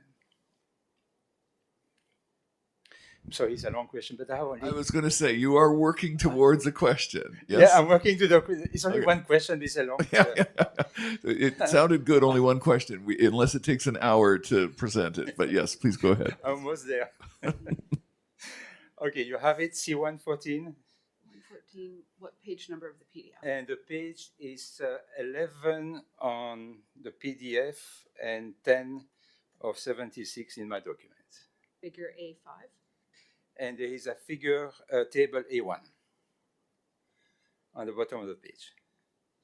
Oh, sorry, table A2 on the say top 10 community solar jurisdiction. And then you have the top 10 that from New York, Massachusetts, Minnesota, Maine, Colorado, etc. You see, put the number of community solar in this jurisdiction. The maximum megawatt is not the maximum installed, it is the maximum of the program. That's a program limit, like the BC at 1 megawatts, okay? And then you have the starting date. You see, some of those are quite old, like 15 years and all that stuff. Okay. So now come my question. You say that 1 megawatt is middle of the pack. Okay, so now looking at this, could you explain why it is middle of the pack? First of all, I'd say I don't think I've ever regretted writing words in my life, but middle of the pack is the word I really regret because it's come up quite often in this record, and I Yes. think it was It's a taken out of. famous- it's a famous It's a word. very famous word in this hearing.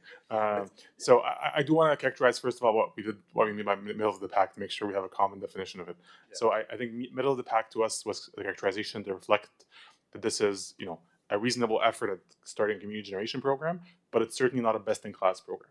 So you could think of it as analogous to saying the word average program. In our report, we highlighted 5 criteria that we looked at in evaluating the program, one of which was program caps and project caps. And we did highlight that the 1 megawatt cap is lower than what we've seen in other jurisdictions. And I think we characterized it as low relative to the other programs. So I would acknowledge that the 1 megawatt, is not, reflective of best in class efforts, which is why we characterize it as middle of the pack program on aggregate. I also do agree with the statistic that you shared. Again, different source here, but we're using the Energy Information Agency from the U.S., which relies on the same underlying data, but might have different data cleaning challenges. And our finding was that the average community solar project in the U.S. today is closer to 1.95 megawatts. So let's call it 2 instead of 2.3, but roughly aligned. And so when we saw that, as well as the fact that a lot of programs have caps that are as high as 5 or even more, we classified the program as middle of the pack to reflect that, along with other characteristics of the program. Okay, thank you very much. So now you're coming to my point, is that BC at Howe is setting a program limit of 1 megawatt. When you look at your statistic from these other agencies, those are installed capacity. So now you're conflating a program limit with an installed average. And of course, I understand that if I have, say, a 5 megawatt program limit, installer some will do the 5, some will do 2, some will do 1, and statistically, you will have a lower installed capacity. So when you say I'm sorry, I'm arguing here, so I have to stop. But right? So I will stop. You know what I mean, okay? I'm going to my next question then.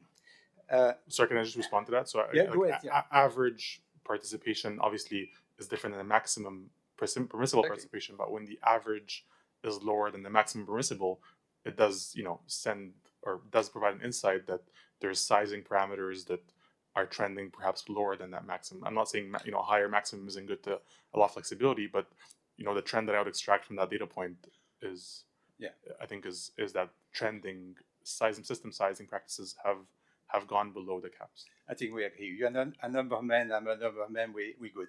So I have a last question, if I may, Mr. Chair, which is I think the top page, the front page of the inventory update bring a number 750 gigawatt hour of installed capacity by 2043, which is 350 of individual and 400 community, if I remember. Right? That's BC Hydro evidence, but I believe that's the case. Yes. Yeah, that's is made up of those two. I think those numbers are coming from you. Let's just let the panel. Yeah. I think this is probably page 1 or page 2 of the inventory. Take your time. I think Chris mentioned it a couple of times yesterday.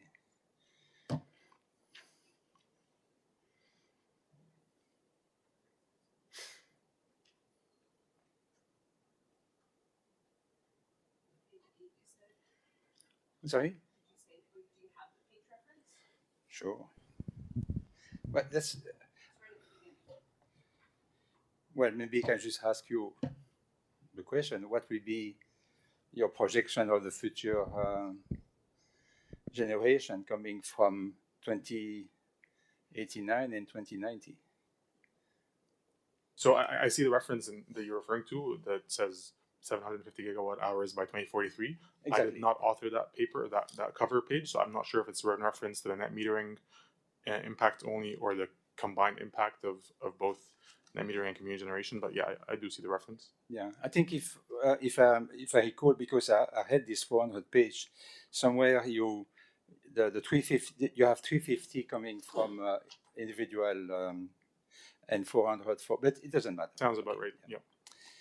So and also you mentioned that you have these two sides from the net meter, something that after behind the meter, before it is meter, and after the meter, right? So you have self-consumption and then export. My question is the 750 gigawatt. This is the generation, the export only. So again, I did not draft that letter, so I'm not able to opine on what that number. Okay. If you just give me a second, I can read the paragraph and perhaps give a more informed answer. If you want, we can come or back. Hydro could come back to us with an answer. Yeah, we can come back later on. I can find you exactly the reference. You have, this is coming from Dunsky analysis at the end. Yeah, but you're referencing a number that I did not draft, so I'm not able to opine on it. I'll just check the... Okay. Sure. Just for the record, BC Hydro is happy to clarify on the next panel if helpful. Okay, that would be fine. Great. Thank you very much. Thank you very much. You see what's short? Yeah, very short, very efficient, and targeted and strategic. Appreciate it. Mr. Bear, who? So, Mr. Chair, if I may, next in the order of cross-examination will be Community Solar Coalition, but I'm also mindful of the time, and I see we're coming up to the noon hour here, so I would defer to the panel as to whether or not you'd like to take the lunch break now.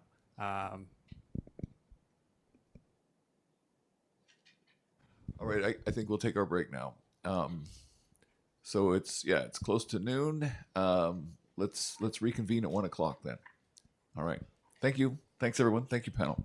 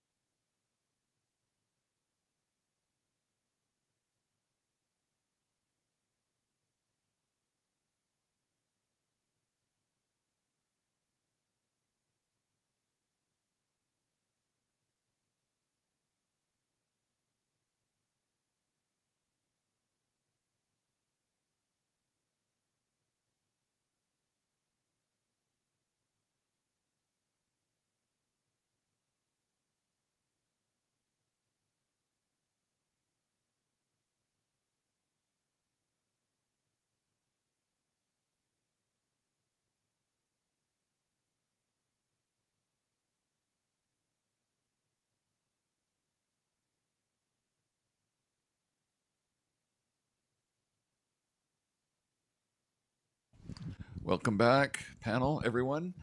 We're ready to start our afternoon session. Mr. Bear, I'll ask you to tell us where we're at now. Thank you. Thank you, Mr. Chair. Next in the order of cross-examination is the Community Solar Coalition for this panel.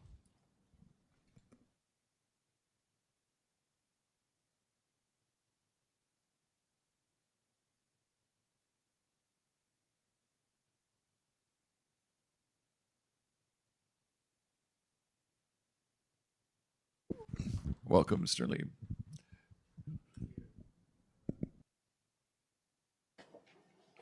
Hello. Thank you. Good afternoon. I've got a bit of a preliminary matter. I think that's what it is.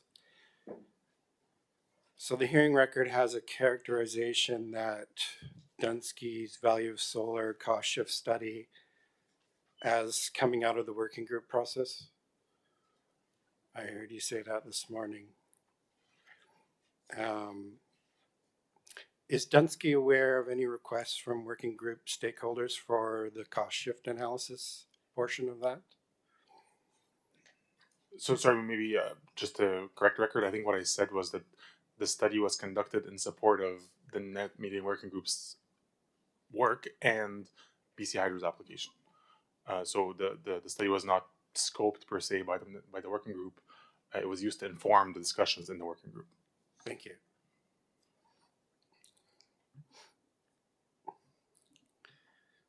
Community Solar Coalition questions focus on Dunsky's analytical methods, how assumptions were selected, how working group input was applied, and whether the value of solar analysis is internally consistent and aligned with BC Hydro's valuation practices.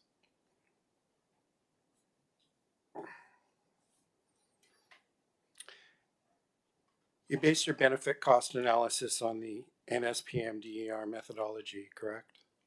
Yes, that's correct. In several responses to discovery questions, you indicated that the actual work you did for NSPM was constrained by lack of some data, time, and contract scope. Is that correct? So, sorry, the work we did for NSPM? What do you mean? For the NSPM attributes. Did you feel they were constrained? Did your discovery questions feel that work was constrained in any way from lack of data, lack of time, or contract scope? I would say lack of data was perhaps the challenge which we always face in these studies. We've made requests to BC Hydro. There was multiple rounds of requests, and there's always compromise of what's available and what's ideal. So there's certainly data constraints that limited some of the explorations. Time constraints, I think there wasn't necessarily like a ticking time bomb over our heads, but there was this timeline that we had assigned to us to conduct this work. I would actually say that we ended up with more time than we expected because the provincial election resulted in a pause of engagement efforts, and so we had a little bit more time for our team to do some of the work during that time frame. So I think time was initially a constraint, but did not end up being a major constraint. And in terms of scope, I think we had arrived at a scope with BC Hydro at the outset of the project, which I think we've largely worked within that boundary throughout the engagement process. Thank you.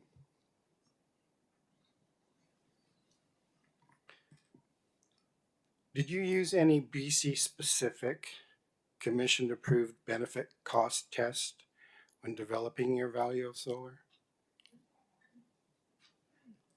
Could you like the cost effectiveness tests that are approved for DSM, you mean? No, I'm the benefit cost test. It's a benefit cost analysis value of solar.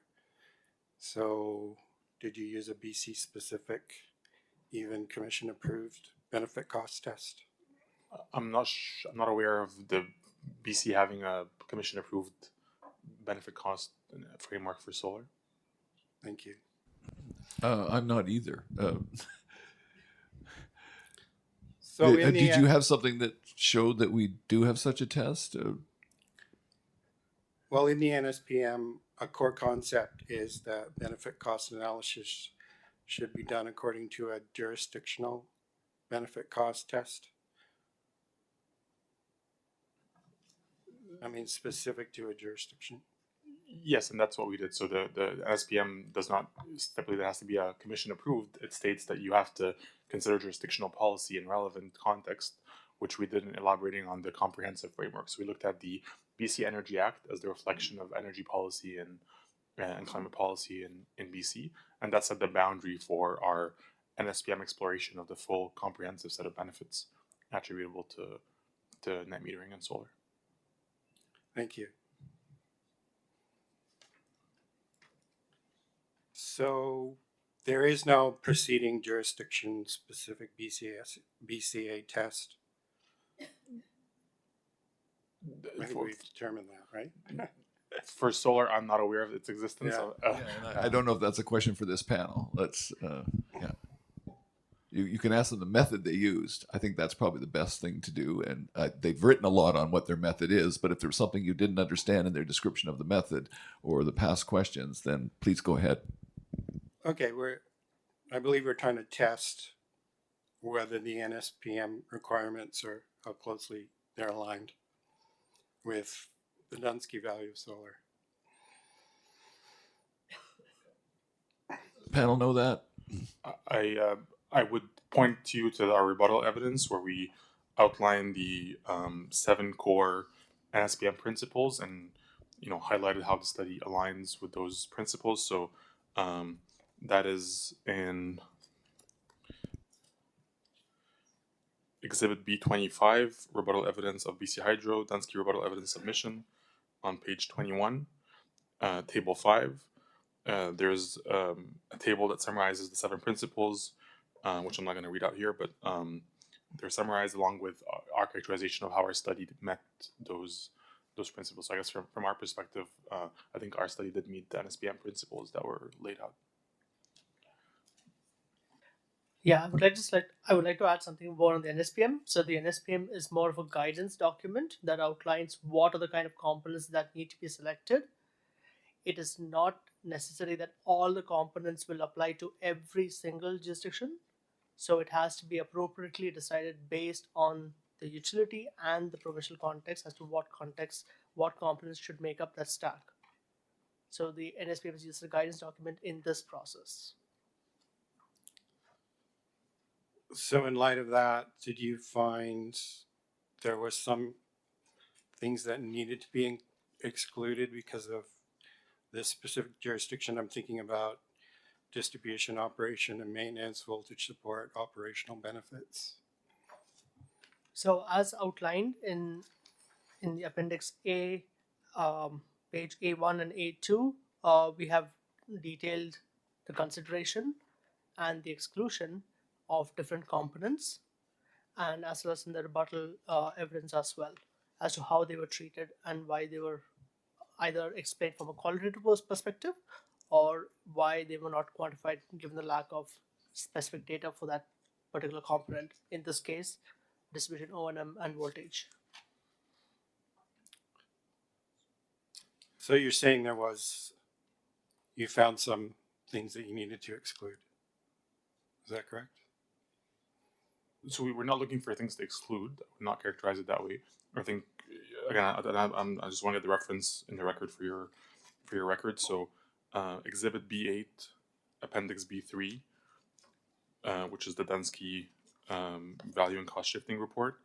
In Appendix A of that report, there's a table A1, that outlines the NSPM benefit and cost components and how they were considered or not considered in the study. So we were not necessarily trying to exclude components. We evaluated component by component and identified applicability for inclusion, materiality of its inclusion. Some components may be hard to quantify, and the impact would be marginal. So we did not waste effort in those and highlight those qualitatively where we could.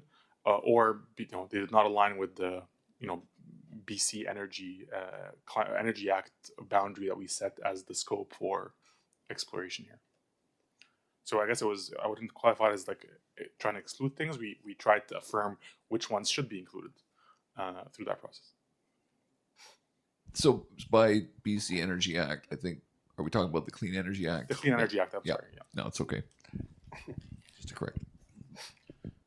Well, I like that you were trying to be inclusive. That's a thing these days, so thank you. But were any of these, I don't know what to call them if not exclusions, were any of them due to a lack of BC Hydro data?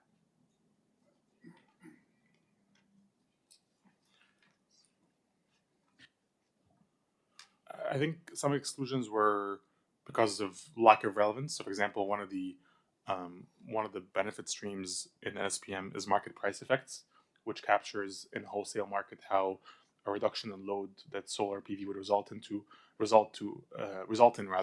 would impact market pricing for the rest of non-participating ratepayers. So in this case, BC does not operate in wholesale market, so we do not consider that because of it's just not relevant in this context. Some other categories like distribution O&M and voltage benefits, we did not consider them, and I would speak to some of the details on the decision behind that. Other components like risk premium, which usually goes to cover the impact of hedging against rising fuel prices and things like that. We considered it, but it's BC Hydro does not purchase a significant amount of fuels to operate its generation fleet, so it's an insignificant value stream. So again, there was no like across the board answer that we excluded this because lack of data. In some cases it was lack of data. In some cases it was just relevance and context. But maybe I'll let Ayud speak to the distribution O&M one in particular. Yeah, so I can explain a bit more on the distribution O&M. So that category of benefits is associated with reduced wear and tear on the distribution system. Given the lack of that information and data in BC Hydro, it was hard to quantify. However, in the New Hampshire study, we were able to quantify that because the utilities were able to furnish that kind of data in terms of wear and tear on the system equipment, and we were able to estimate what that value would be. So in the New Hampshire study, New Hampshire is a summer peaking system, so which is why the overall value for that particular component was less than 2% of the total value stack. And the wear and tear comes from reduction in distribution peak. Because BC Hydro is a winter peaking system, we anticipate that that value will be much lower than the 2% of the total value, or probably very marginal, which is why, given the lack of data and given the challenges, even though there is marginally quantifiable benefits, but it does not move the needle as much as compared to all the other components that we have selected and quantified as a part of the study.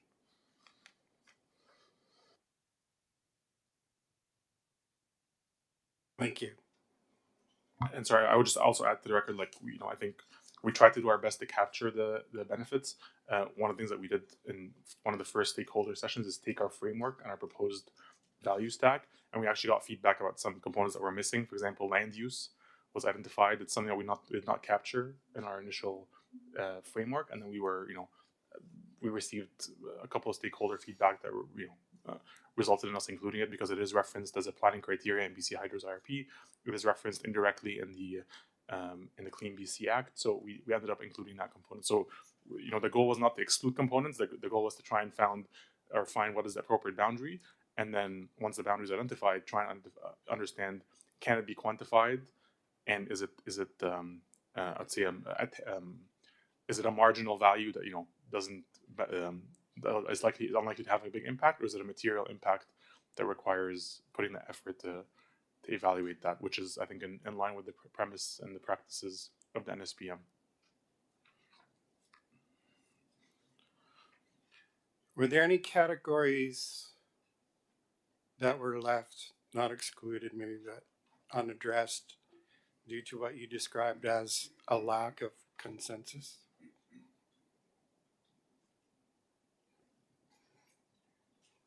Lack of consensus from the working group? Yeah. So I don't think we were trying to seek consensus from the working group, to be frank. We were trying to provide opportunities for inputs, and we took that feedback. In some cases, we adopted that feedback because we agreed with it. In some cases, we did not adopt that feedback because we did not agree with it. So ultimately, it was up to our professional judgment to make those calls. So the land use is an example of one that I think is one that we included based on So just for a time, would your answer be no? My answer would be, sorry, what was the question No, again? you didn't exclude anything for lack of consensus in the working group?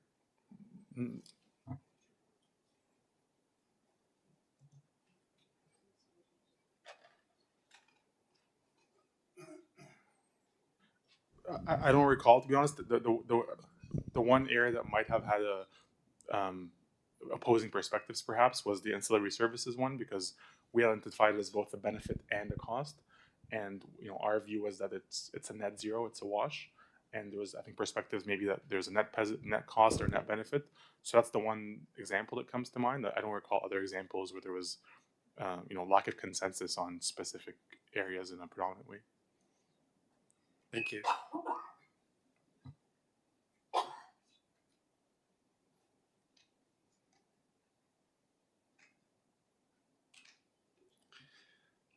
So about cost shift, I've got questions about it. Maybe we can get our definition straight. What is a cost shift?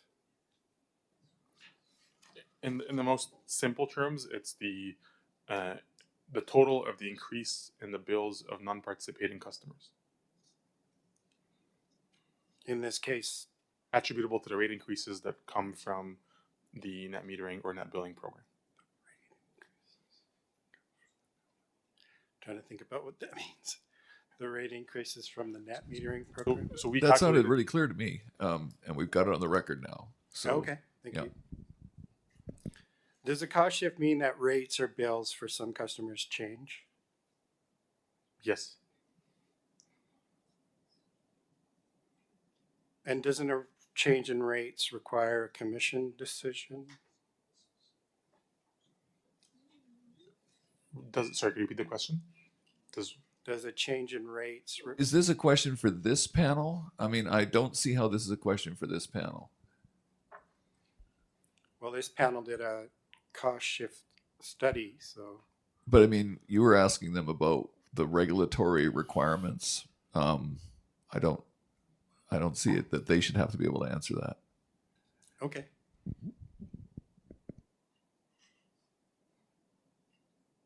Don't have the answer to that question, you could perhaps pose it to Hydro's third panel, or just put it on the record. Hydro may want to offer it later on. Thanks. I will just add maybe to give a partial answer to the question. We did not forecast rates. We forecasted the impact on rates attributable to this change. So it's an attribution exercise. It's not an attempt to forecast future rates or commission approval of future rates.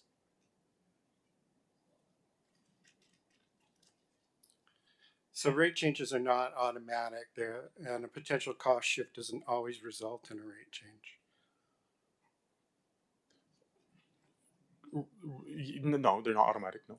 So there would have to be reconciliation either in every rate case or rate application, or through a deferral account or different means based on the regulatory construct of each jurisdiction, which I'm not privy to in BC, and I wouldn't be able to speak to the details of that. I think we already have this next question on the record. Potential cost shifts happen all the time, right? Yes. I've got a bunch of examples here of how cost shifts can work. I don't think we really need to go through them because I think we understand.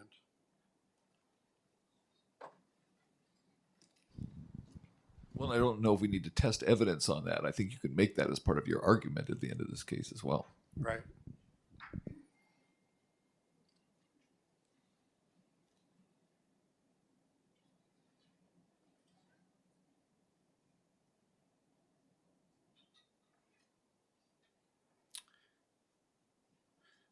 So would it be an error to treat every loss of revenue from self-generation as a bad thing? I'm not sure about the calculation as a bad thing, and I'm not sure that that's the calculation that's appropriate of what we did. So we did not treat lost revenue as a cost. We looked at the net reduction between lost revenue and avoided costs. So essentially, we were trying to figure out what is the fixed costs that have to be recovered as a result of that reduction in kilowatt hour sale and consumption. So lost revenues in themselves are not a cost. It's the delta between the revenue that's lost and whatever BC Hydro is able to avoid correspondingly. So I think that was in your testimony that you disagreed with our expert Rabago that lost revenue was considered a cost. And I think that you said that you weren't relying on lost revenue. You're relying on just what you said. It was a net lost revenue. Is that correct? That's correct. And the characterization of net lost revenue maybe is not, we use that for simplification purposes. The better term in my perspective is fixed cost recovery. Unavoidable fixed cost recovery is what this component's trying to get.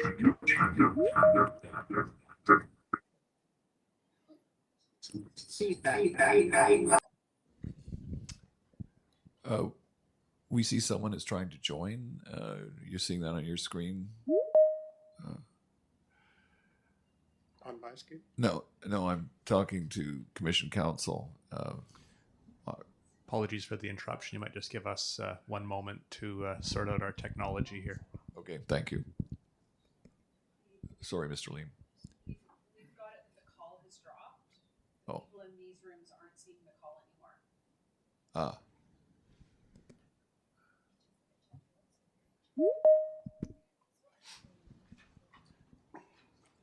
I'd suggest, with apologies for the interruption, we might take a 5-minute recess if the panel's comfortable with that, just to sort out the call and make sure that online participants are available.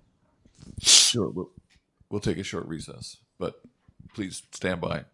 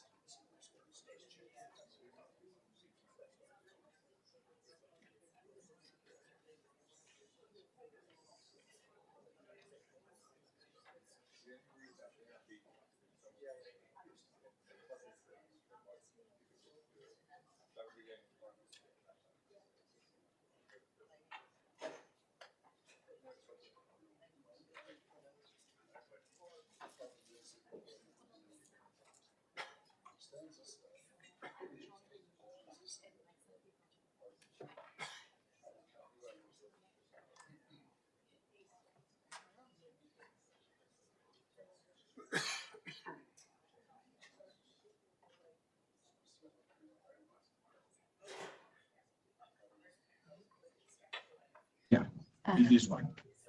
Okay.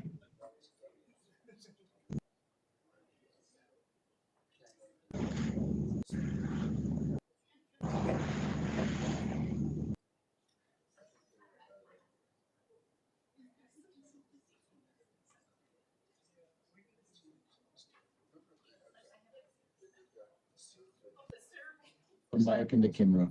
We have to turn off the. And the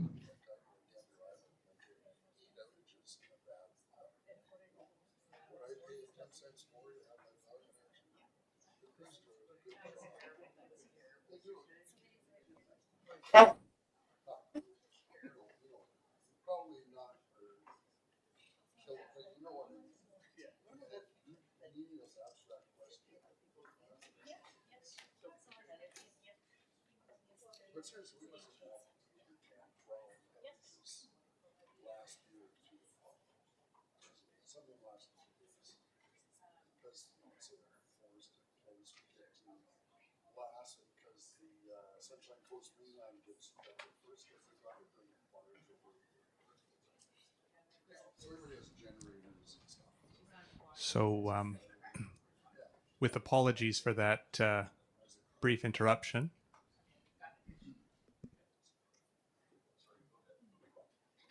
I think we're all back online now. So if the panel and the witness panel is ready to go, I think we should be all set. Sorry about that. Right. Very good. Great job, technical people, in solving it so quickly. Please go ahead, Mr. Lim.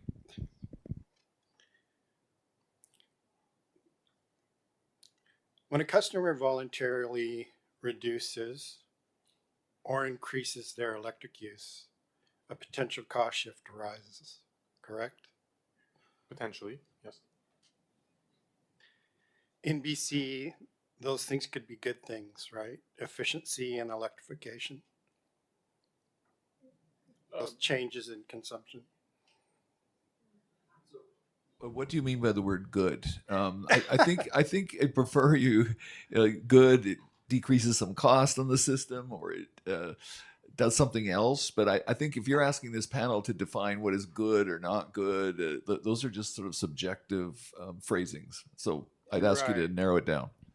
Okay, we want to get to the value of solar analysis, and when there's lost revenue, which kind of drives this cost shift, it could be offset by greater benefits. And that's what value of solar is about. So and you wonder if they agree with that. And I think they probably will. Yes. Yeah. And so just a few more questions. So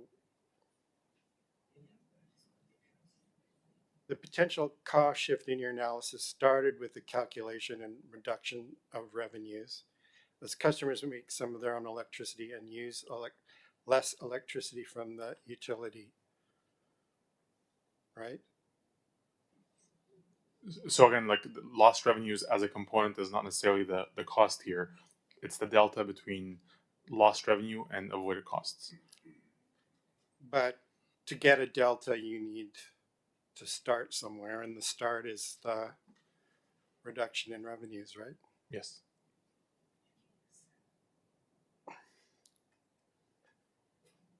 So the question is whether it's fair and proper that a customer can reduce their bill, even if it reduces utility revenues through self-investment in generation or efficiency or even in behavior changes.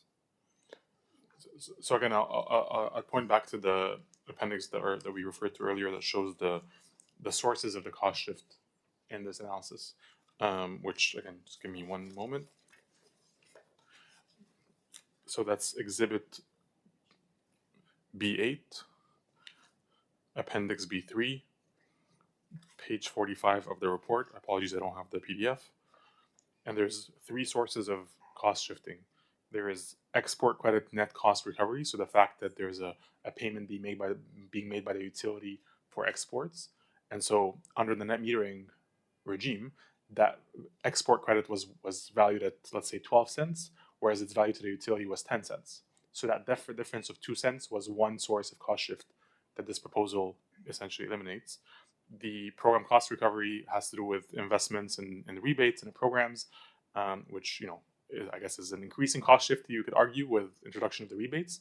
And then the fixed cost recovery piece, that has partially to do with the net metering program design and the instantaneous netting interval that's being proposed relative to the prior annual netting. But again, it's not all eliminated. All on the record. That's all on the record. Yeah. And it's not all eliminated under net billing because to your point, cost shifting or some cost shifting is always inherent in rate design.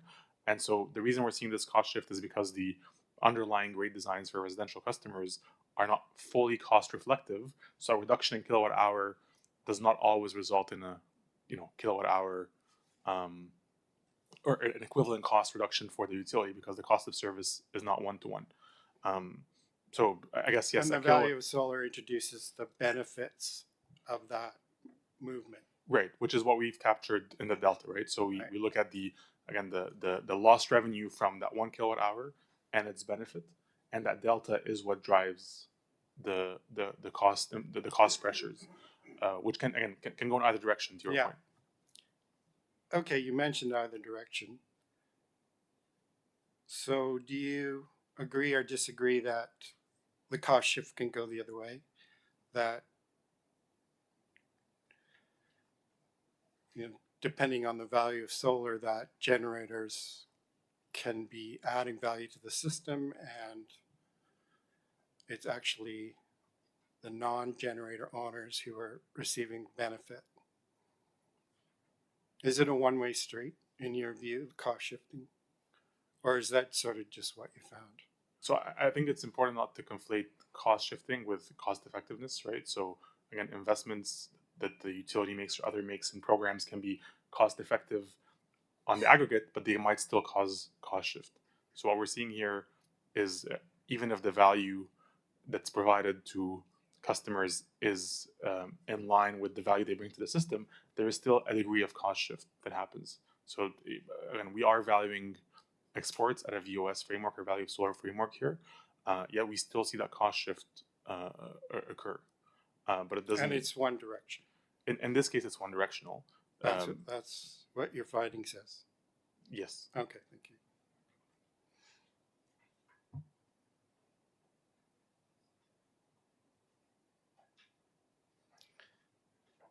When BC Hydro engaged you guys, they described the areas they were seeking independent expertise. That's right. And it's the stakeholders that asked for an independent value of solar. That's my understanding. I wasn't part of the working group conversations up until we were engaged, but that's my understanding of what happened. Okay, this is a new category.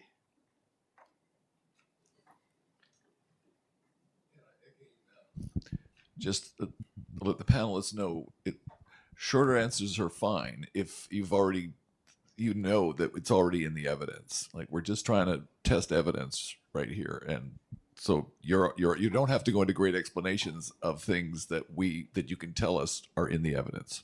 Thank you.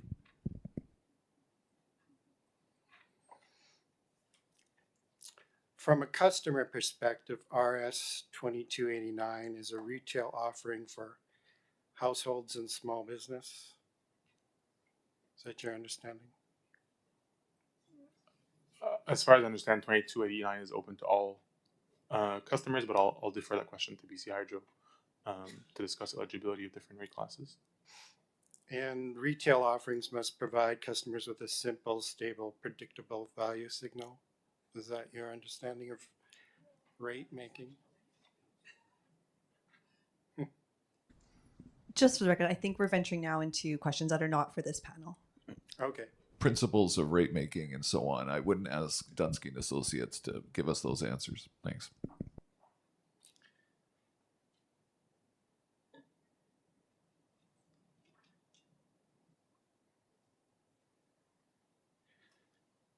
So we've already covered this a little bit today, and it's about the pricing. And I'm just wondering if you understand the 10-cent value. Is it derived using seasonal long-run marginal costs? Again, I think we've heard already that Dunsky was not involved in setting up the energy price that's been proposed in this application. Yeah, okay. And I've heard that as well. Okay, thank you. I'm just going to troll through here then.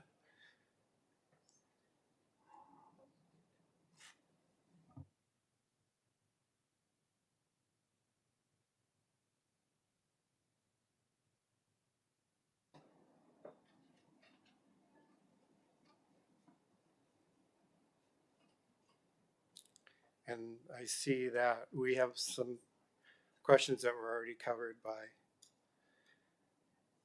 the previous intervener. So you've got market price for the summer months, May, June, and July, instead of the long run marginal cost. I think we understand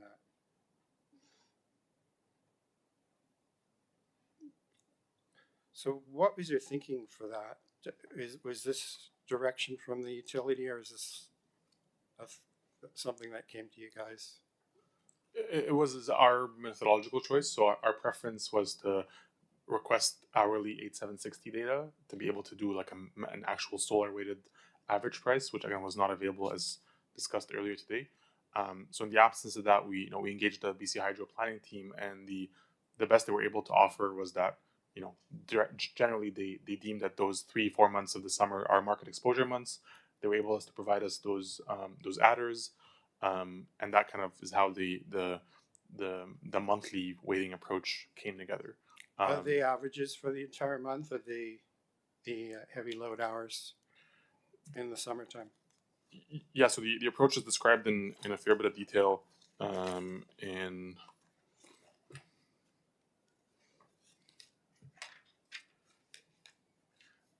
in our again, I apologize, I'm going to have the paper copy here. So in Exhibit B25 2.9.1, response to IR from the Commercial Energy Consumers Association of British Columbia, we've laid out the approach, but to maybe give you a summary of it, so it is using a monthly adder that also has a high load hour and low load hour variable to it. So high load hours are defined as Monday to Sunday, or Monday to Saturday rather, between 6 a.m. and 10 p.m. And light load hours are defined as anything else. And that's. I'm sorry, I don't quite understand this hourly function. Is there a different high load hour, low load hour for mid-C prices than there is in a long run marginal cost basis? Are they two different things, or are they basically the same high load hour function? Yeah, so I can explain that. So in the expanded and the comprehensive framework, we use both the LRMC and the mid-C price. So to the mid-C price, we use the monthly average, and that is based on the Bonneville Power Administrative Monthly Price Forecast, and then we use that to estimate what the mid-C price is about. We did not weight them by high load or low load hours, only for those months where the mid-C was calculated. Do you have a figure for what the price would be if you use the long run marginal cost high load factors for the whole year and not swap it out in May, June, July? So as you would see in our IO response that was referenced earlier, we did not have the high load hours and the low load hours for those particular months for the mid-C, so we can't comment on that. I mean, if you use the long run marginal cost high load hours instead of the mid-C, do you have a figure for if you kept the metric the same the whole year? No, we don't. Well, we have the LRMC, which is used in the AF framework, which is a constant value applied for the full year. But then again, in the EF, we wanted to take the more granular perspective of trying to understand the monthly variation in energy pricing, and that's where the mid-C prices, according to BC Hydro's perspective, are reflective of their cost between May and July, and those other adders reflect the non-market exposure months, if you will. And did you apply the HLH factors to the utility benefit framework? So we applied this to calculate the avoided energy cost under the expanded and the comprehensive framework. But not the first one, the utility benefit? No. Okay, thank you.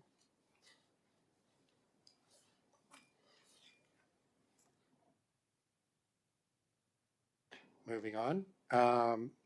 So in the working group, the feedback from Community Solar Coalition, we offered up what we called the systemic value framework as an approach to applying the NSPM's account for relevant and material impacts principle. Do you remember that feedback?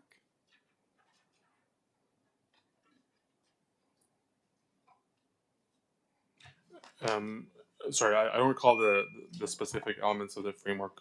It might take us a second to try and find that on the record, or if you'd like to remind us of what that entailed. that might be It was helpful. just a way for us to make sure that the NSPM factors were fulsome. So with respect to your comment, whether we applied the NSPM, so as evidenced in our appendix on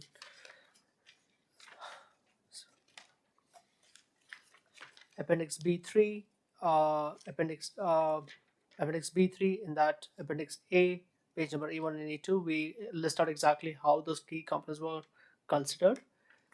Principally, how the NSPM was considered, we looked at all the utility benefits and we treated them on a marginal basis for the expanded and the comprehensive framework, and we accounted for all relevant values. For values where we could not consider, for example, distribution O&M and voltage, we have provided an explanation as to why it was a challenge for doing that. So did you provide any qualitative discussion for any of these values? Yes, we did provide some qualitative response, and that should be in our appendix B3, page number 24 to 26, where we explain each of those components and the qualitative impact. Thank like you. Resiliency, energy So- burden, etc. So moving on, your report states that behind the meter solar is unlikely to increase portfolio diversity if the displaced resource is utility solar. I believe we have responded to that in an IR as well.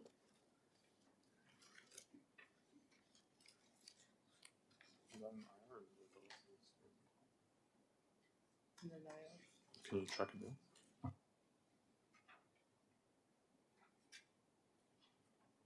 Yeah, we're trying to find the IR response, but I think like that statement maybe was required a little bit of clarification. We were suggesting that, you know, not to say that the marginal avoided resource is always going to be utility scale solar.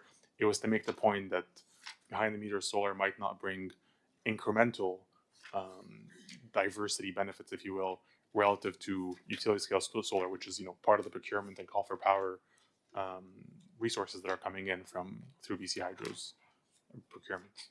But I'm trying to find our exact response to kind of articulate further that point. But I think it was. I think our general view is that solar on the distribution grid is a distributed energy resource, which is a completely different animal to a utility scale solar project. I just note now Mr. Liam is sharing his views, which obviously that's not what this is intended to be. Okay. Yeah, that's I for apologize. argument. That's for argument.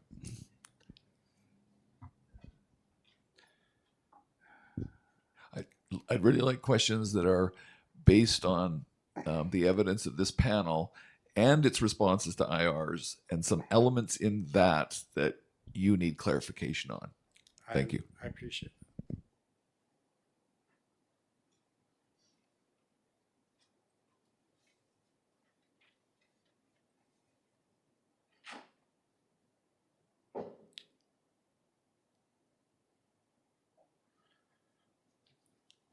Here's a better question for you. In Exhibit B29, BC Hydro response to intervener to IR1 on rebuttal evidence, which is CEC 2.9.1. Dunsky states that the energy price is weighted using factors generated from typical monthly solar production data from PV watts. That is right. So my experts are familiar with PV watts modeling, and can you say anything about what tilt orientation and location were used in the model? Like not on top of our heads, we could get you that information, but I think it's a standard solar generation profile that we have compared to data from BC Hydro's records, and it seemed reflective of a typical generation profile for a solar PV system. So there's loss factors in that, including inverter loading ratio, wiring loss, module mismatch, soiling, even snow, degradation, uptime. You probably know all of that. We know there's sort of error bars around what you can get out of your PV watts model. Yep. And so it would be helpful for us to know how wide those error bars is in your analysis. Would that be an undertaking that could be done for you to share what all your different factors are in that model? Yes, we'd be happy to share the assumptions and share the outcome generation profile that we used for weighting. I would just argue that these assumptions are irrelevant for the purpose of the energy weighted price, because it's a distribution that matters, and the loss factors would impact generation, for most of the months. The soiling would impact generation for most of the months. So we're happy to show those assumptions, but I don't think changes to those assumptions would largely have a major impact or have any impact. So we'd love to have a look at that. Sure, I'd be happy to take that as an undertaking.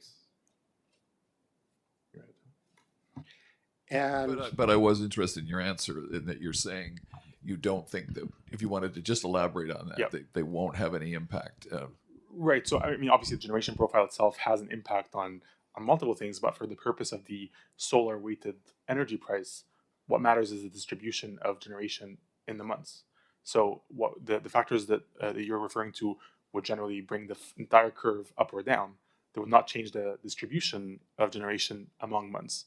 So I expect it would have zero or near zero impact on the energy price, on the solar weighted energy price. But I'm happy to provide those information and get your feedback on that. If I may, given Mr. Hanafi's answer on how it's not relevant, I'm not sure that this undertaking is proportional. We might disagree. The Chilton orientation has a seasonal balance as well. Yeah, if it's not too onerous, perhaps you could do it.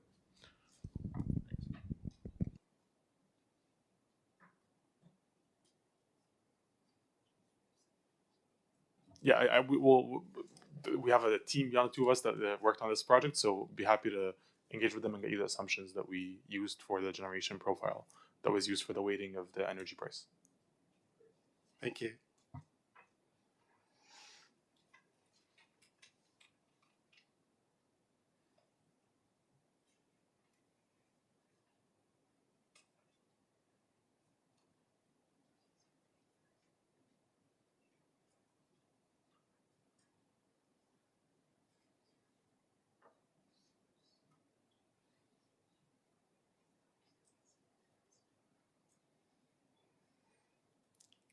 Just a few questions about large general service cost shift.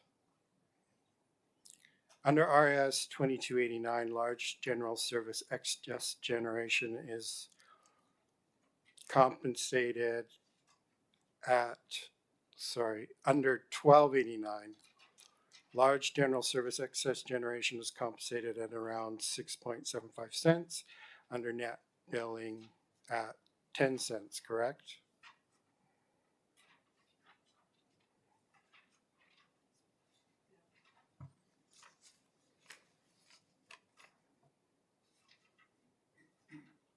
Yes, the energy charge for an average LGS customer under net metering would be 0.0653 cents per kilowatt hour.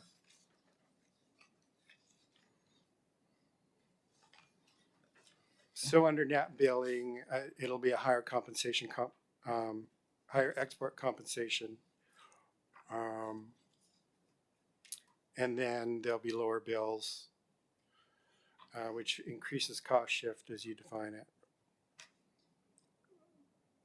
Not necessarily, because these customers also have demand charges. So their ability to reduce the demand charges as a result of solar is part of their bill reduction, and therefore part of the Are you saying cost that shifting implication. the kilowatt hour price, the energy price, is not relevant? No, the energy price is relevant. I'm saying in addition to the volumetric energy price, there's a demand charge that is I believe $13.30 per kilowatt month. So that their ability to reduce that also has an implication on their bill savings, Sure. and impacts the cost shifting as well. Yeah.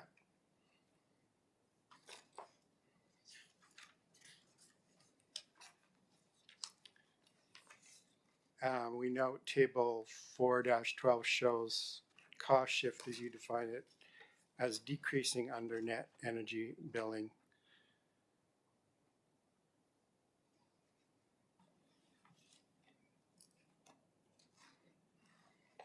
I don't have a question there. I'm good. Time is of value here. Oh, I'm good. Thank you very much. All right. Thank you. Thank you. Thanks, Micheline. Go ahead, Mr. Bear. So I believe next in the order of appearances will now be a virtual participant, and it's Charge Solar.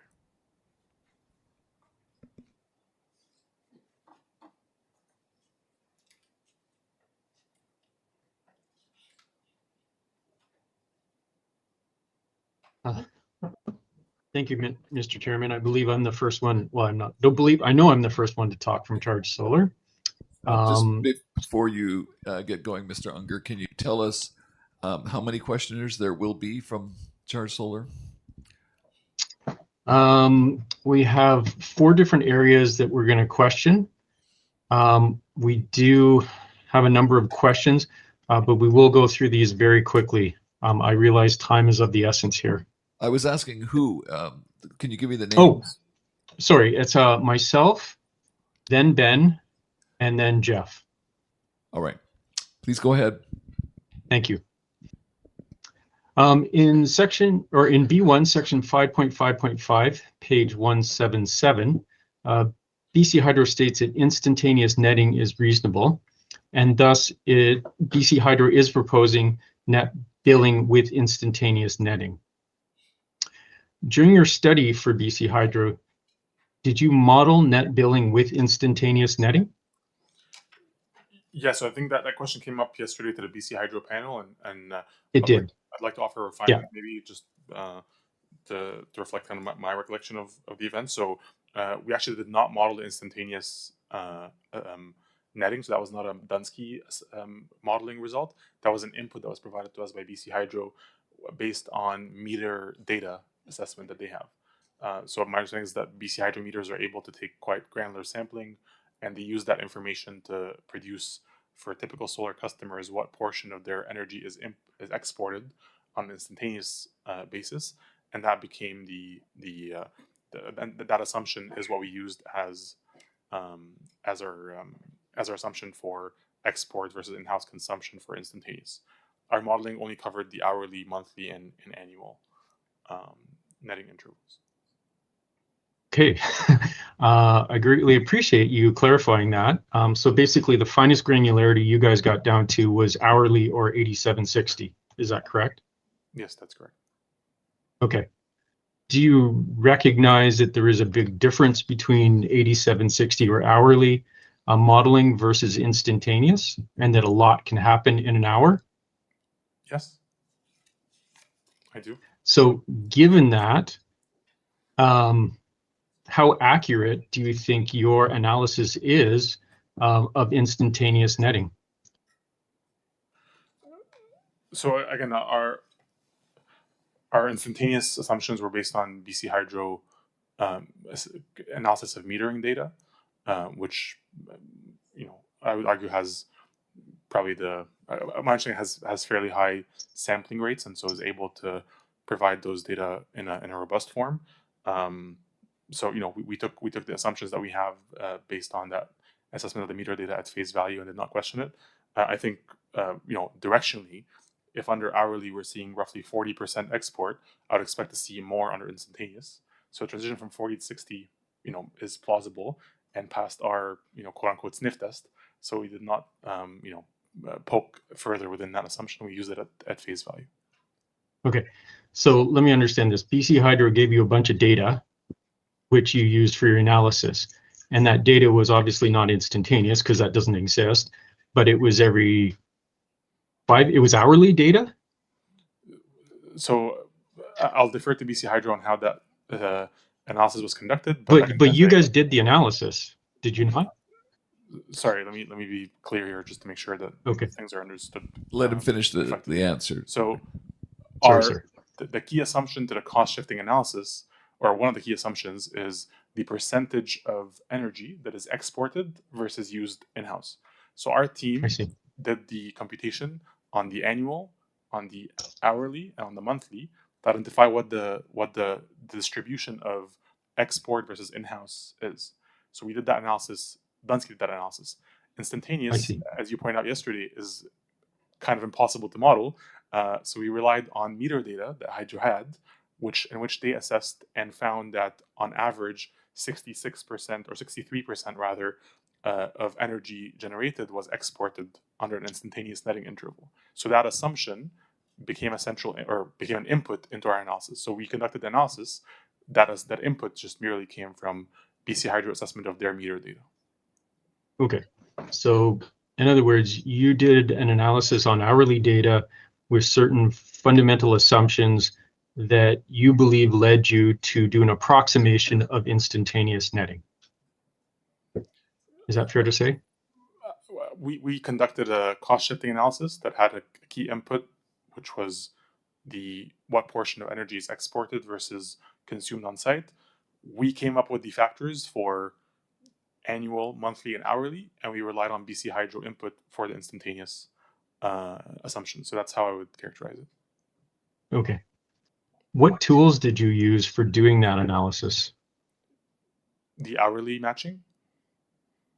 Doing the comparison between solar generation, solar generation and consumption to come up with, the cost benefits to having solar on your house. What tools did you use to do that? So I think you're conflating multiple steps of the process. So maybe I'll step back a second. So there's the adoption modeling that forecasted how much uptake is expected to happen. That leveraged our solar adoption model, a tool that we've been operating for more than a decade now. And we've used to support various clients with forecasting the uptake of solar based on customer economics and policy factors. So that's a tool that a proprietary model that we operate. It's Python based, does hourly level modeling, and that's the tool for adoption. That's distinct from the tool that we developed for this project to assess the cost shifting. This was a bespoke tool that we built for the purpose of assessing the magnitude of cost shift under different rate classes within BC Hydro's net metering program, and that is distinct from another kind of makeshift Excel tool that we developed to assess or match generation with load to be able to assess exports and to understand the portion of exports that are generated by hour and therefore by month and hour. Okay, great, thank you.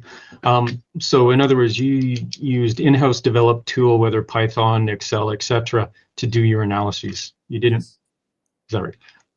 You didn't use any commercially available tools such as Homer or Aurora or any of those for your analyses? Not for this project, no. Okay. As you're probably aware, for commercial installers, we use commercially available tools because we don't have the resources to go and develop software every time we need something. Would you agree, though, that net billing is a lot harder to analyze, especially instantaneous net billing, than net metering is? Yeah, so obviously with net metering, you don't have to our model when we look at net metering. The code or the program doesn't even go through the step of computing net export because it's irrelevant. So obviously when you have to compute net exports, there's an extra computational layer that has to happen. We've done it as far as hourly level. I think on another project we may have done 15-minute interval calculations. But again, instantaneous requires a significant amount of computational power, which we did not attempt to do, and instead we relied on meter data, which I would argue is likely the most robust source of assumption for what the distribution of generation that's exported versus remains behind the meter would be. Okay, great. Thank you for such a complete answer, because you just got rid of a whole bunch of other questions I had. So appreciate that. But you can see from an installer's point of view, trying to have that amount of horsepower, that cost, that time involved to try and do that every time a client wants to buy solar or potentially buy solar can actually become quite cost prohibitive. Did you include the additional cost associated with customer acquisition in with your modeling or your costing of especially residential solar? No, not directly, no. Okay, excellent, thank you. As you mentioned before, the 63% number you had of energy that was actually sent back to the grid, that number that's for residential clients, right? Yes, that's correct. Yeah. Is it fair to say that the percentage of self-consumption of solar energy behind the meter has a significant impact on ROI for net metering versus net billing? It certainly is a factor that impacts economics under net billing. It is irrelevant under net metering, or less relevant. Great. Yeah, you keep preempting my questions. I really appreciate that. Yeah, one sec here. Yeah, but as you said, for net billing, it actually makes a difference. Now, the data provided by Mr. Barani during the net metering working group shows that the average residential customer consumes 37% of self-generated energy, or as you pointed out, 63% goes back to BC Hydro for credit. Whereas for LGS customers, they self-consume about 93% of self-generated energy. Is that consistent with your analysis? I'm seeing 87%, so the balance of 13% is sent back to the grid, which means 87% is consumed behind premises. Okay, so we split the difference, it's 90%. Sure.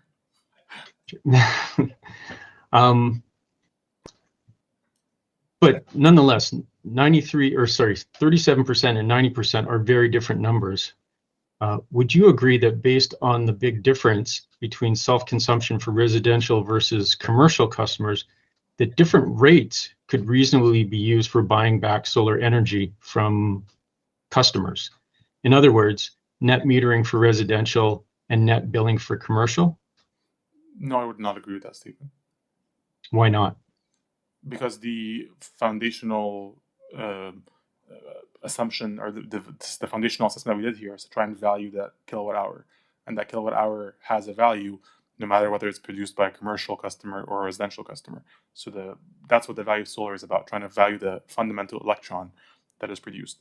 The export ratios is obviously a function of the netting interval, but it's also a function of the customer's load. It's a function of the customer's sizing practice. So, a residential customer that downsizes their system might have more in-house consumption, less exports. Conversely, a large generation customer, or general service customer, who might size their system to double the size that we assume here, will have more exports. So this is obviously the export proportion is an important assumption in determining the economics of the system, but it can't be viewed in isolation. It has to be viewed in the context of the system sizing patterns that are being proposed. It has to be viewed in the context of the customer's load and load patterns. So I guess no, I would not agree with the statement that because different customers have different portion of their energy exported, that they are entitled to different valuation methods for their kilowatt hour. Okay. Again, I'm talking here from our assessment perspective. I did not design this rate. I'm not able to speak to the design choices that BC Hydro made behind it, but I'm merely kind of reflecting the analysis that we did. Okay. What you're saying is that when BC Hydro is buying energy, a kilowatt hour is a kilowatt hour, whether it comes from residential or from commercial. But when BC Hydro sells a kilowatt hour, then there's a big difference, and it should be priced differently.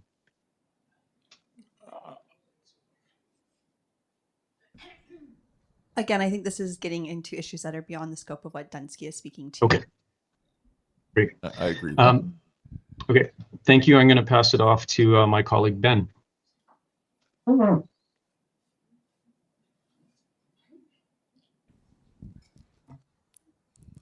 So Ben, you'll need to unmute yourself. There we go. Yes. Can you hear me? Just fine. Thank you for those words of affirmation. By the way, I should just mention that I'm going to forgive you, Mr. Jacquard, and Mr. Sanvi for butchering the pronunciation of my name yesterday. My apologies. And also on behalf of Mr. Sanvi. Thank you. Yeah, good afternoon, gentlemen from the Dunsky team. I appreciate the chance to ask you a few questions about your very significant work and contribution to the controversies here. I asked some of these questions yesterday of the BC Hydro team, and I realized in retrospect that your expertise would have been a better fit for the questions. So forgive me, panel, if you think I'm asking the question again, but I think they're better suited to the skills that these gentlemen have to offer.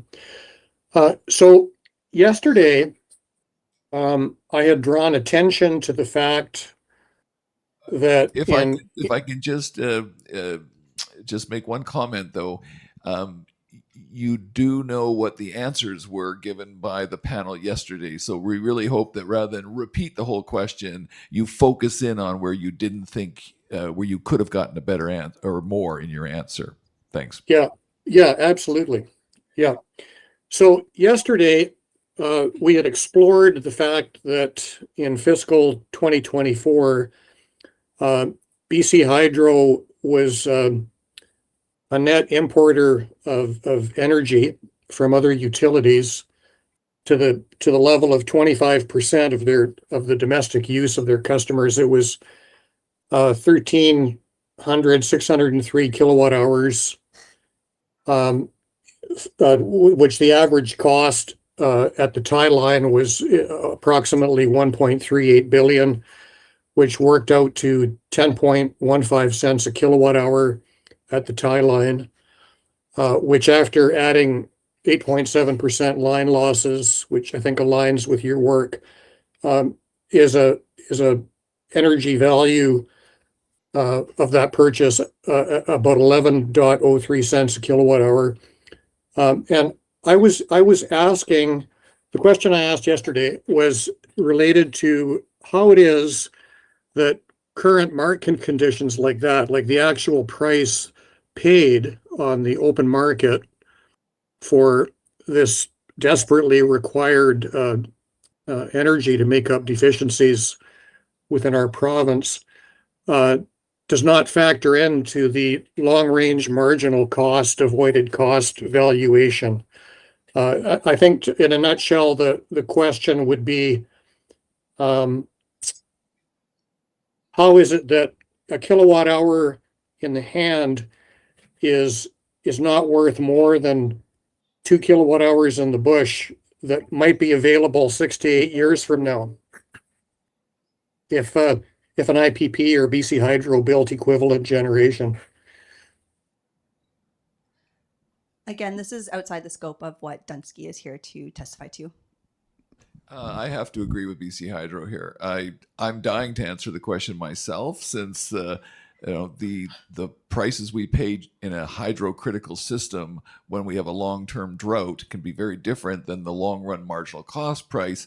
I know I'm not supposed to be giving answers, I guess, evidence in this process, but I think BC Hydro can speak to this, and already did to some extent, and perhaps come back to it in the final panel, or maybe not, or take it as an undertaking if you want, Mr. Sanvi. I just don't think this panel should be having to answer this. I don't think that's appropriate. I appreciate. Yeah. Just to add that Mr. Sanvi can speak to this in the next panel. All right. Thank you. Thank you. That's great. My next question relates to the avoided cost valuation. the assumption of long-range marginal cost, and I wanted to understand or make sure I properly understood your evidence. It would be in Exhibit B8, which was BC Hydro's evidentiary update in March 2025, and it would be on PDF page 438. Would you mind also sharing the page, the report name, because we're working with a hard copy here? Well, as near as I can tell, it's page 68 of Appendix C. I could share my screen if that would help. That's okay. I think we'll find it. No, we'll wait. Okay. I just thought it might save some time if I shared my screen, but that's okay.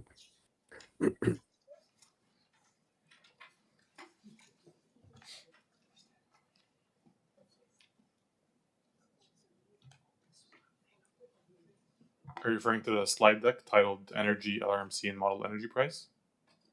Yes, exactly. That's the one.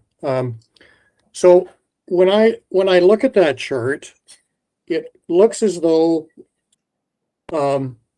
the avoided cost framework, that is the long-range marginal cost framework, is assuming a constant 8-cent long-range marginal cost in 2025 dollars out until 2050. Am I understanding that right?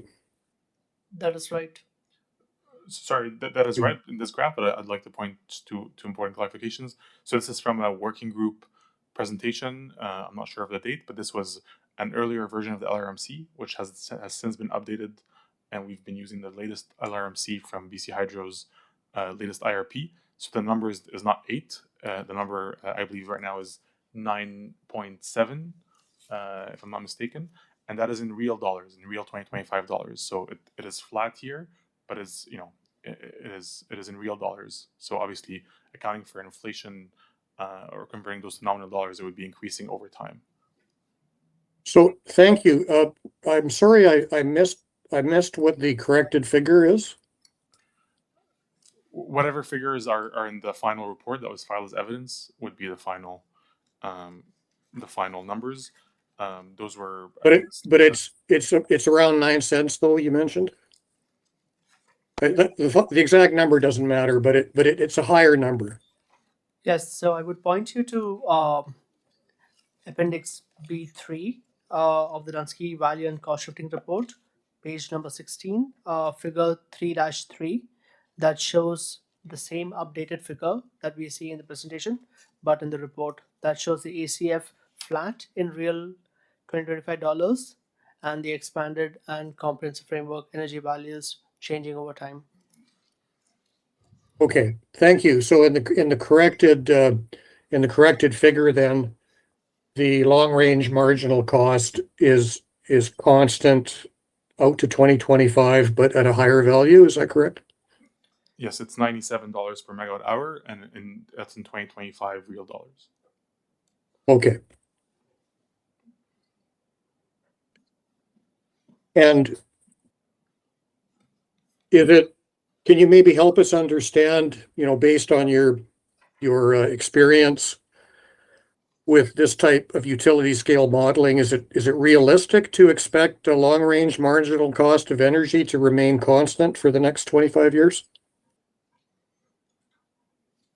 I'm not able to opine on the specific methods or approaches that BC Hydro uses for forecasting their long-run marginal costs, but I'd say in the absence of detailed forecasts, most utilities default to a 2% or an inflation-adjusted long-term adjustment for their energy pricing.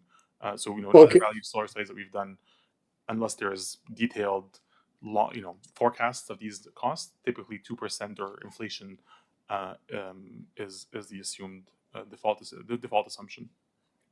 I would like to add a bit more to that as well. So recognizing the fact that it is flat across the study period, we, in the expanded comprehensive framework, we try to capture those market effects, and then that shows a variation. So that's the reason we have these 3 frameworks, to show differences in methodology and approaches on each of these components.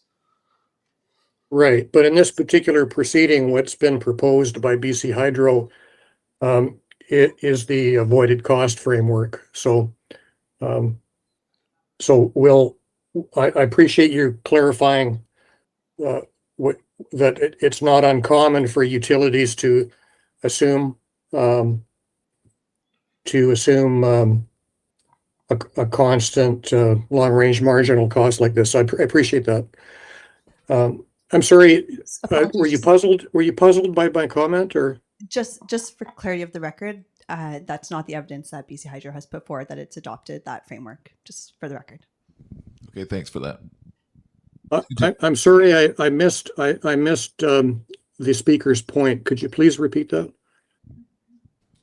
Yeah, so I was just correcting for the record your statement that BC Hydro has adopted the avoided cost framework. That's actually not the evidence that we heard from the BC Hydro panel yesterday.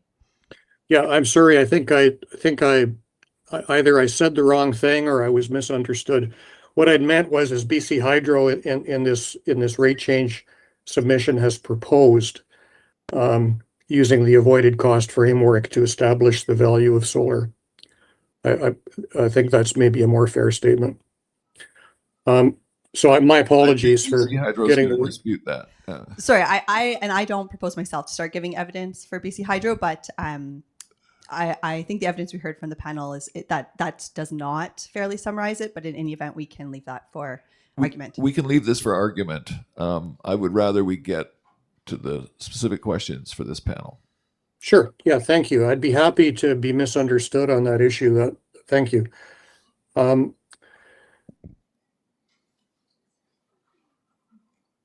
I was going to ask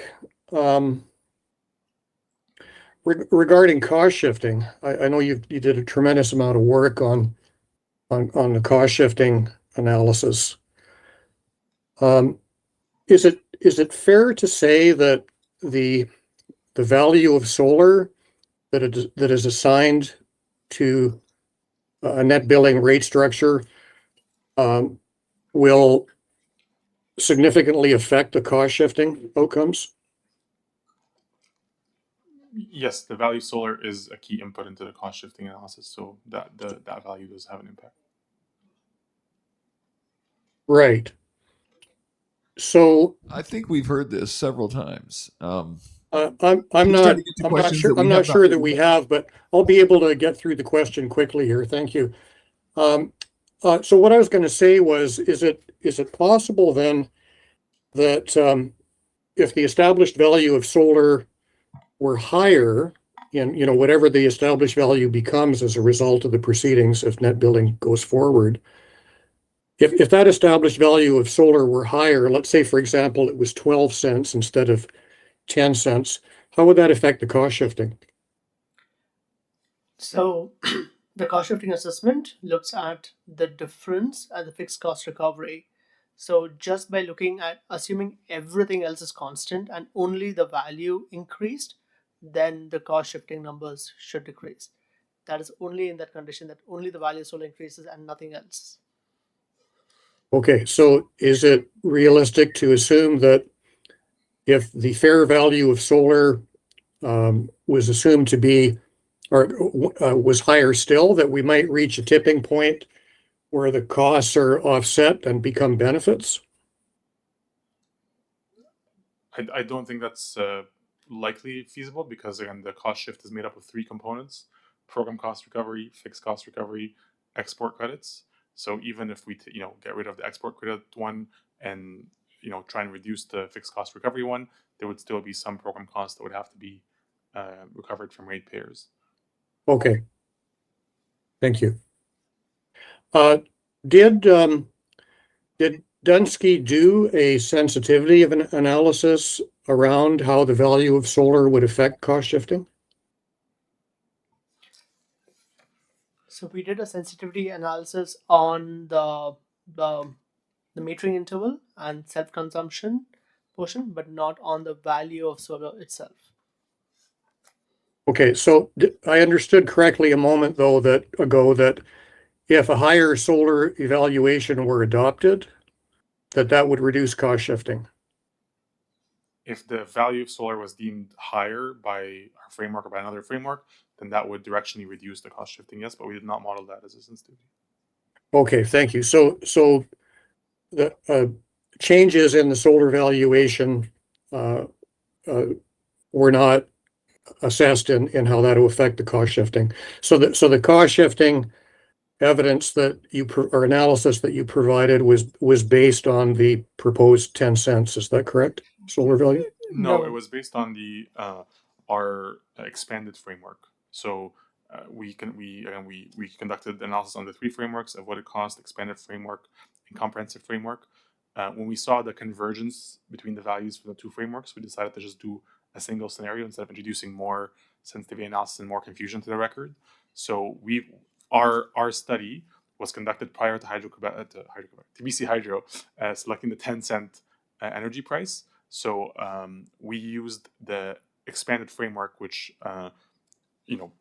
roughly averages out to a little bit less than 10 cents, but that's what we use as the baseline for the assessment of cost shifting. And since there was convergence between the 2 frameworks, or the 3 frameworks rather, we decided to just do a single scenario. I see. Okay. But the sensitivity analysis wasn't done. A sensitivity analysis on the value of solar's impact on cost shifting was cost shifting. Okay, was not done. Okay. Thank you.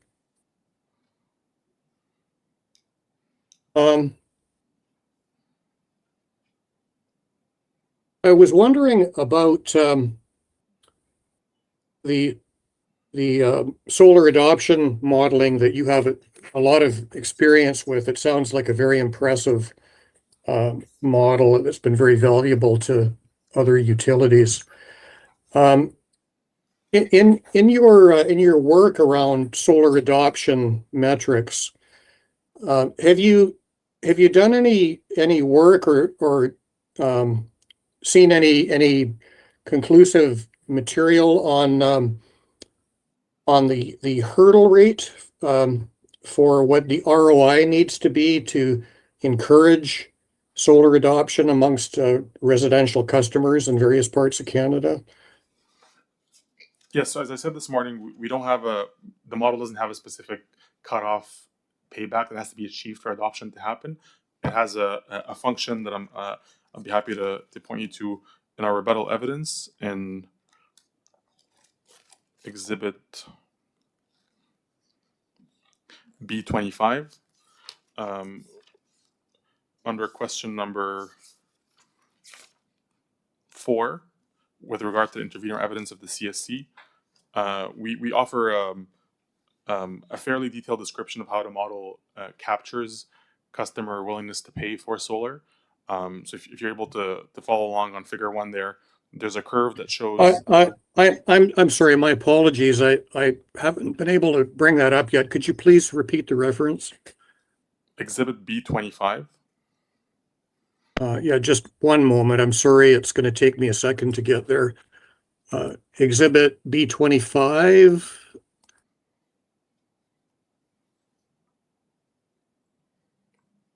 Okay, I have it. And the PDF number? Well, page number 8. I'm not sure what page. Oh, page 8. Okay, I'll see if I can find that quickly.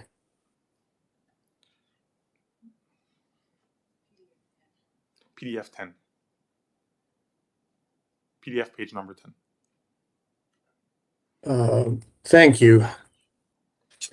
Yes, I see it there. Yeah, so this is one of the sample willingness to pay curves that we have in the model that captures the relationship between payback and customers' willingness to adopt solar at that payback. So as you see, it is a function that captures the fact that some customers, a small minority of customers, might adopt solar even though the payback is quite high at 30 years. So they might not be pursuing this fully for economic rational reasons, but for other reasons. But as the payback improves over time, or as the payback improves in general, you start to see that higher adoption as more customers are willing to adopt at that better, more preferential returns. So typically for residential customers, from our modeling, we see the inflection point happen between the 10 to 12 year payback mark. That's when we really start to see the significant uptake, but even at 15, 20 years payback, you do see that customer interest in solar. So these curves, just for context, are based on empirical data from multiple jurisdictions that have had a long track record of solar, and we calibrate them to each jurisdiction. So when we model BC, we go back in time and model, I think in this case, 15 years worth of historical data, try and capture how customers adopted solar at the paybacks of the past. And that gives us a sense of customers, if you will, price elasticity and willingness to pay for these technologies. So there's no single point, I guess, is my answer. It is a function that we calibrate to each market based on empirical data recorded on how consumers in North America have responded to solar over the last couple of decades. Thank you. So this is excellent. So is it fair to say then you identified an inflection point at 10 to 12 years of payback? We can expect to see participation in the order of 22% or exceeding. So at the moment then in BC, based on evidence from BC Hydro and from us, Charge Solar, we're looking more at closer to 15 to 20 years payback. So based on your chart, solar is more in its infancy in BC, where we were seeing more early adoption rather than enthusiastic endorsement. Would that be safe to say? Yes and no. So again, this is one function of the model. Maybe to give a quick illustration of how the model works, there is the willingness to pay, which captures at different economic return levels how many customers are willing to even consider this technology, which we deem as the maximum market size. And then we overlay that with a technology diffusion curve that captures, in general, how technologies get adopted over time, considering market barriers, considering awareness of these technologies, considering market transformation efforts. So it's essentially the product of figure 1 and the product of figure 2 that result in the ultimate adoption of solar in BC. So to your point, and just to also be clear, when I said we see the inflection point usually at 10 to 15 year payback, that was a generic comment, not in context to BC specifically. I don't have the curve in front of me that was calibrated to be able to opine on when the inflection point was in BC. But I guess I would say even at the 15 to 20 year payback period that you see on the curve here, we do see adoption materialize and people being interested in that technology. And obviously not everyone that's interested is going to adopt. This is also where the second curve comes in to capture that lag effect of technology awareness and technology diffusion, which generally it's a well-documented phenomena about how technologies are adopted, everything from cell phones to solar PV. So it's really the byproduct of those two curves that is what captures the market adoption. Yes, thank you. So just one more question, I think, to confirm I understand what you just said. Figure 1 there on page 8 that we've been talking about, the willingness to pay, that is not specific to British Columbia. Is that like a Canadian average? So again, this is, as the title says, representative willingness to pay curve. We have, I think, 5 or 6 standard curves that we use in our model that are based on empirical data, and then we calibrate them to the jurisdiction that we operate in. So that's not the BC curve, that's an illustrative curve. Would it be appropriate to ask if Dunsky could possibly provide a copy of the BC curve for the record? Subject to check with our team, because we some of our curves rely on proprietary data, so I might not be able to share it. So subject to check, we may be able to provide that information. Okay, thank you, and I really appreciate you pointing us to this resource. This is very useful, I think.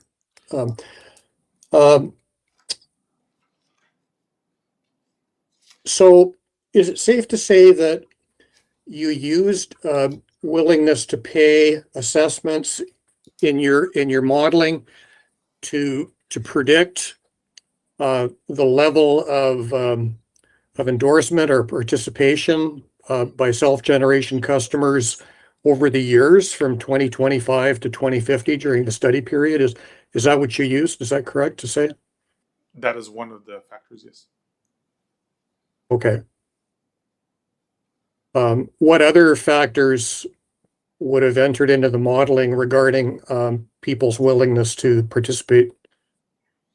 So again, there's the diffusion curve, which, if you think of it as more of the pace question of how, if you think of the economic curve as the market size, the diffusion curve sets the pace of adoption that would likely emerge over time. So those are, that's another factor. There's the underlying market size itself, assumptions around how many people in British Columbia are technically capable of installing rooftop PV, for example, because of roof age, roof condition, shading, or tilt, or all those factors.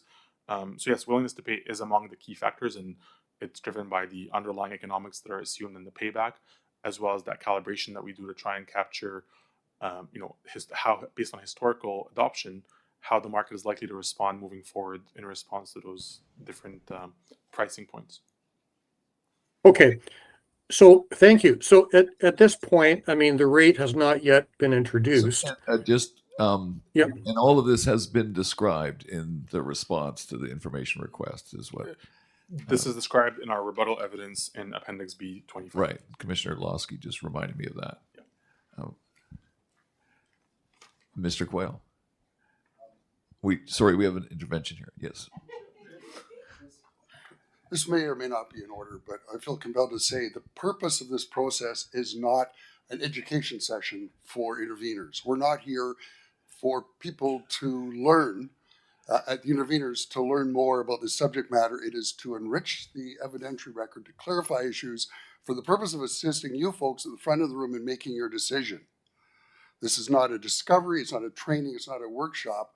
And my submission, this entire line of discussion between being argument and learning belongs somewhere else. Thank you, Mr. Quayle. Before, I've been chatting here a little bit informally with my co-panelists, and we find ourselves, or I find myself, quite favorable to the point you're making.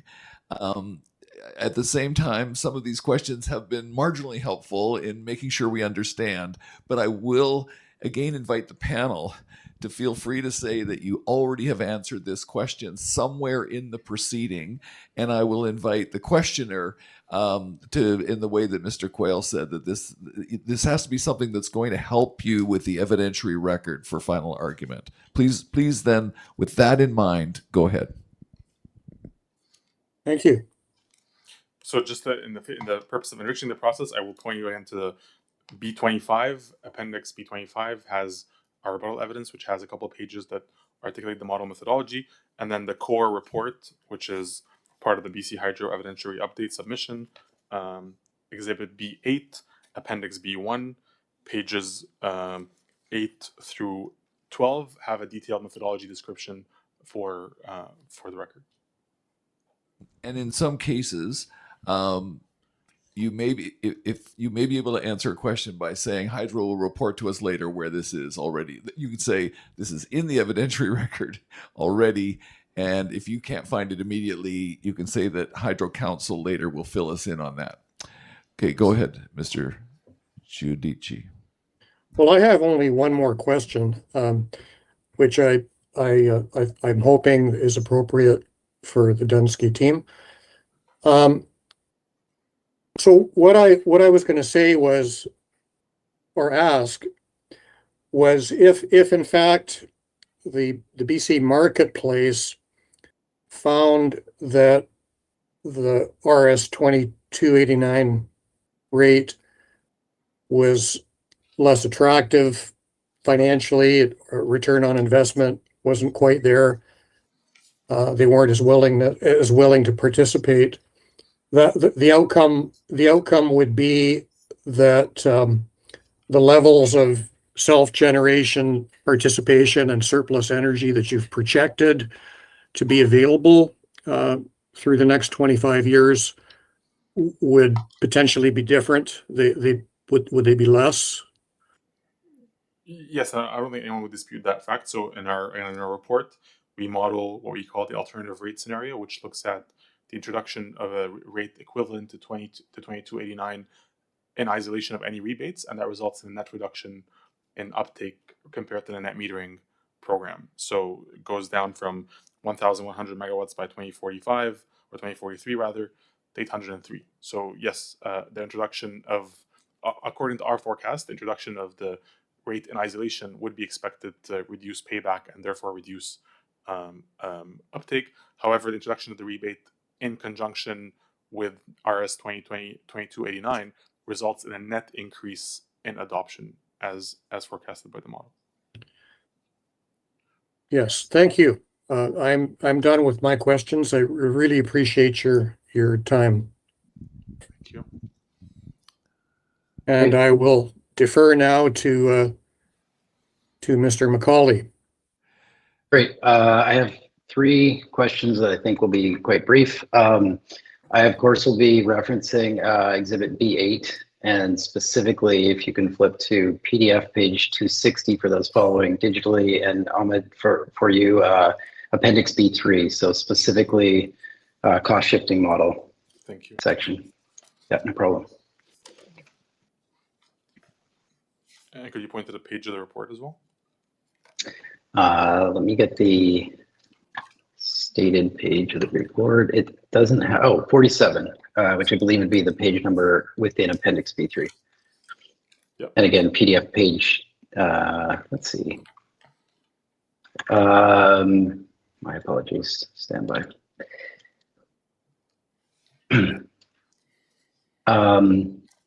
It is in Appendix B3, Appendix page 11, Ahmed.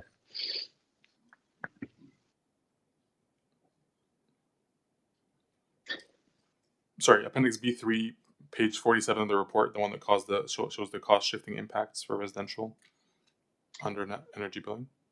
It's specifically page 11 of the appendix, B3, PDF page 260.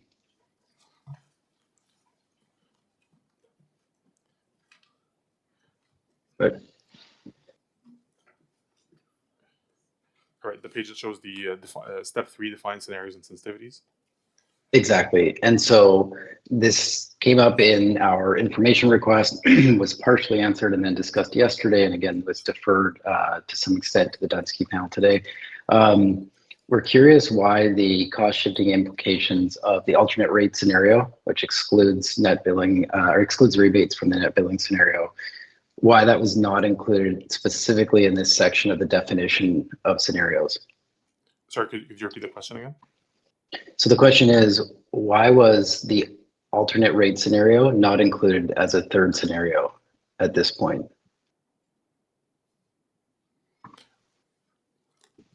I think, as far as I understand, BC Hydro was not contemplating the alternative rate without the rebate, so that's why it was not chosen as a scenario. Okay, so I'll save the comments, but I think the relevance here, of course, is looking at realistic scenarios going forward, and so I think it should be noted for the record that the only forward scenario under this rate filing is coupled with a rebate that is not linked to the rate filing. To us, that's very confusing at best, and at worst, misleading. So we've heard you on that, and you can make that an argument. Like, it's not for this panel. Okay, great. Okay.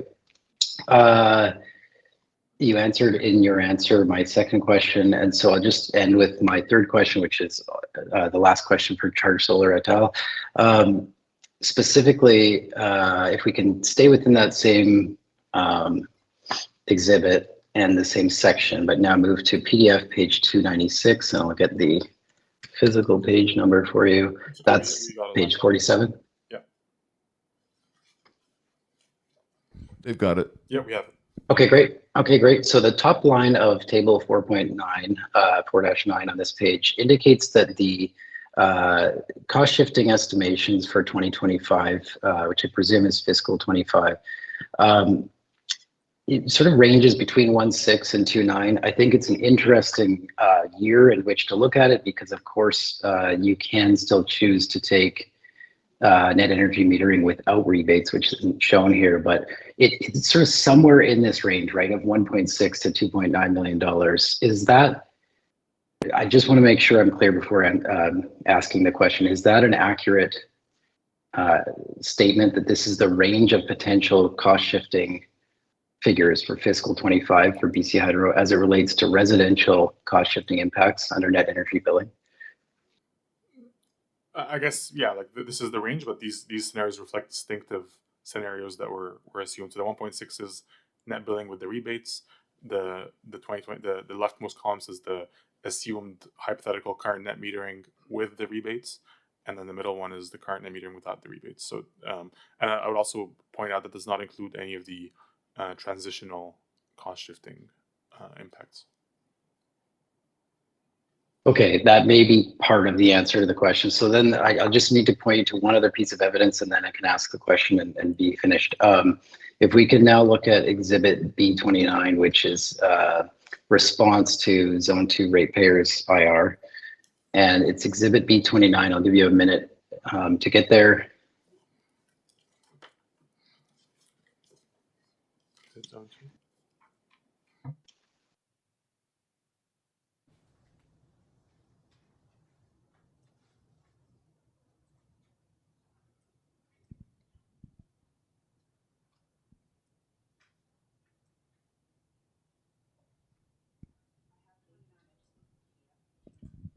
Could you repeat the PDF page number? PDF page number 188. It doesn't have a physical page number on this document, so I can't give that to you. Okay, but okay, yeah, the full document is 200 pages, so near the end. Yeah, so information request 2.2.2. Correct, and this is a table indicating the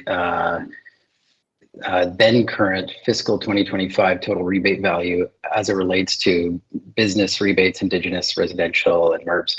So in this table, the residential fiscal 25 updated actual, I believe, is the number here, is $11.3 million. And we're just struggling to reconcile that with the estimates that are in the original Exhibit B8. You know, we realize that one was an estimate and one is an updated actual. So if they were off by 15%, 20%, that's kind of understandable. This is off by an order of magnitude. Again, Exhibit B8 referencing something in the order of 1.6 to 2.9 million. This table is showing over $11 million. And we just want to make sure these are apples to apples comparison as it relates to the residential cost shifting specifically. Yeah, no, thanks for clarifying that. So they're not apples to apples. The IR that you're referring to is BC Hydro's response to the total dollar figure of rebates that were issued in 2025. For the purpose of the cost shifting analysis, we assume, as per DSM expenditure for BC Hydro, that those costs are amortized over 20 years. So even if 11 or 12 million dollars are paid out to customers right now, those are generally spread over 20 years with appropriate financing assumptions, obviously, and all that. So you can think of it as like 12 divided by 20. That's the rebate, or that's an estimate of the rebate portion that will be borne by ratepayers in 2025. And I can point to the appendix where the methodology for program cost treatment is stated. Okay, so that helps us. Is there, just to clarify for our final arguments then, is all of Exhibit B8 looking at the amortized costs and therefore sort of the in-year, let's say, income statement version and not the total capex or cash required? Because it's quite important that we can look at these numbers and without that explanation in front of each table, understand, what we're looking at, right? Yeah, no, I appreciate that. So program costs are amortized in our analysis. Other costs are not amortized. And again, if you give me a second, I'll try and get you the exact methodology reference that provides that description for the record.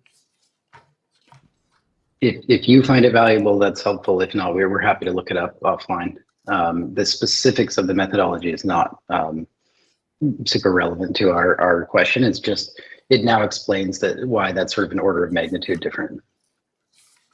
Right, we've got that now. Great. Okay, that concludes the questions from Charge Solar et al. For Dunsky. Thank you very much. Mr. Bear, So thanks, Mr. Chair. I will note there's one last intervener that's indicated an intention to cross-examine the Dunsky panel. That's the Zone 2 ratepayer group. They've indicated to me they're expecting less than 15 minutes of cross. I am mindful of the time, so I would leave it to the panel whether you'd rather finish that now or take it after the break. Okay, if it's fine with this panel, we're happy to keep going for the 15 minutes. Then I would invite council for Zone 2 to come forward. Good afternoon. I think it should be actually less than 10, but don't hold me to that. So I have just a few questions that stem from BC Hydro's direction from yesterday, that certain questions were best directed to this panel. So yesterday, I directed BC Hydro to Dunsky's response on page 199 of Exhibit B29.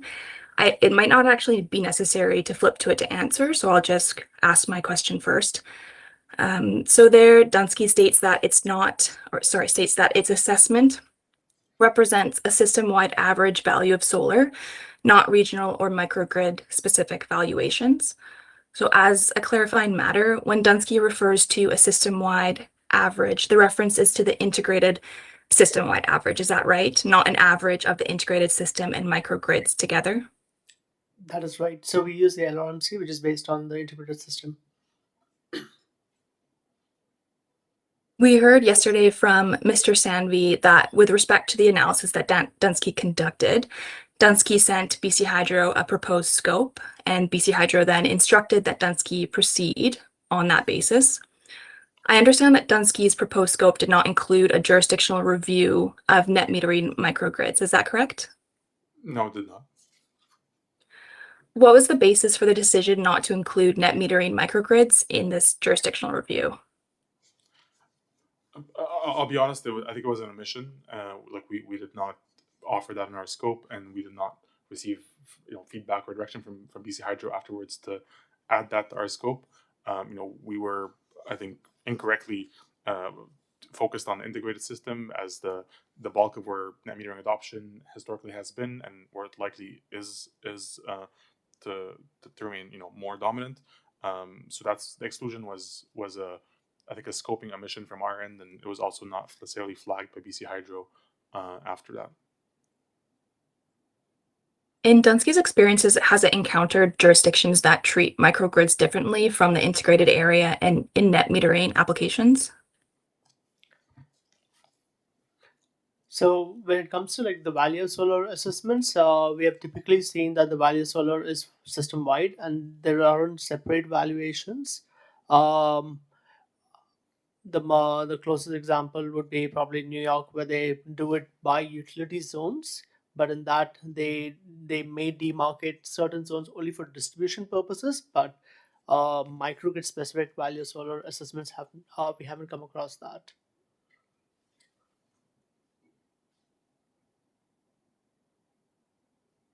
My final questions will be in reference to BC Hydro's response to page 846 of Exhibit B15. Again, it might not be necessary to turn to. I'll just say what it says, but feel free to turn if that's helpful. BC Hydro states that the planned cost of energy in the non-integrated area in fiscals 2025, 2026, and 2027 is $274, $345, and $354 respectively. BC Hydro also states that the cost of energy for the NIA is the same as the avoided cost of generation. If the avoided cost of energy in the NIA had been incorporated in Dunsky's value of solar analysis, it would have resulted in a higher value of solar. Is that correct? Yes. So hypothetically, if we had done this for the NIAs, there would be the counterfactual avoided energy cost would be higher than the integrated system. I will say, like, part of the reason that we did not necessarily have that separate analysis also for NIAs is because we recognize that NIAs are subject to the same residential rates or customer rates that the integrated grid is subject to. So in our thinking, that the proposed compensation framework for net metering, was going to be analogous to whatever also non-integrated customers or integrated customers rather are subject to. I would like to add. Are there any other? Oh, sorry. Go ahead. So I would like to add a bit more. Yes. So when it comes to the energy value, there would be a difference. But we're looking at the overall cost, like transmission, distribution, and everything. We would have to look at like what is the net cost or the net benefit in that kind of system. So I can't opine completely whether it'll entirely go higher, but with the energy values itself, yeah, the energy values would be higher in this case. And so from what I'm understanding from that response, so you're not able to opine on whether other areas of the analysis would have been impacted if the avoided energy cost had been included. Is that correct? I would like to re-clarify that. So I would say that while the energy values would be higher, I would not be able to opine as to what would be the avoided transmission distribution costs, whether they would be higher or they would impose a cost onto the system. That is something that we haven't analyzed. So that could possibly lead to probably a net cost in that case. Understood. And are there other areas then of Dunsky's analysis that we haven't spoken to that would have been impacted if the avoided energy cost in the NIA had been incorporated?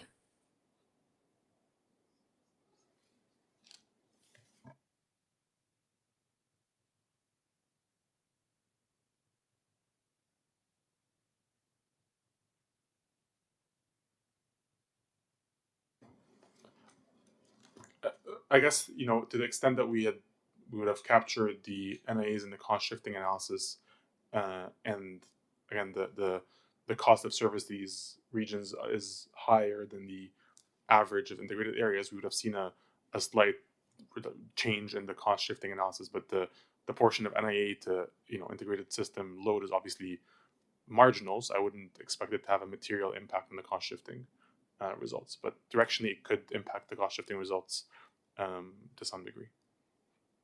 And would you view that to go directionally? Would it go up or higher or lower? I guess if you hold the view that the integrated areas are more expensive to, the NIAs are more expensive to serve, then avoiding that kilowatt hour would result in a net benefit to ratepayers and would reduce the cost shift. So yeah, it would put a downward pressure on cost shift. But again, I think it will be a very marginal impact just by nature of the difference in load and revenue requirements from both regions. And just circling back to the question about the jurisdictional review, do you think that adding a jurisdictional review of microgrids in the analysis would have impacted your analysis in any way? I think it wouldn't have impacted the numbers that we produced in the study here. We are if we were to go back in time and do this analysis with consideration of NIAs, my guess is we would have had a separate treatment, like an additional chapter that looked at what is the value of solar and the NIAs and what would the cost shifting implications be. So I think we would have still probably broken out the systems and integrated and non-integrated to be able to offer as much insight as possible into the analysis. Thank you. No further questions. So, Mr. Bear, so that is the end of cross-examination for this panel. Oh, no, we have the commission's questions. Sorry. Yeah. Plus commissioners. Yes, that's correct. So now we're going to take our break then, right? Okay, so we'll take a 15-minute break, come back at 10 after 3. Thanks.